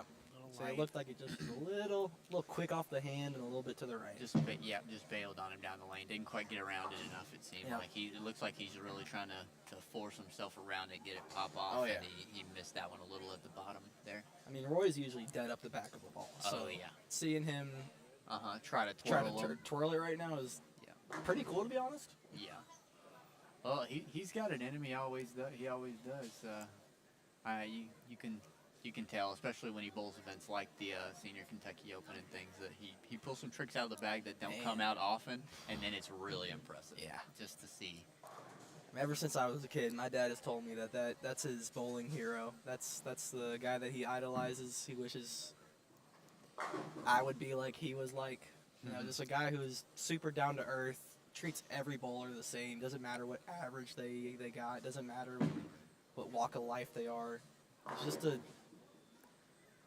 they're really. I don't have enough time to talk about all the good things that all the good traits that Roy Kello possesses. Karen with a little pull there.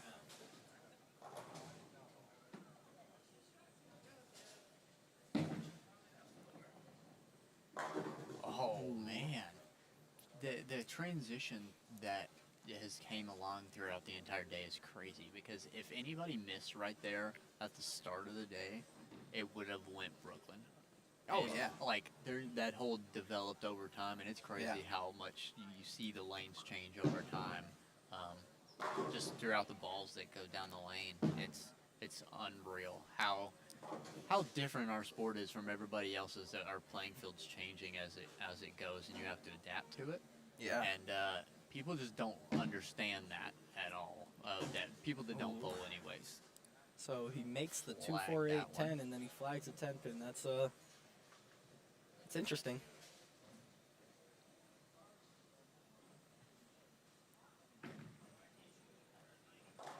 Still can't really tell what ball he's throwing. Yeah, I'm gonna find out. Give him a little ball motion. Now this is a powerhouse finals for most of them, and I agree. This is a powerhouse finals. Oh yeah, buddy. Yep. Tell you what, a lot of the names up here, if you would have asked me beforehand, who would I pick to be in these spots? Probably would have picked most of these people. Most of them, yeah. Mm-hmm. Not really any surprises. Not really any. No surprises. Oh, good shot, Buckriana. A little tickler there. There's no inner dialogue of me going, well, who the heck is that person? Yeah, exactly. It's like we all would have guessed. We would have had a chance. BJ looking to clean up his frame. SJ Novak back in the booth, hitting me. Not right now, buddy. Not right now. Not right now, buddy. Well, looks like Roy's going to try to figure something out, maybe make a ball change. I can't tell if he is making one or not. Looks like a good shot from Brianna. Nice. Nice. 30-bagger there.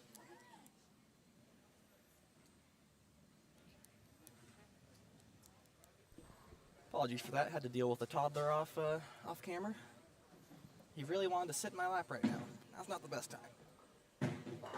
Oh my. That one came off the spot. He's struck. Has he struck every time on that right lane? No, not all of them, but he has struck a lot on the right lane. So he needs to figure this left lane out. It's coming in a little lighter. But yeah, SJ is. And neither of the seniors really seem to. Roy's obviously thrown a couple good ones here recently, but neither of their ball reactions seem ideal, to be quite honest. Nobody's running away with it. No. I will say, that that is a good match over there for Brandon Flora and Aaron Rose. Sorry for the yawn. So, you know, a little sleepy over there, bud? Now I need a, oh my goodness, strip floor for Roy. You need that monster I drink earlier. Oh, I've had like let me 3 regurgitate big it reds real quick. today. I don't know how I'm yawning when I've had a whole heart attack's worth of sugar in my system today. Just something light. Probably should have drank that caffeine like you had earlier. Oh, I needed it. See, BJ working off a spare now. Trying to put a little bit of pressure on Roy before Roy gets too far ahead.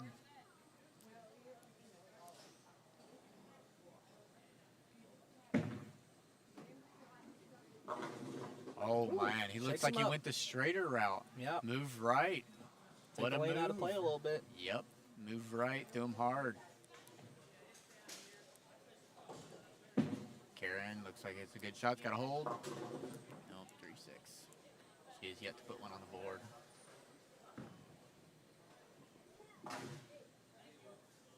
Yet to put a strike up on the board. I think that BJ changed to a Black Widow 2.0 hybrid is what BJ just changed to. Is that right? I believe so. It's a good bowling ball if he did.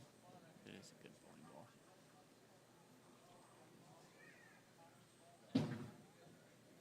I think it's the same ball. It might have been. Maybe I'll we say were wrong the Widow 2.0 has got a pretty vibrant red color in it. Right. Karen's still searching for a strike over there in the Queens division. Brianna working off a double now.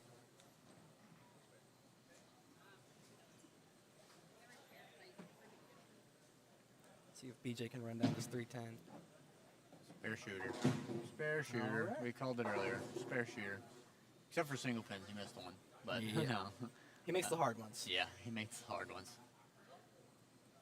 Just kidding, BJ. It's not He's fun a very making good easy spare ones. shooter. I'm surprised that he hooked it. He hooked his plastic ball at that. You think about that? At the 310? Yeah. He hooked his plastic ball at it, but you know BJ, he shoots straight at his spares with his thumb in it. I didn't You even know? think about that. To be honest, while you were asking me that, I was trying to remember how he shoots spares. He shoots spares with his plastic ball, but with his thumb in it, like a, you know. But when he's not, he tries to, like, he puts his, like half his thumb in it, and then he hooks them. Great shot by Roy right there. Really putting the pressure on the BJ now. Yep. So that was a different way of shooting that spare than I thought he was going to have. The year's 2023. I'm getting to watch Roy Kello compete in the finals of a tournament. I'm getting to commentate it. Life's good. Yeah. Life's good. Yeah. Roy Kello, See BJ. if Brianna can keep this strike string going. Working on 3 in a row now.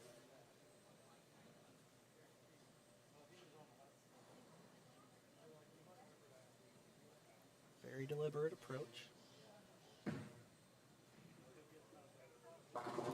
Oh, A good smooth release. Yep. Gets away with it. 4-pin, little left. Take the 4-pin every day of the week. Yep. Especially on this, they're tough. Mm-hmm.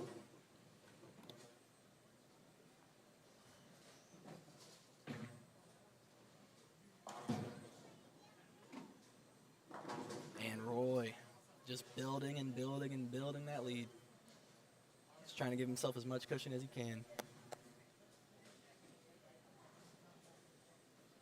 Let's see, he punches out for 234. BJ can only get to 197. But we just watched Brandon, we just watched Flora go around Brett after Brett shot 250. So anything can happen. It is anyone's ball game.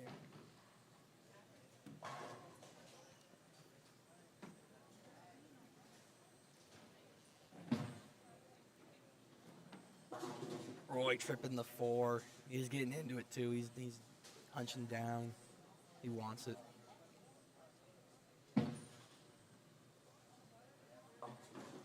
Karen is struggling. This is the same pair that Tracy struggled on. Mm-hmm. It is. Same one.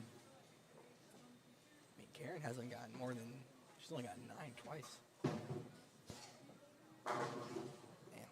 Yeah, she is struggling.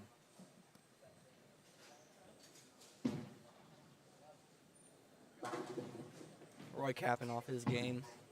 6 in a row to finish for a 234. Giving himself at minimum a 37-pin lead.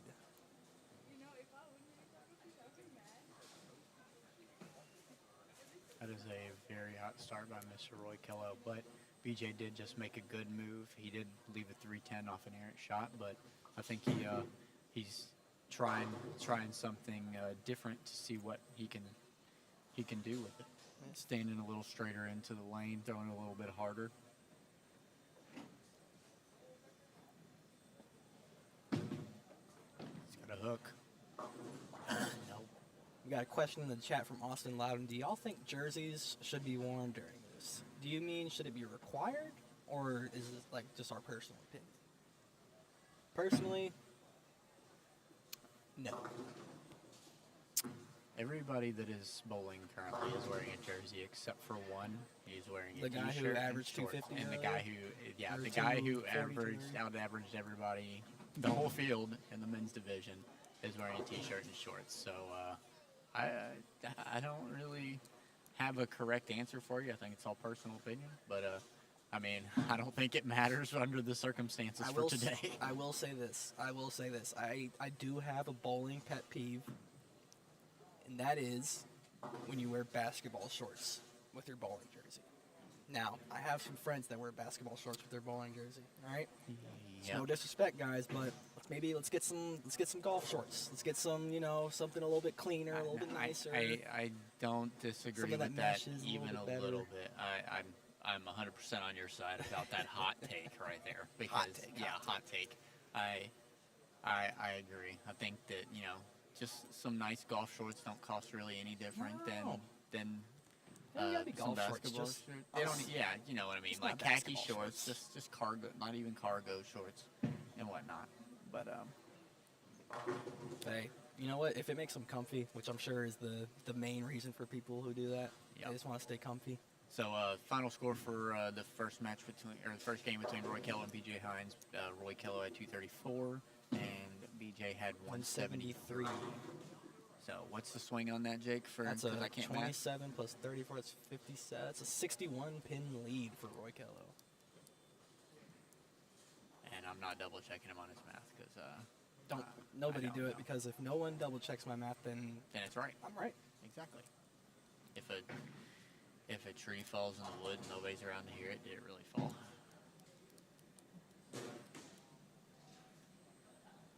Both. They do when you are my size. I guess. I don't know. I just feel like, I don't know. They do what when they're your size? Oh, Brooklyn. I thought you might have pulled that one off. DJ just searching. Yeah, Austin, you have bowling jerseys. You wear them often, dude. They look fun. They look good. You play golf. You have golf shorts, right? So, but no, we weren't really talking about the shorts. He was just more asking about just in general what for sure should they be worn in events like this. I think that a collared shirt should be required. This is the Masters and the Queens, similar to the Kentucky Open. In prestigious events on sport patterns like this, a collared shirt at least should be required, and nice pants. Not even pants, but shorts. Cargo shorts, khaki shorts, whatever, golf shorts, something of that nature. Professional looking, like. But for others, for other events, whatever you want to. I mean, if you're bowling, just a little double, you're bowling holiday doubles.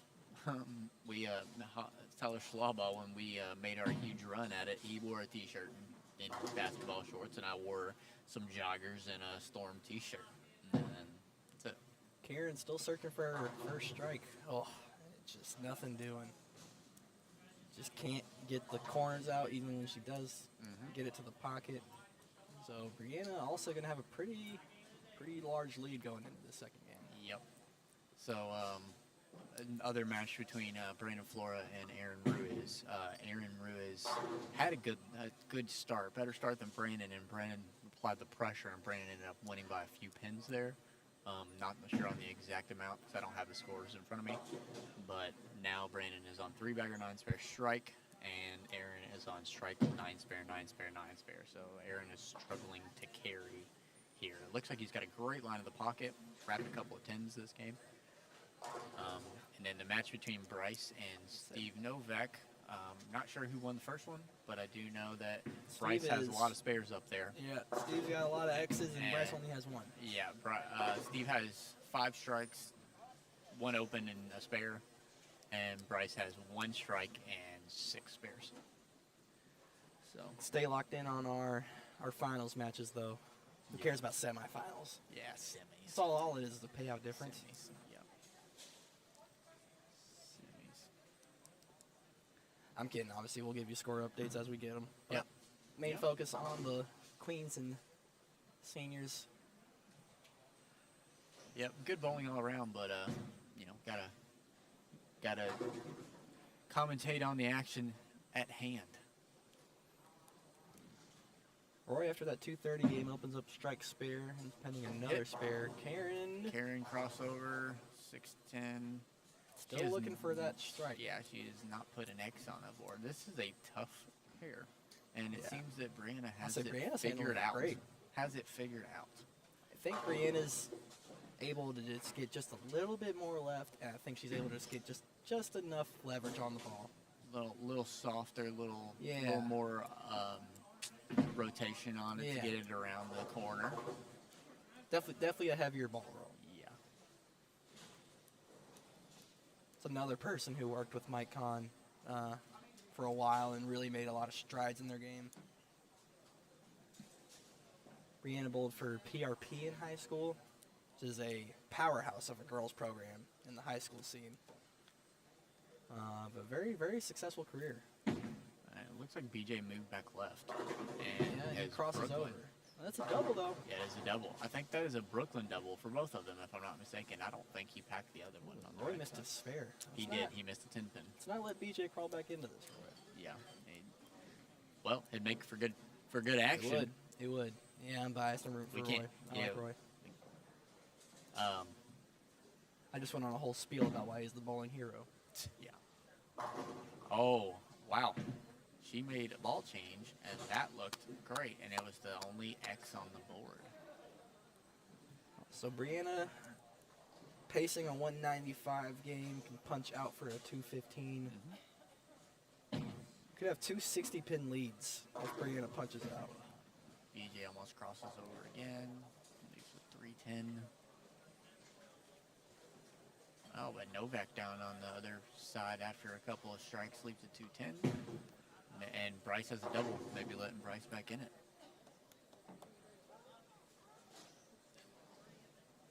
C. Rue. Is that your mom? Oh, I don't think so, no. No? No. Thank you for the kind words, Sorry, bro. C. Rue. Not sure on who it is, but we appreciate it a lot. All right, nice cover by BJ.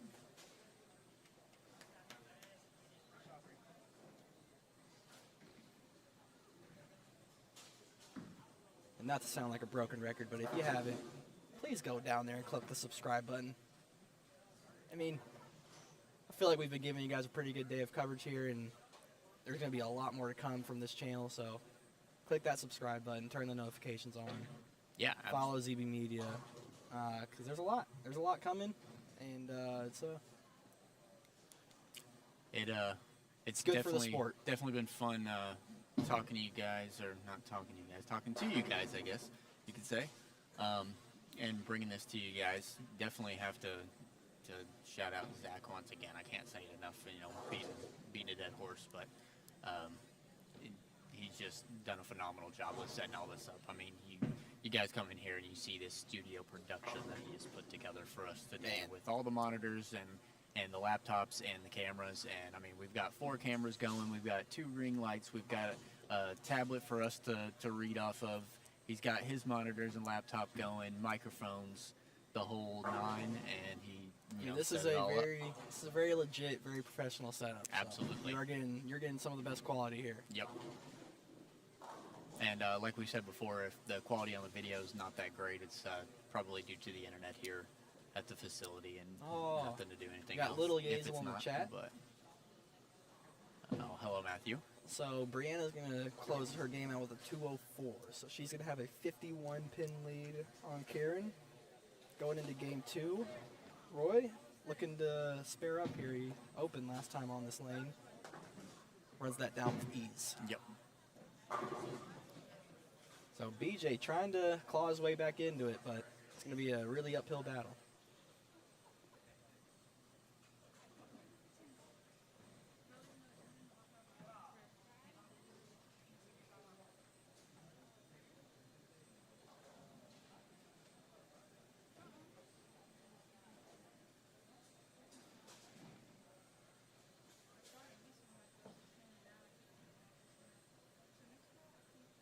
BJ looking to get back on the strike train right here. Oh. Ooh. Is that a fold? How many pins are on the deck? Count them. One, two, three, four. I believe that was the big 4 that was capable. I do believe. I'm not an expert, but my eyes don't deceive me.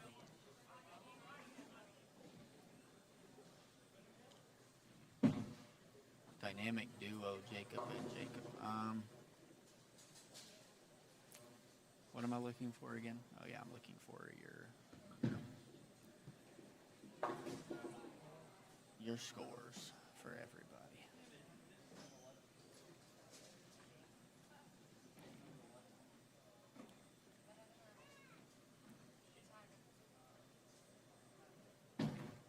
Karen threw a strike in the fill, but comes out game 2. A little light, leaves a 2-pin. Runs it down.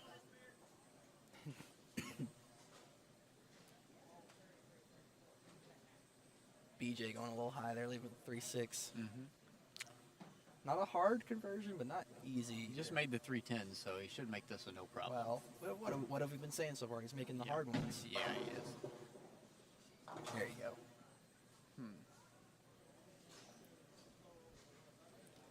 It looks like Novak won his match between him and Paige France, so Novak will be advancing to the men's finals.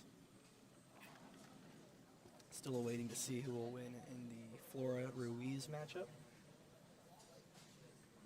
We got a lot of Bree Loxton support out here. A little light shaker 7. She's cool with it. She's cool with it.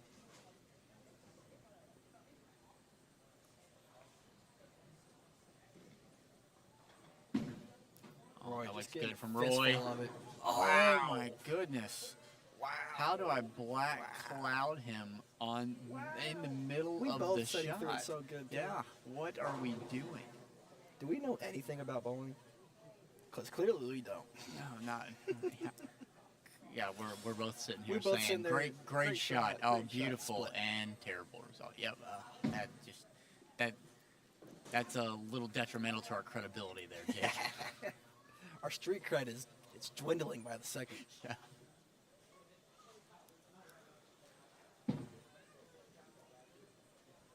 Ooh, a little bit of a flag spare Yeah. there by Bree.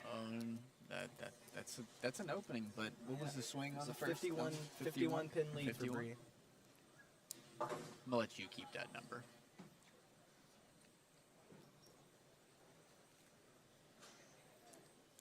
I'm really good at money math for some reason.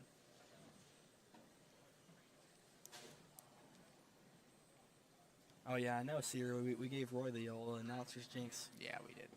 Oops. It's a real thing. I've learned that today. Wow. Oh. That one didn't even try. We should stop hyping him up. I know.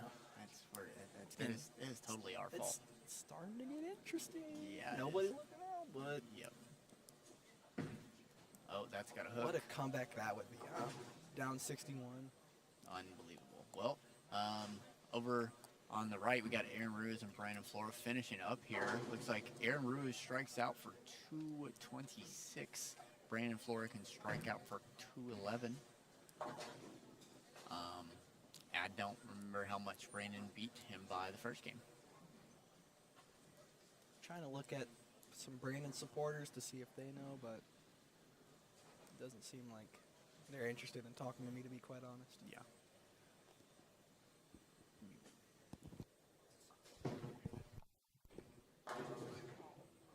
Brandon leaves a pesky 10 pin.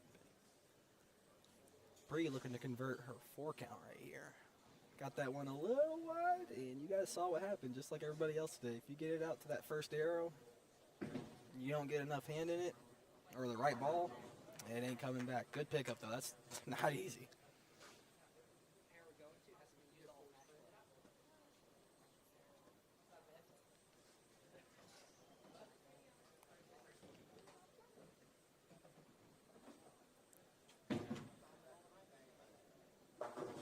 Oh, and BJ splits just about draining any life he had left.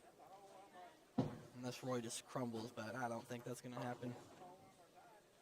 Karen, back to her struggles. That ball did a whole lot of sliding and not a whole lot of hooking.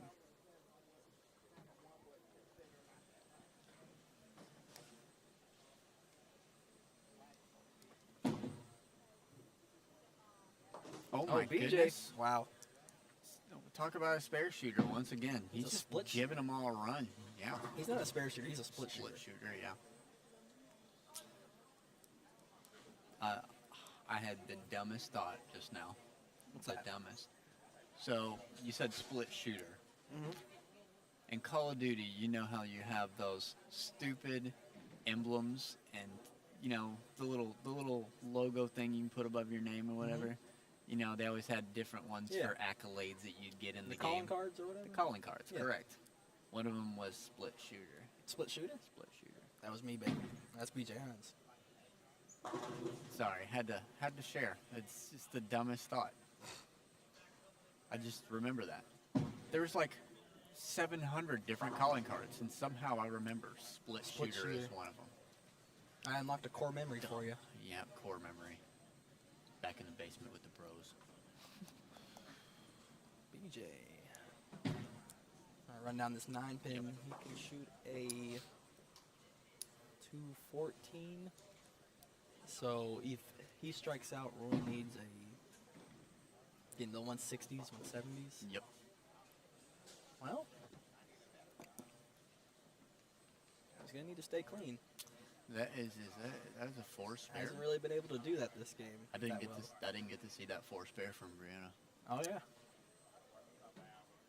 She bounced right back, dead aced it. A lot of people would say, "Hey, Bree, you should probably do that your first shot." Oh, all right. Little All right, little pin action there on 36. You know, stuff coming around the corner. Good nine. Roy hitting him with the surrender cobra.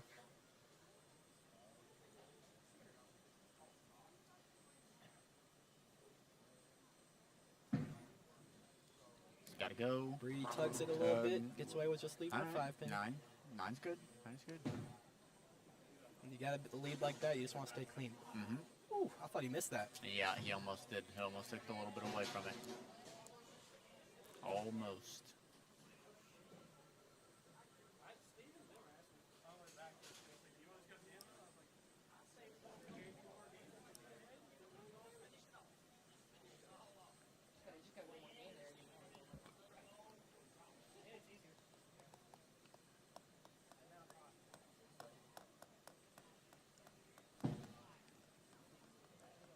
Oh my Did anyone have their finger up? Any fingers No. up? No fingers up. Not No a fingers single up. one. Not a Wow. single finger. What a bunch Everyone of had faith in it. respectful people We out all had here. faith. Yeah. That's just the respect for all. All right, the, Bree. Let's get your head back on straight, girl. Yep. Oh, wow. I mean, does anyone want to win?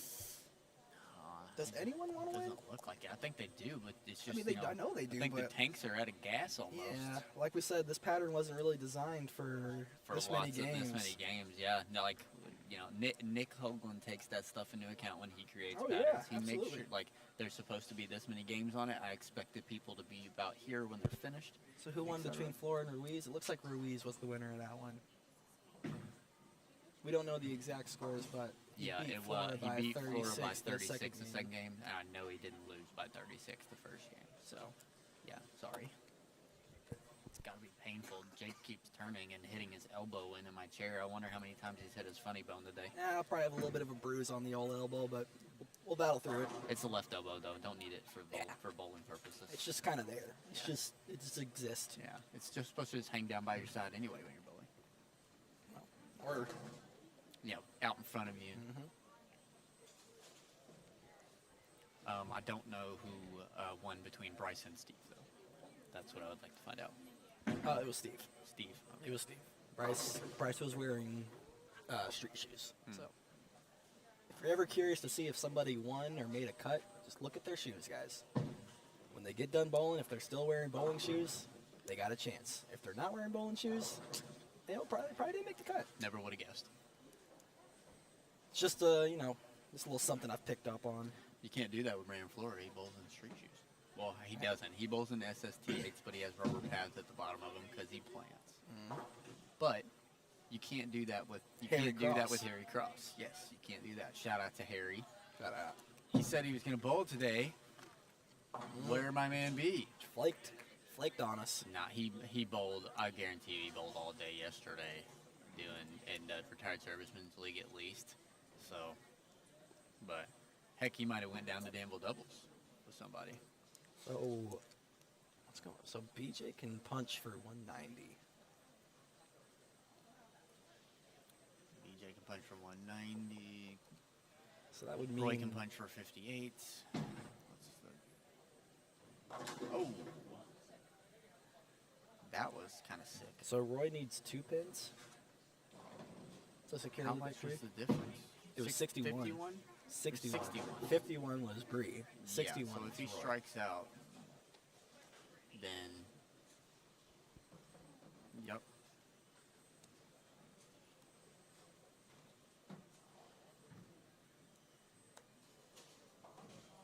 Karen leaving at 2-7. Uncommon leave for a righty. Gotta go. And that looks like Roy advances. I don't know if you're watching Scott Tate, but I just watched your team get a win on that TV. There's only so many Texans fans that I know, so. Scott Tate is a Texans fan? He's got a big old hat that he wears. Wild. It's like huge. First one I've met, honestly. Swear. Yeah, like here? Yeah, here. Here. I had no idea. Didn't know they existed. Oh, yeah, sorry. Outside of Houston. Said Roy advances earlier. I meant to say that Roy is the winner. Yeah, Roy's already won. There's no. This is not their semifinal. This is their final. This is the championship. This is all the marbles. And then they're shooting their practice balls right here on 33 and 34 for Steve Novak and Aaron Ruiz. But that is your final today. Steve Novak versus Aaron Ruiz. There is no repeat for Jimmy Brewer or Tracy Novak or Brandon Flora today. Bree gets away. Leaves a pretty makeable spare.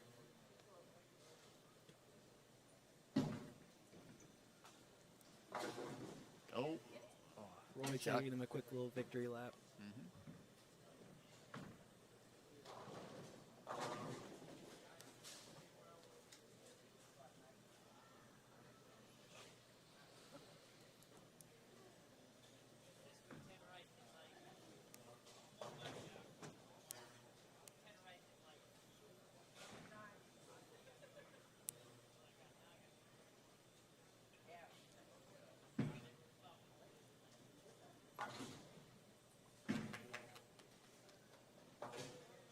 Pick up Roy. All right. Well, it was a little bit of a struggle game, too, for Roy, but he was able to hang on. Might not have been the way he was hoping for, but Yeah. a win's a win. I mean, it kind of looked like he was just like, not being disrespectful, but he was, trying lines and balls and things, experimenting. And it kind of looked like he was experimenting for a little while. But I don't think he was. I think he was legitimately trying to get there, and the transition just kind of got to him a little bit. We talked about earlier, he's very much out of his comfort zone. Not that he can't make that certain ball. Oh yeah, roll he just happen. won playing that part of the lane, but Right. he's not normally in this area. definitely.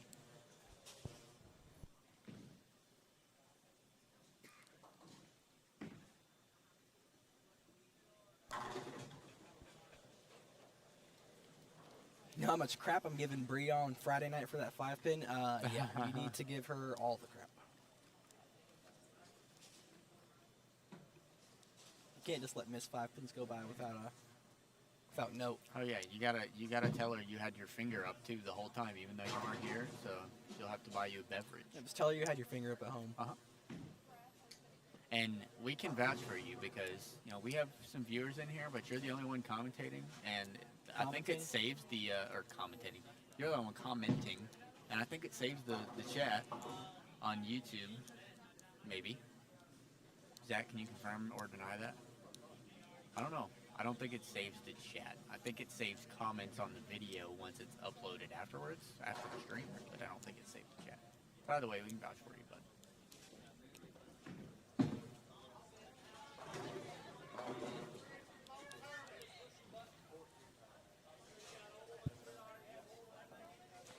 Again, Karen just not having a good time on this pair.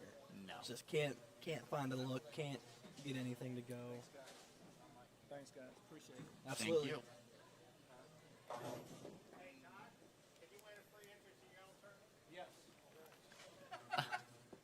you. Roy just asked one of the silliest questions to tournament director Todd Smith. Roy Kello is your winner for today, and on your senior side, and he is the one that donated / got the entry for the Kentucky Senior Open gifted to this tournament, and he just won a spot to his own tournament that he runs. Feels a little bit rigged, Jay. Feels a little bit rigged. Feels like he kind of set the bait. Fish grabbed the bait and he just reeled her in. He just asked the tournament director if he's allowed to have it in the first place, and he confirmed that it was yes. So, yeah.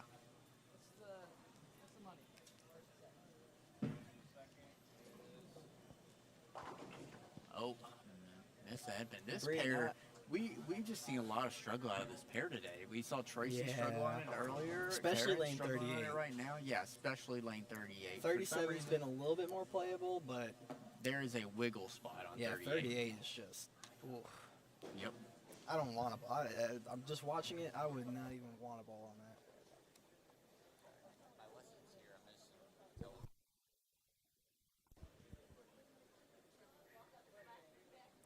Let's see if Bree can run down this not easy but not hard spare. Looks like she was a little bit right and doesn't get the sleeper.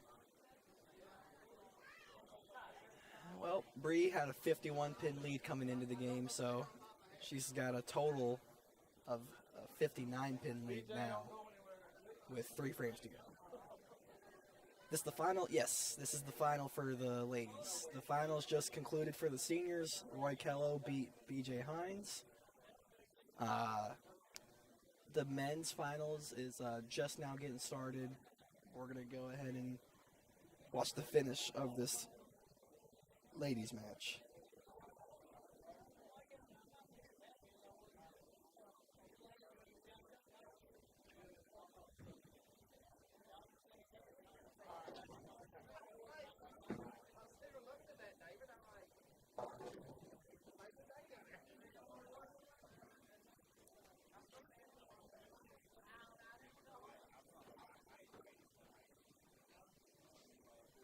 Bree needs to loosen up a little bit. I don't think she realizes that she kind of has it in the bag as long as she doesn't melt down. I just feel like she's putting a little too much pressure on herself.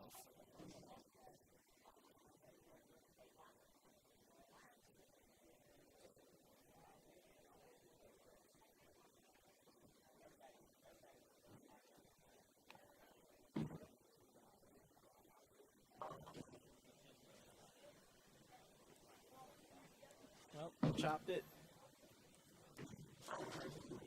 Shop spare, no. Karen with an X. Steve, That's her second one on this pair. First one on lane 38. Yep. Got one on the board. Just to humor me, Jeremy Thomas, Karen can only great go. job, Bree. This the final. Yes, Jeremy, this is the final game between Karen and Brianna Logsdon. Brianna Logsdon is up the first game. Karen has struggled with ball reaction for the past 2 games, only putting 2 strikes on the board so far. Making spares, though, but just not gaining any ground, and Brianna threw a couple of good shots the first game, strung a couple together to beat her the first game. Yeah, it's pretty much just a victory lap for Bree now. Yes, she This just is needs just, to throw the ball down the lane, keep it on the lane, and be fine. Just for Great transparency. shot by Aaron Ruiz there. Just for transparency, Bree can punch out for 173, pacing a 153. Karen can punch out for 167, pacing a 157. Pacing means strike spare. Thanks for clearing that for me, Jake. You know, I know you don't know how to keep score. Honestly, so, I don't know what it is about my brain, but my brain just clicked off when you said that, so I don't even know what you said. What? You'll say you don't. What I talking don't about re- when I was no, talking about the. I don't remember what the scores you just said were. Like, at all. Like, the numbers, I could get, the pacing this. I got that part, but the actual numbers themselves, don't remember what they were. Like the maxes? Like what they shot the first game, 157. Oh. Or you said I don't know what the actual game was. I just know that Bree won by 51. 51. Yeah. Roy's was 61, Bree's was 51.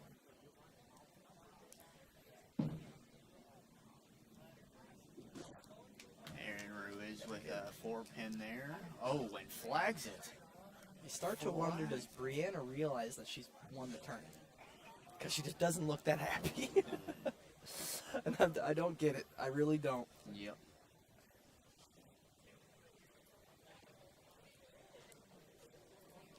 Like we said, a Kentucky Open spot up for grabs. Also, the first place prize money, of course. It was $400 to first for the ladies. I believe it was, what, $250 for second? Speaking of the Kentucky Open, our fantasy league right now, the loser has to bowl the Kentucky Open. Yeah, that's if not they're me. not bowling already, and it is not you. I'm in last right now. Oh, you're in last? Yeah, I'm in last. Oh. I haven't set my lineup in like 4 weeks. I forgot. Poor guy. I forgot. Oh, guess you're bowling the Open this summer. Cow. You should have bowled today to try and win a spot. Yeah, I could have, but I was offered this opportunity and I jumped at it. I would much rather talk about bowling than do it.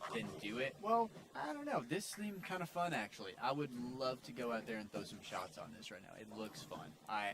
I'm definitely impartial to sports shots. It looks fun to they're you just because fun. it's challenging, right? Yes. Okay. And Most people are going to watch people bowl like this and say, this looks like misery, this looks not fun at all. no, it's But challenging. you have a and different perspective. I'm a glutton for punishment. There you go. Yeah. Just love, mentally abusing myself on hard patterns. Yeah, just my favorite. Yeah. Bree about to close her game out. 163 if she strikes. But it's already all wrapped up. She's got the dub secured. She's got a Kentucky Open spot. She's got an extra $400.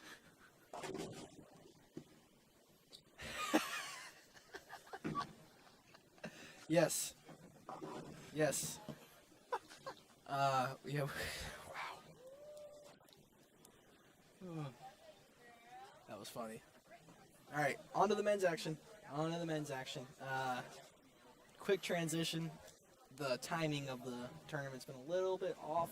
Yep. Just because of the different division sizes. Yeah, we're just trying to Not get much you things can do about flowing it. with the tournament too. People want to go home. It's 4:33. We've been here since 9 a.m., 10 a.m. ish, and so they've been here for 7-8 hours already. Some of these people bowling all day, and just trying to get that final match rolling so people can get out of here, go see their families. It is the holidays. 'Tis the season. Tis the season. So that's a to be jolly. For Novak. That's a strike spare double start. Ruiz spare strike open spare. Yep, flagged a 4-pin to the right, didn't hook. Digging himself a little bit of a hole here early. I think Aaron's rooming with Steve this weekend. Oh, really? I could be wrong, but Oh. Steve did quite literally post on his Facebook last night a picture of SJ passed out and saying this is what happens when you spend a night with Aaron Ruiz. Oh. So they were hanging out. And now they're bowling the finals of the tournament against each other. Yep. Which, speaking of those, Steve likes to bowl some events down in Tennessee. Not sure what they are, but I'm gonna look into them. Maybe bowl a couple, some sport shot stuff.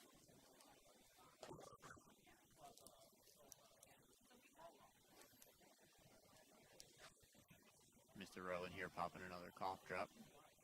Hey, man. What number is it? I thought about that earlier before I left. I was like, should I keep a running tally on how many cough drops I did today? If I had to guess, I mean, I had a few before I got here. We're probably sitting at about 12 to 15 total on the day. Yeah. I am just going through them like candy. 50. I mean, they are candy though. They're not bad. Which kinds you got? I got the cherry cool ones or the berry cool. Are they Halls? Yeah. Oh, yeah. okay. Oh yeah. Yeah, the very cool Halls are good. I'm enjoying it. Nice little 4-pin make for Novak there. We've talked about it all day. Now you guys are getting to see the full treatment of how flashy Mr. Novak's outfit is. Yep, finally get to see the yellow on yellow. You know. Again, surprised it's not messing up our color balance with the cameras. I'm surprised you can even see him when he gets to the foul line. He might blend in with the lane. He's definitely blending in. Look at him playing left. Wow. Sent a scout across too. Didn't even need it. That was powerful. Yeah. Powerful is that hit like a freight train. Powerful is word of the day today. Huh?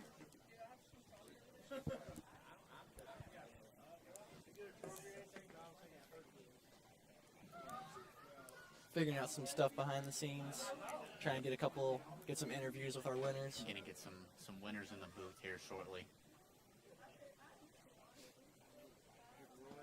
Aaron Ruiz on a beautiful shot there.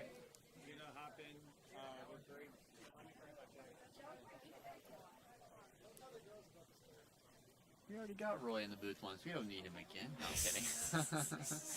There can never be too much Roy. Yeah, exactly. Yeah, you guys hop over there. Huh?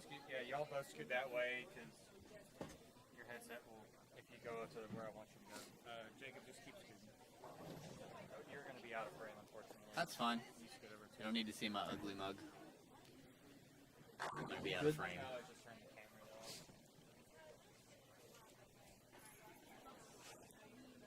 Doing both winners. Both at the same time? Yeah, I guess so. Whew. We're getting tested here early. Yeah. We're really testing our commentating skills and our interviewing skills. Absolutely. I had to take a PR class in college though, public relations. So we had to do this stuff. We had to do a press conference. Host a press conference as a university, posing as a university that was in litigation with somebody else, and we had to answer a bunch of questions. You can just take one of those seats right there. So it's fun though. It's a lot of fun. Good, fun project. Let's see if Novak can double up right here. Kind of extend his lead a little bit. Yep.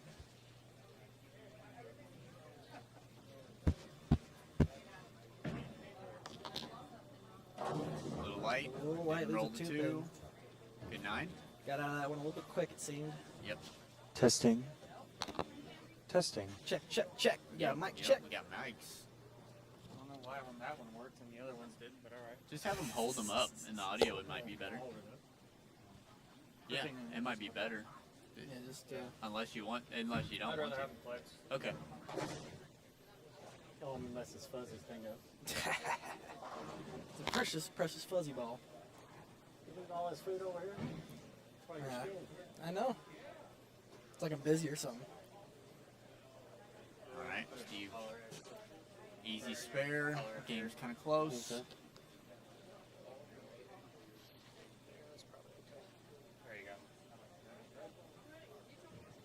This is kind of the point where we just shut up and let you guys watch good bowling. They're from gonna ask two you very questions, good players. and I'm like, we don't know where to I'll talk put this about. on your collar. Yeah, okay, go for it. Nice shot, Steve. If they ask questions, I'm like, Y'all can commentate on the men's bowling if you want to. Are you live yet? huh? Are you live yet?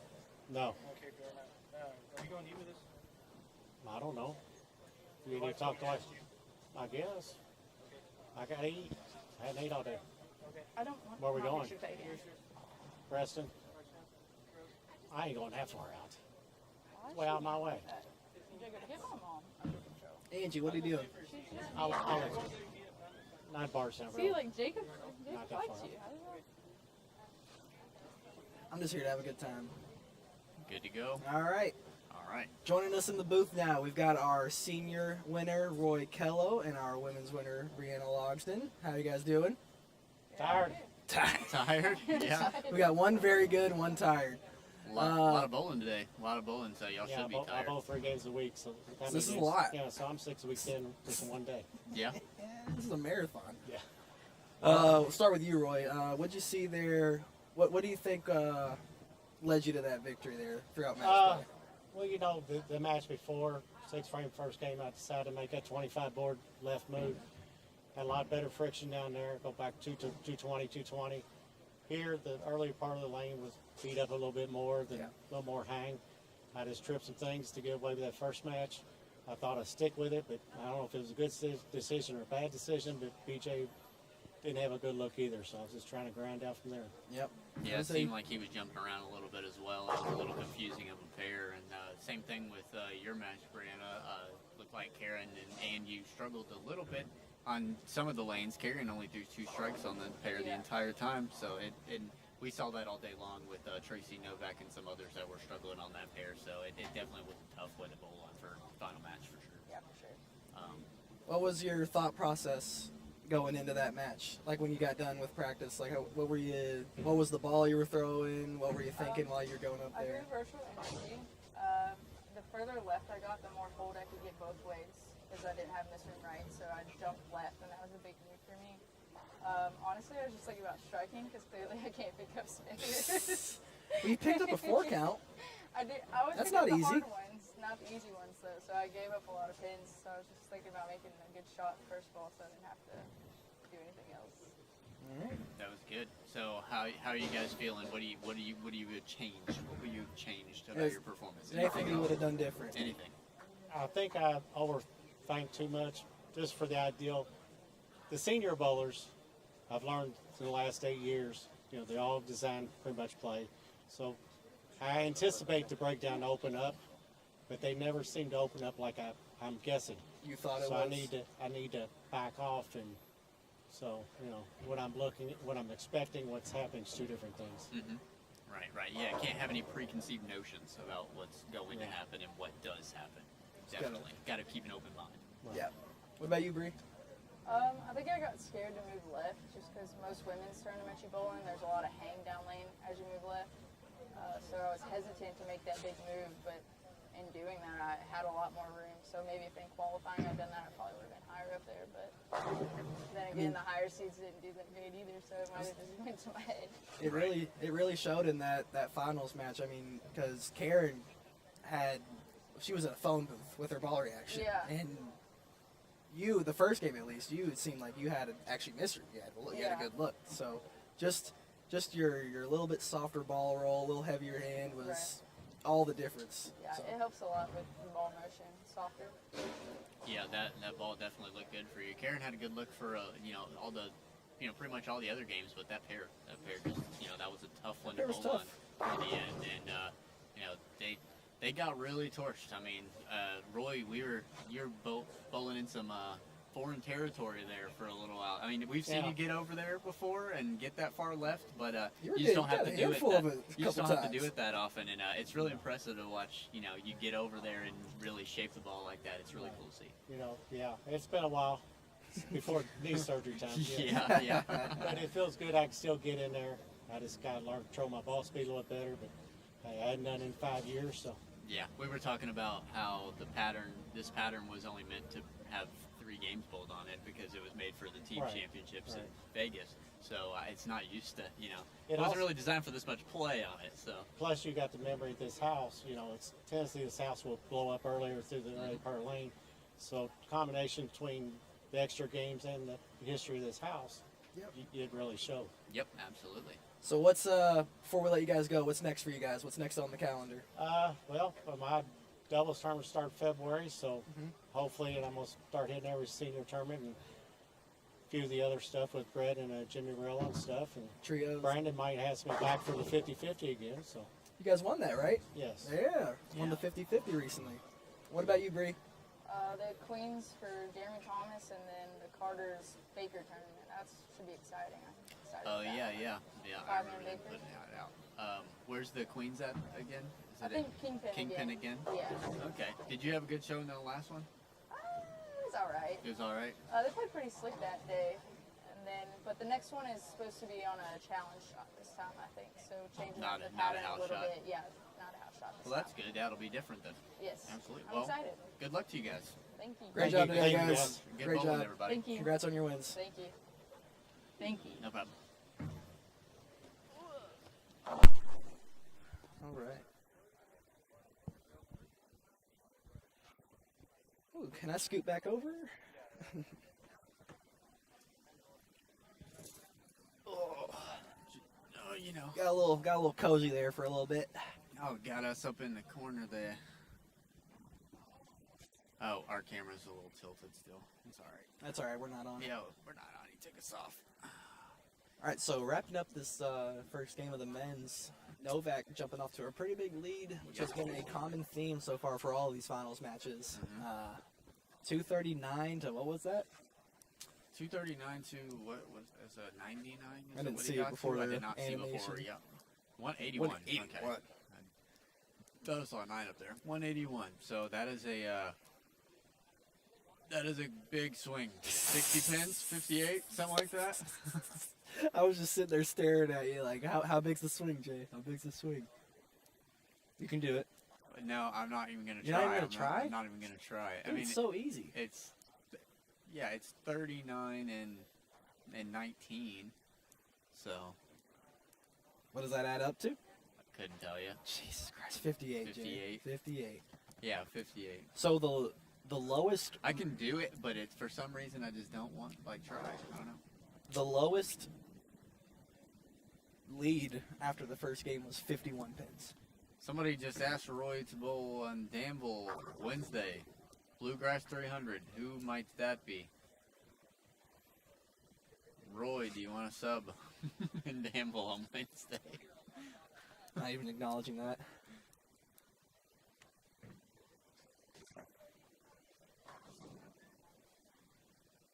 This isn't the place to ask people to sub. That's where you text people, message them. Yeah. No, what better place? That looks good. Oh, Oh, light tickler. tickler. Aaron Ruiz. Nice. Oh, and we got the Got pin the deck zoom- cam Yeah, I got the pin deck cam going for for this finals match. yeah, see, we got all the techie stuff with Zach, man. We got are all teched the goods. out. We got all of it. Hold on, M. Yazel is not Matthew Yazel. It's Oh, it's my Michelle. mother. I saw M. Yates. Hi, I figured it was Mom. Matthew. My mom, Michelle Yazel. No, not sub. It's the senior Christmas clash. Oh. All right. Well, I'll mention it to Roy. He's still here, so. Oh, nice. Or you That could is message him good like a normal double. human being. Good double, Aaron. Come on, Steve.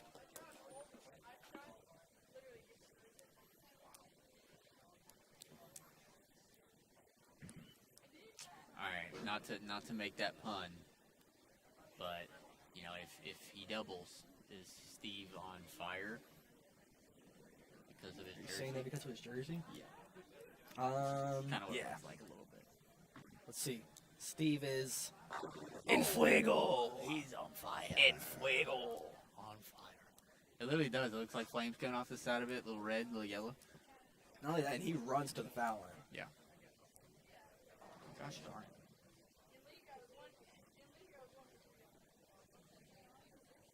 Both players starting off with a double, though.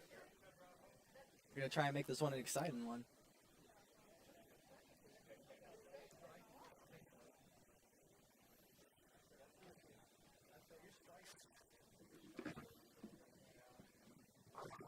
Ooh.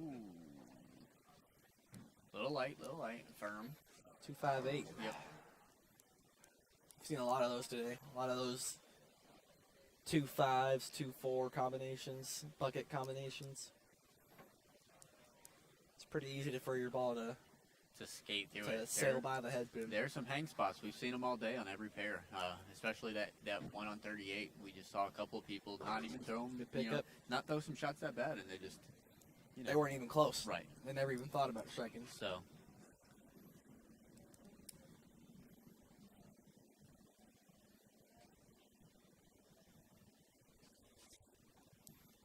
See if he can't extend this double into a turkey real quick.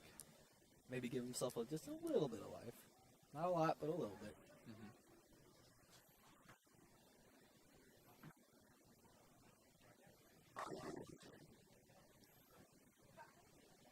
And he's looking at the foul line wondering, what do I got to do? What do I have to do to get all 10 pins to fall? Oh, they both are missing in the third, so we'll see. See if he can make it interesting by the end. If not, this is going to be a lot similar to Bree's victory for Steve. Yep. Roy's an entertainer, though. He had to make it just a little interesting for us.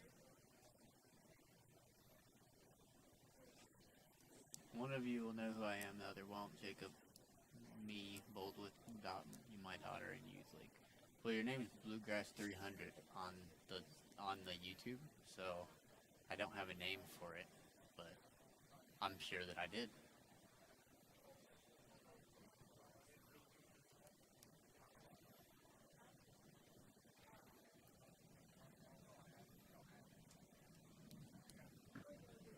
Oh, that looks a little left. Oh, flat 10. Wow. That's not my, that is not the lead I thought that he was going to have on that shot. It just looked like he dead tugged at Brooklyn and got a flat 10 out of it. I'd love that for me. I miss all the time.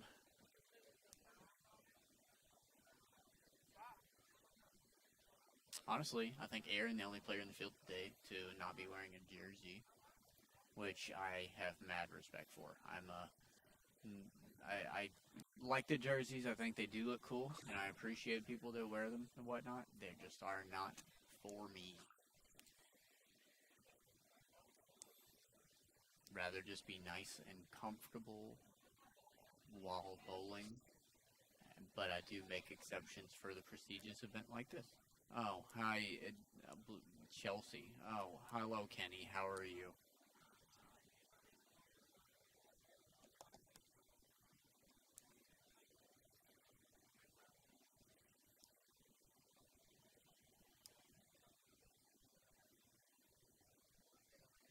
Steve Novak. Gotta put a good one on here to keep it. Wow. 6-pin coming around and slapping the 10 out like that is just powerful. Powerful.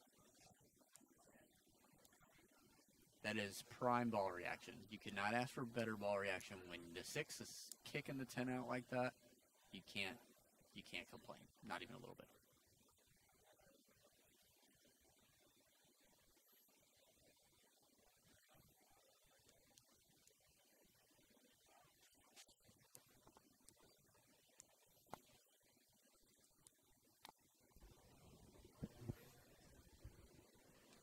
I figured out who it was in the chat. It's Kenny Stevens. You know Kenny. All right. You know Kenny. Do I? You know Kenny. Oh, good double, Steve. Good double. I think they're skipping the old 2-frame match play here. They're trying to get PBA out style. of here. Yeah, they're skipping it. They're just trying to get out of here. Wow, another one sawed out. Great camera work by Zach right there too. Can't let that go unnoticed. Yeah. That is good timing there. We give credit where credit's due around here. Yep. Do we remember the scores of the first 2 games? What's the swing again? It's a lot. It was a 58 pin lead for Mr. Novak. A lot. Just 58 pins. Nothing major. But yeah, A so little high on the head pin there. He's a 6'10". I think that Aaron and Steve have both kind of realized that the swing is too big, and regardless of what Aaron does, he can punch out and probably not get there. Well, so and I think they're skipping the PBA style. well, like I said earlier, they hung out this weekend. I think Aaron is actually rooming with Steve for the weekend, but yeah, there's always a good chance they took the good old chop before the game started. that is a possibility. Is that a personal question we should ask? No, that's not our business. That's not our business. It's I'm not our just business. Just saying. I like to see the stats on percentages of how many people do that and don't. Like I don't care, how much money they made. I'm not worried about that. But I do. If I know the stat, person, if I know the person and I'm friends with them, I'll chop. Let's see. I chopped in a couple of Kings Royals. Chopped at Holiday Doubles. Novak just absolutely just crushing them right now. I mean, there's not many people who throw the ball as good as Steve Novak. He does. He is way up there. He does it phenomenal. Just off his hand, super quick, good, great ball roll. Just nice and even. Steve, better known as SJ's dad, actually not a bad bowler. Oh, shout out to Steve on Friday night. Shot 800 on the nose in league. Steve Novak did? On the nose, 800. On the nose. And the Strike and Spare Center has to order him a jacket because we give out 800 jackets for one per year for everybody that shoots one. And Steve is such a good guy that he decided instead of ordering it for himself, he's going to order it for his youngest daughter, Lexi. I was about to say the last one went to SJ. Yep, and the last one went to his son, SJ. SJ's got a cute little 800 series jacket, and it makes me smile every time. Yep, little 4T jacket. I love that. I love that Jason and them, the Strike and Spare people were able to make that happen. He actually asked. Well, he got it at Fern Valley in the city tournament, and I had ordered it, but for some reason the order didn't go through. Because when he asked me for that, I said sure, and then the order didn't go through. So it took a couple months longer than what it should have to get it, but I had to replace that order and then finally got it. So he actually earned that 800 at Fern Valley Strike and Spare. We miss Fern Valley. We all miss Fern Valley, but we still have a premium bowling center that hosts tons and tons of tournaments right here at Executive Strike and Spare, and plenty of others in the area also. So there is no lack of content coming out from it whatsoever. So no harm done.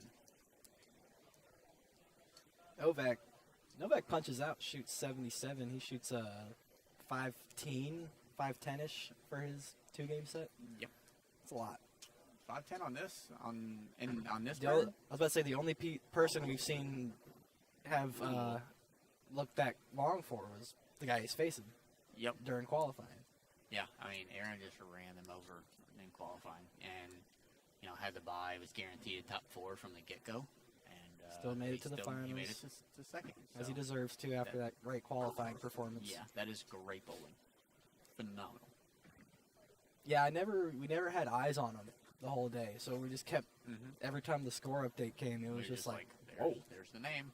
Because I kept looking around and I wouldn't see strike strings. I didn't see any big games, but then I guess I was missing him.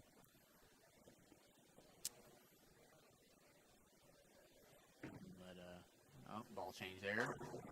Change to a Hammer Hazmat. Hammer Hazmat. Yep, good ball. Good, nice early symmetrical pearl ball. Can't go wrong. Can't go wrong. Good ball change.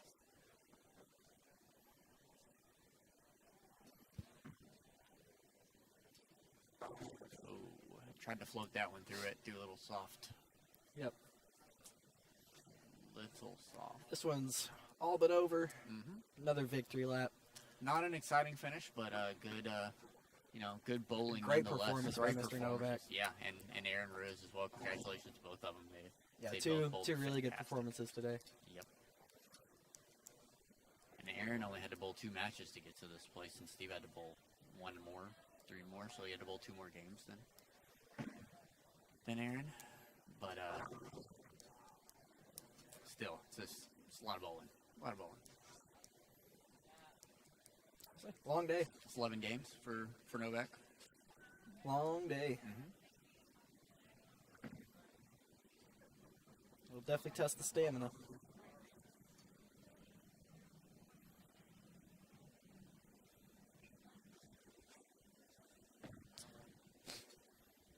Oh, yeah. That was another good shot there. Just 4-pin. Easy 4-pin. Ruiz finishes out with a 169. Kind of stopped trying towards the end there, but you can't really blame him. The writing was already on the wall. Novak taking a victory lap. All right, what are the odds that Novak just comes back and, you know, P. Weber's that thing? What do you mean? Yeah. Oh, give it like that. Scream. That's right, baby. Yeah. Oh, he threw a backup. Oh, he threw a backup ball. Oh. Nice. 217 for Steve. That is a 446 or 456 for his 2 games. Solid indeed. Believe we're gonna have a trophy presentation, and then we might get a chance to speak with Mr. Novak before we wrap things up here. Yep. But again, guys, thank you all for tuning in today. It's been a pretty fun day on this side of the booth. I hope you guys have had a fun time as well. We're going to take a quick break before we wrap things up. We'll be right back. All right.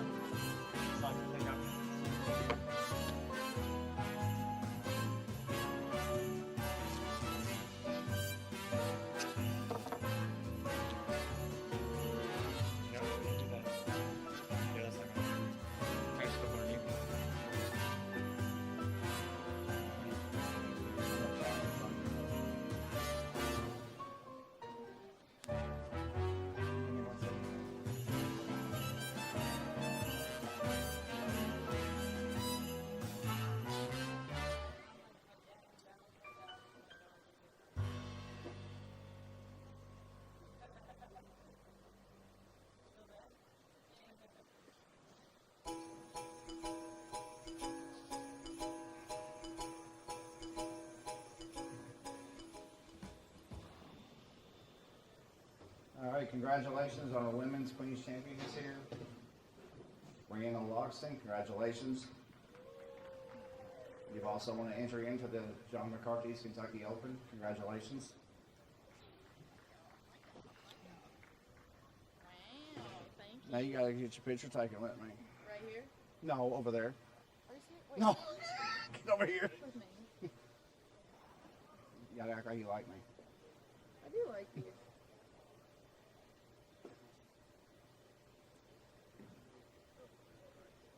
Thank you. And congratulations to our senior master champion, Roy Kello. He has won an entry into the Kentuckiana All-Star Senior Tournament.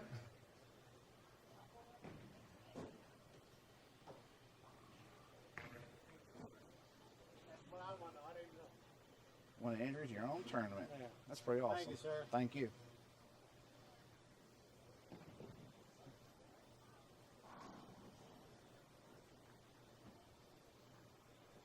You got it, Lisa? Okay. Yes. And congratulations to our four-time champion, Stephen Novak. Congratulations. Notice I said four times.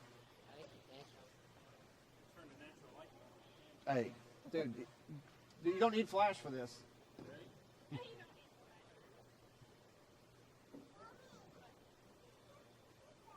Nice ball there, Steve. Congratulations, man. I didn't know. I didn't anticipate being that kind of grind. I didn't anticipate being that kind of grind. The pattern. I really. Well, here's the but then problem. again, I realized where we were at too. Here's the problem. That. You don't want to? Okay.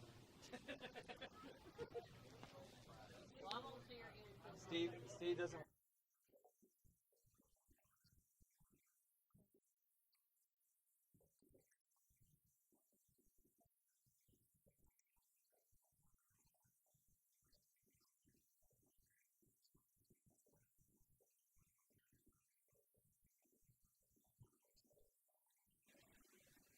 All right, guys, we are back. They just did a trophy presentation there, and we have officially declared our winners. Mr. Steve Novak does not want to hop in the booth with us. I think he wants to go home and be with his family, and that is completely fine with us. But thank you guys for watching, and we're going to just do a couple of ad reads for you guys before we get off of the booth. Oh, we got Louisville's favorite kid, SJ. We got Steve's son. So first up for our sponsors, we have Brunswick. It's official sponsor for the Louisville Metro USBC Masters and Queens Tournament. Brunswick Bowling's recognized leader in bowling industry, manufacturers of world-class bowling balls, bowling shoes, and bowling accessories. Visit BrunswickBowling.com or your local pro shop to find out more about Brunswick Bowling. Also, Louisville Metro USBC is the only official organization in Louisville that best represents all bowlers alike, with many leagues, tournaments, and events throughout all of Louisville. Of Louisville's Kentucky Bowling Alleys. To find out more on how to become a member, support Louisville Bowling's community, visit LouisvilleMetroUSBC.com. Also coming up soon, the Masters and Queens Youth Tournament ran by the Louisville Metro USBC. It's going to be on February 25th, 2024, 9 a.m. start. It's going to be at Dixie Bowl. It's going to be live streamed right here on ZB Media. And the City Tournament, which will be hosted here at Executive Strike and Spare. Squad times will be on for Saturdays will be the 27th, January 27th and February 3rd. Squad times are 10 a.m. and 1:30 p.m., but they are only available for 16 pairs of lanes on Saturdays. Sundays, January 28th and February 4th. Squad time 10 a.m. and 1:30 again. Those are open fully, no limit on the lane availability. So go ahead, get signed up, and get in contact with the LMUSBC. And still got, then we have Kentucky Senior All-Star Tournaments going on, hosted by Mr. Roy Kello and a lot of different locations throughout the city of Louisville and Indiana. Doubles event on February 18th, 2024 at Dixie Bowl, trios event on April 7th at Blackston, and the main events at Executive Bowl, Kingpin, Ken Bowl, and Fern Bowl on June 21st through June 23rd of 2024. That is the Senior Kentucky Open. If you want more info about that, contact Alicia or Roy Killo, or visit the Facebook page, Kentucky Senior All-Stars Inc. Look at the QR code below for more info on those. They're fantastic events with some of the best talent, senior talent in surrounding states, honestly. We have lots of people travel all over for it. Thank you to CC Marketing Solutions, Chris Chandler, for all your marketing needs, whether it's banners, logo designs, flyers, social media graphics, everything, all of that and more. Get in touch with CC Marketing Solutions and build your creative vision today by calling 502-751-7300 or visiting them on Facebook at CC Marketing 502. Second to last but not least, Wolf's Bowling Supply. Wolf's Bowling Supply is your local pro shop over the Kentuckiana locations. Got a total of 5 locations between Indiana and Kentucky. Each pro shop has professionally trained pro shop operators ready to get you drilled and fitted for all your equipment and set you up for success with these upcoming tournaments. Be sure to go head over to Wolf's Bowling Supply for all your bowling equipment needs. And once again, thank you to ZB Media. It's a proud producer of this live stream and of many future live streams for the Louisville Metro USBC. ZB Media offers cheap videography and live streaming services for events like sports, weddings, concerts, and more. To find out more, visit ZB Media on Facebook or give them a call at 502-689-0670. Once again, ZB Media Broadcasting is the one that has put this entire thing together alongside the LMUSBC and Chris Chandler Marketing Services. They have done a fantastic job of bringing this to life for you guys and bringing you guys some great content, and we are just lucky enough to be here in the booth and commentating on it for you guys. So thank you guys. Thank you everybody for watching. Thank you to the LMUSBC for the opportunity. And I hope you guys had a really fun time today. I know we sure did. But other than that, we will be seeing you guys in the next live stream. Thanks for watching. Thank you.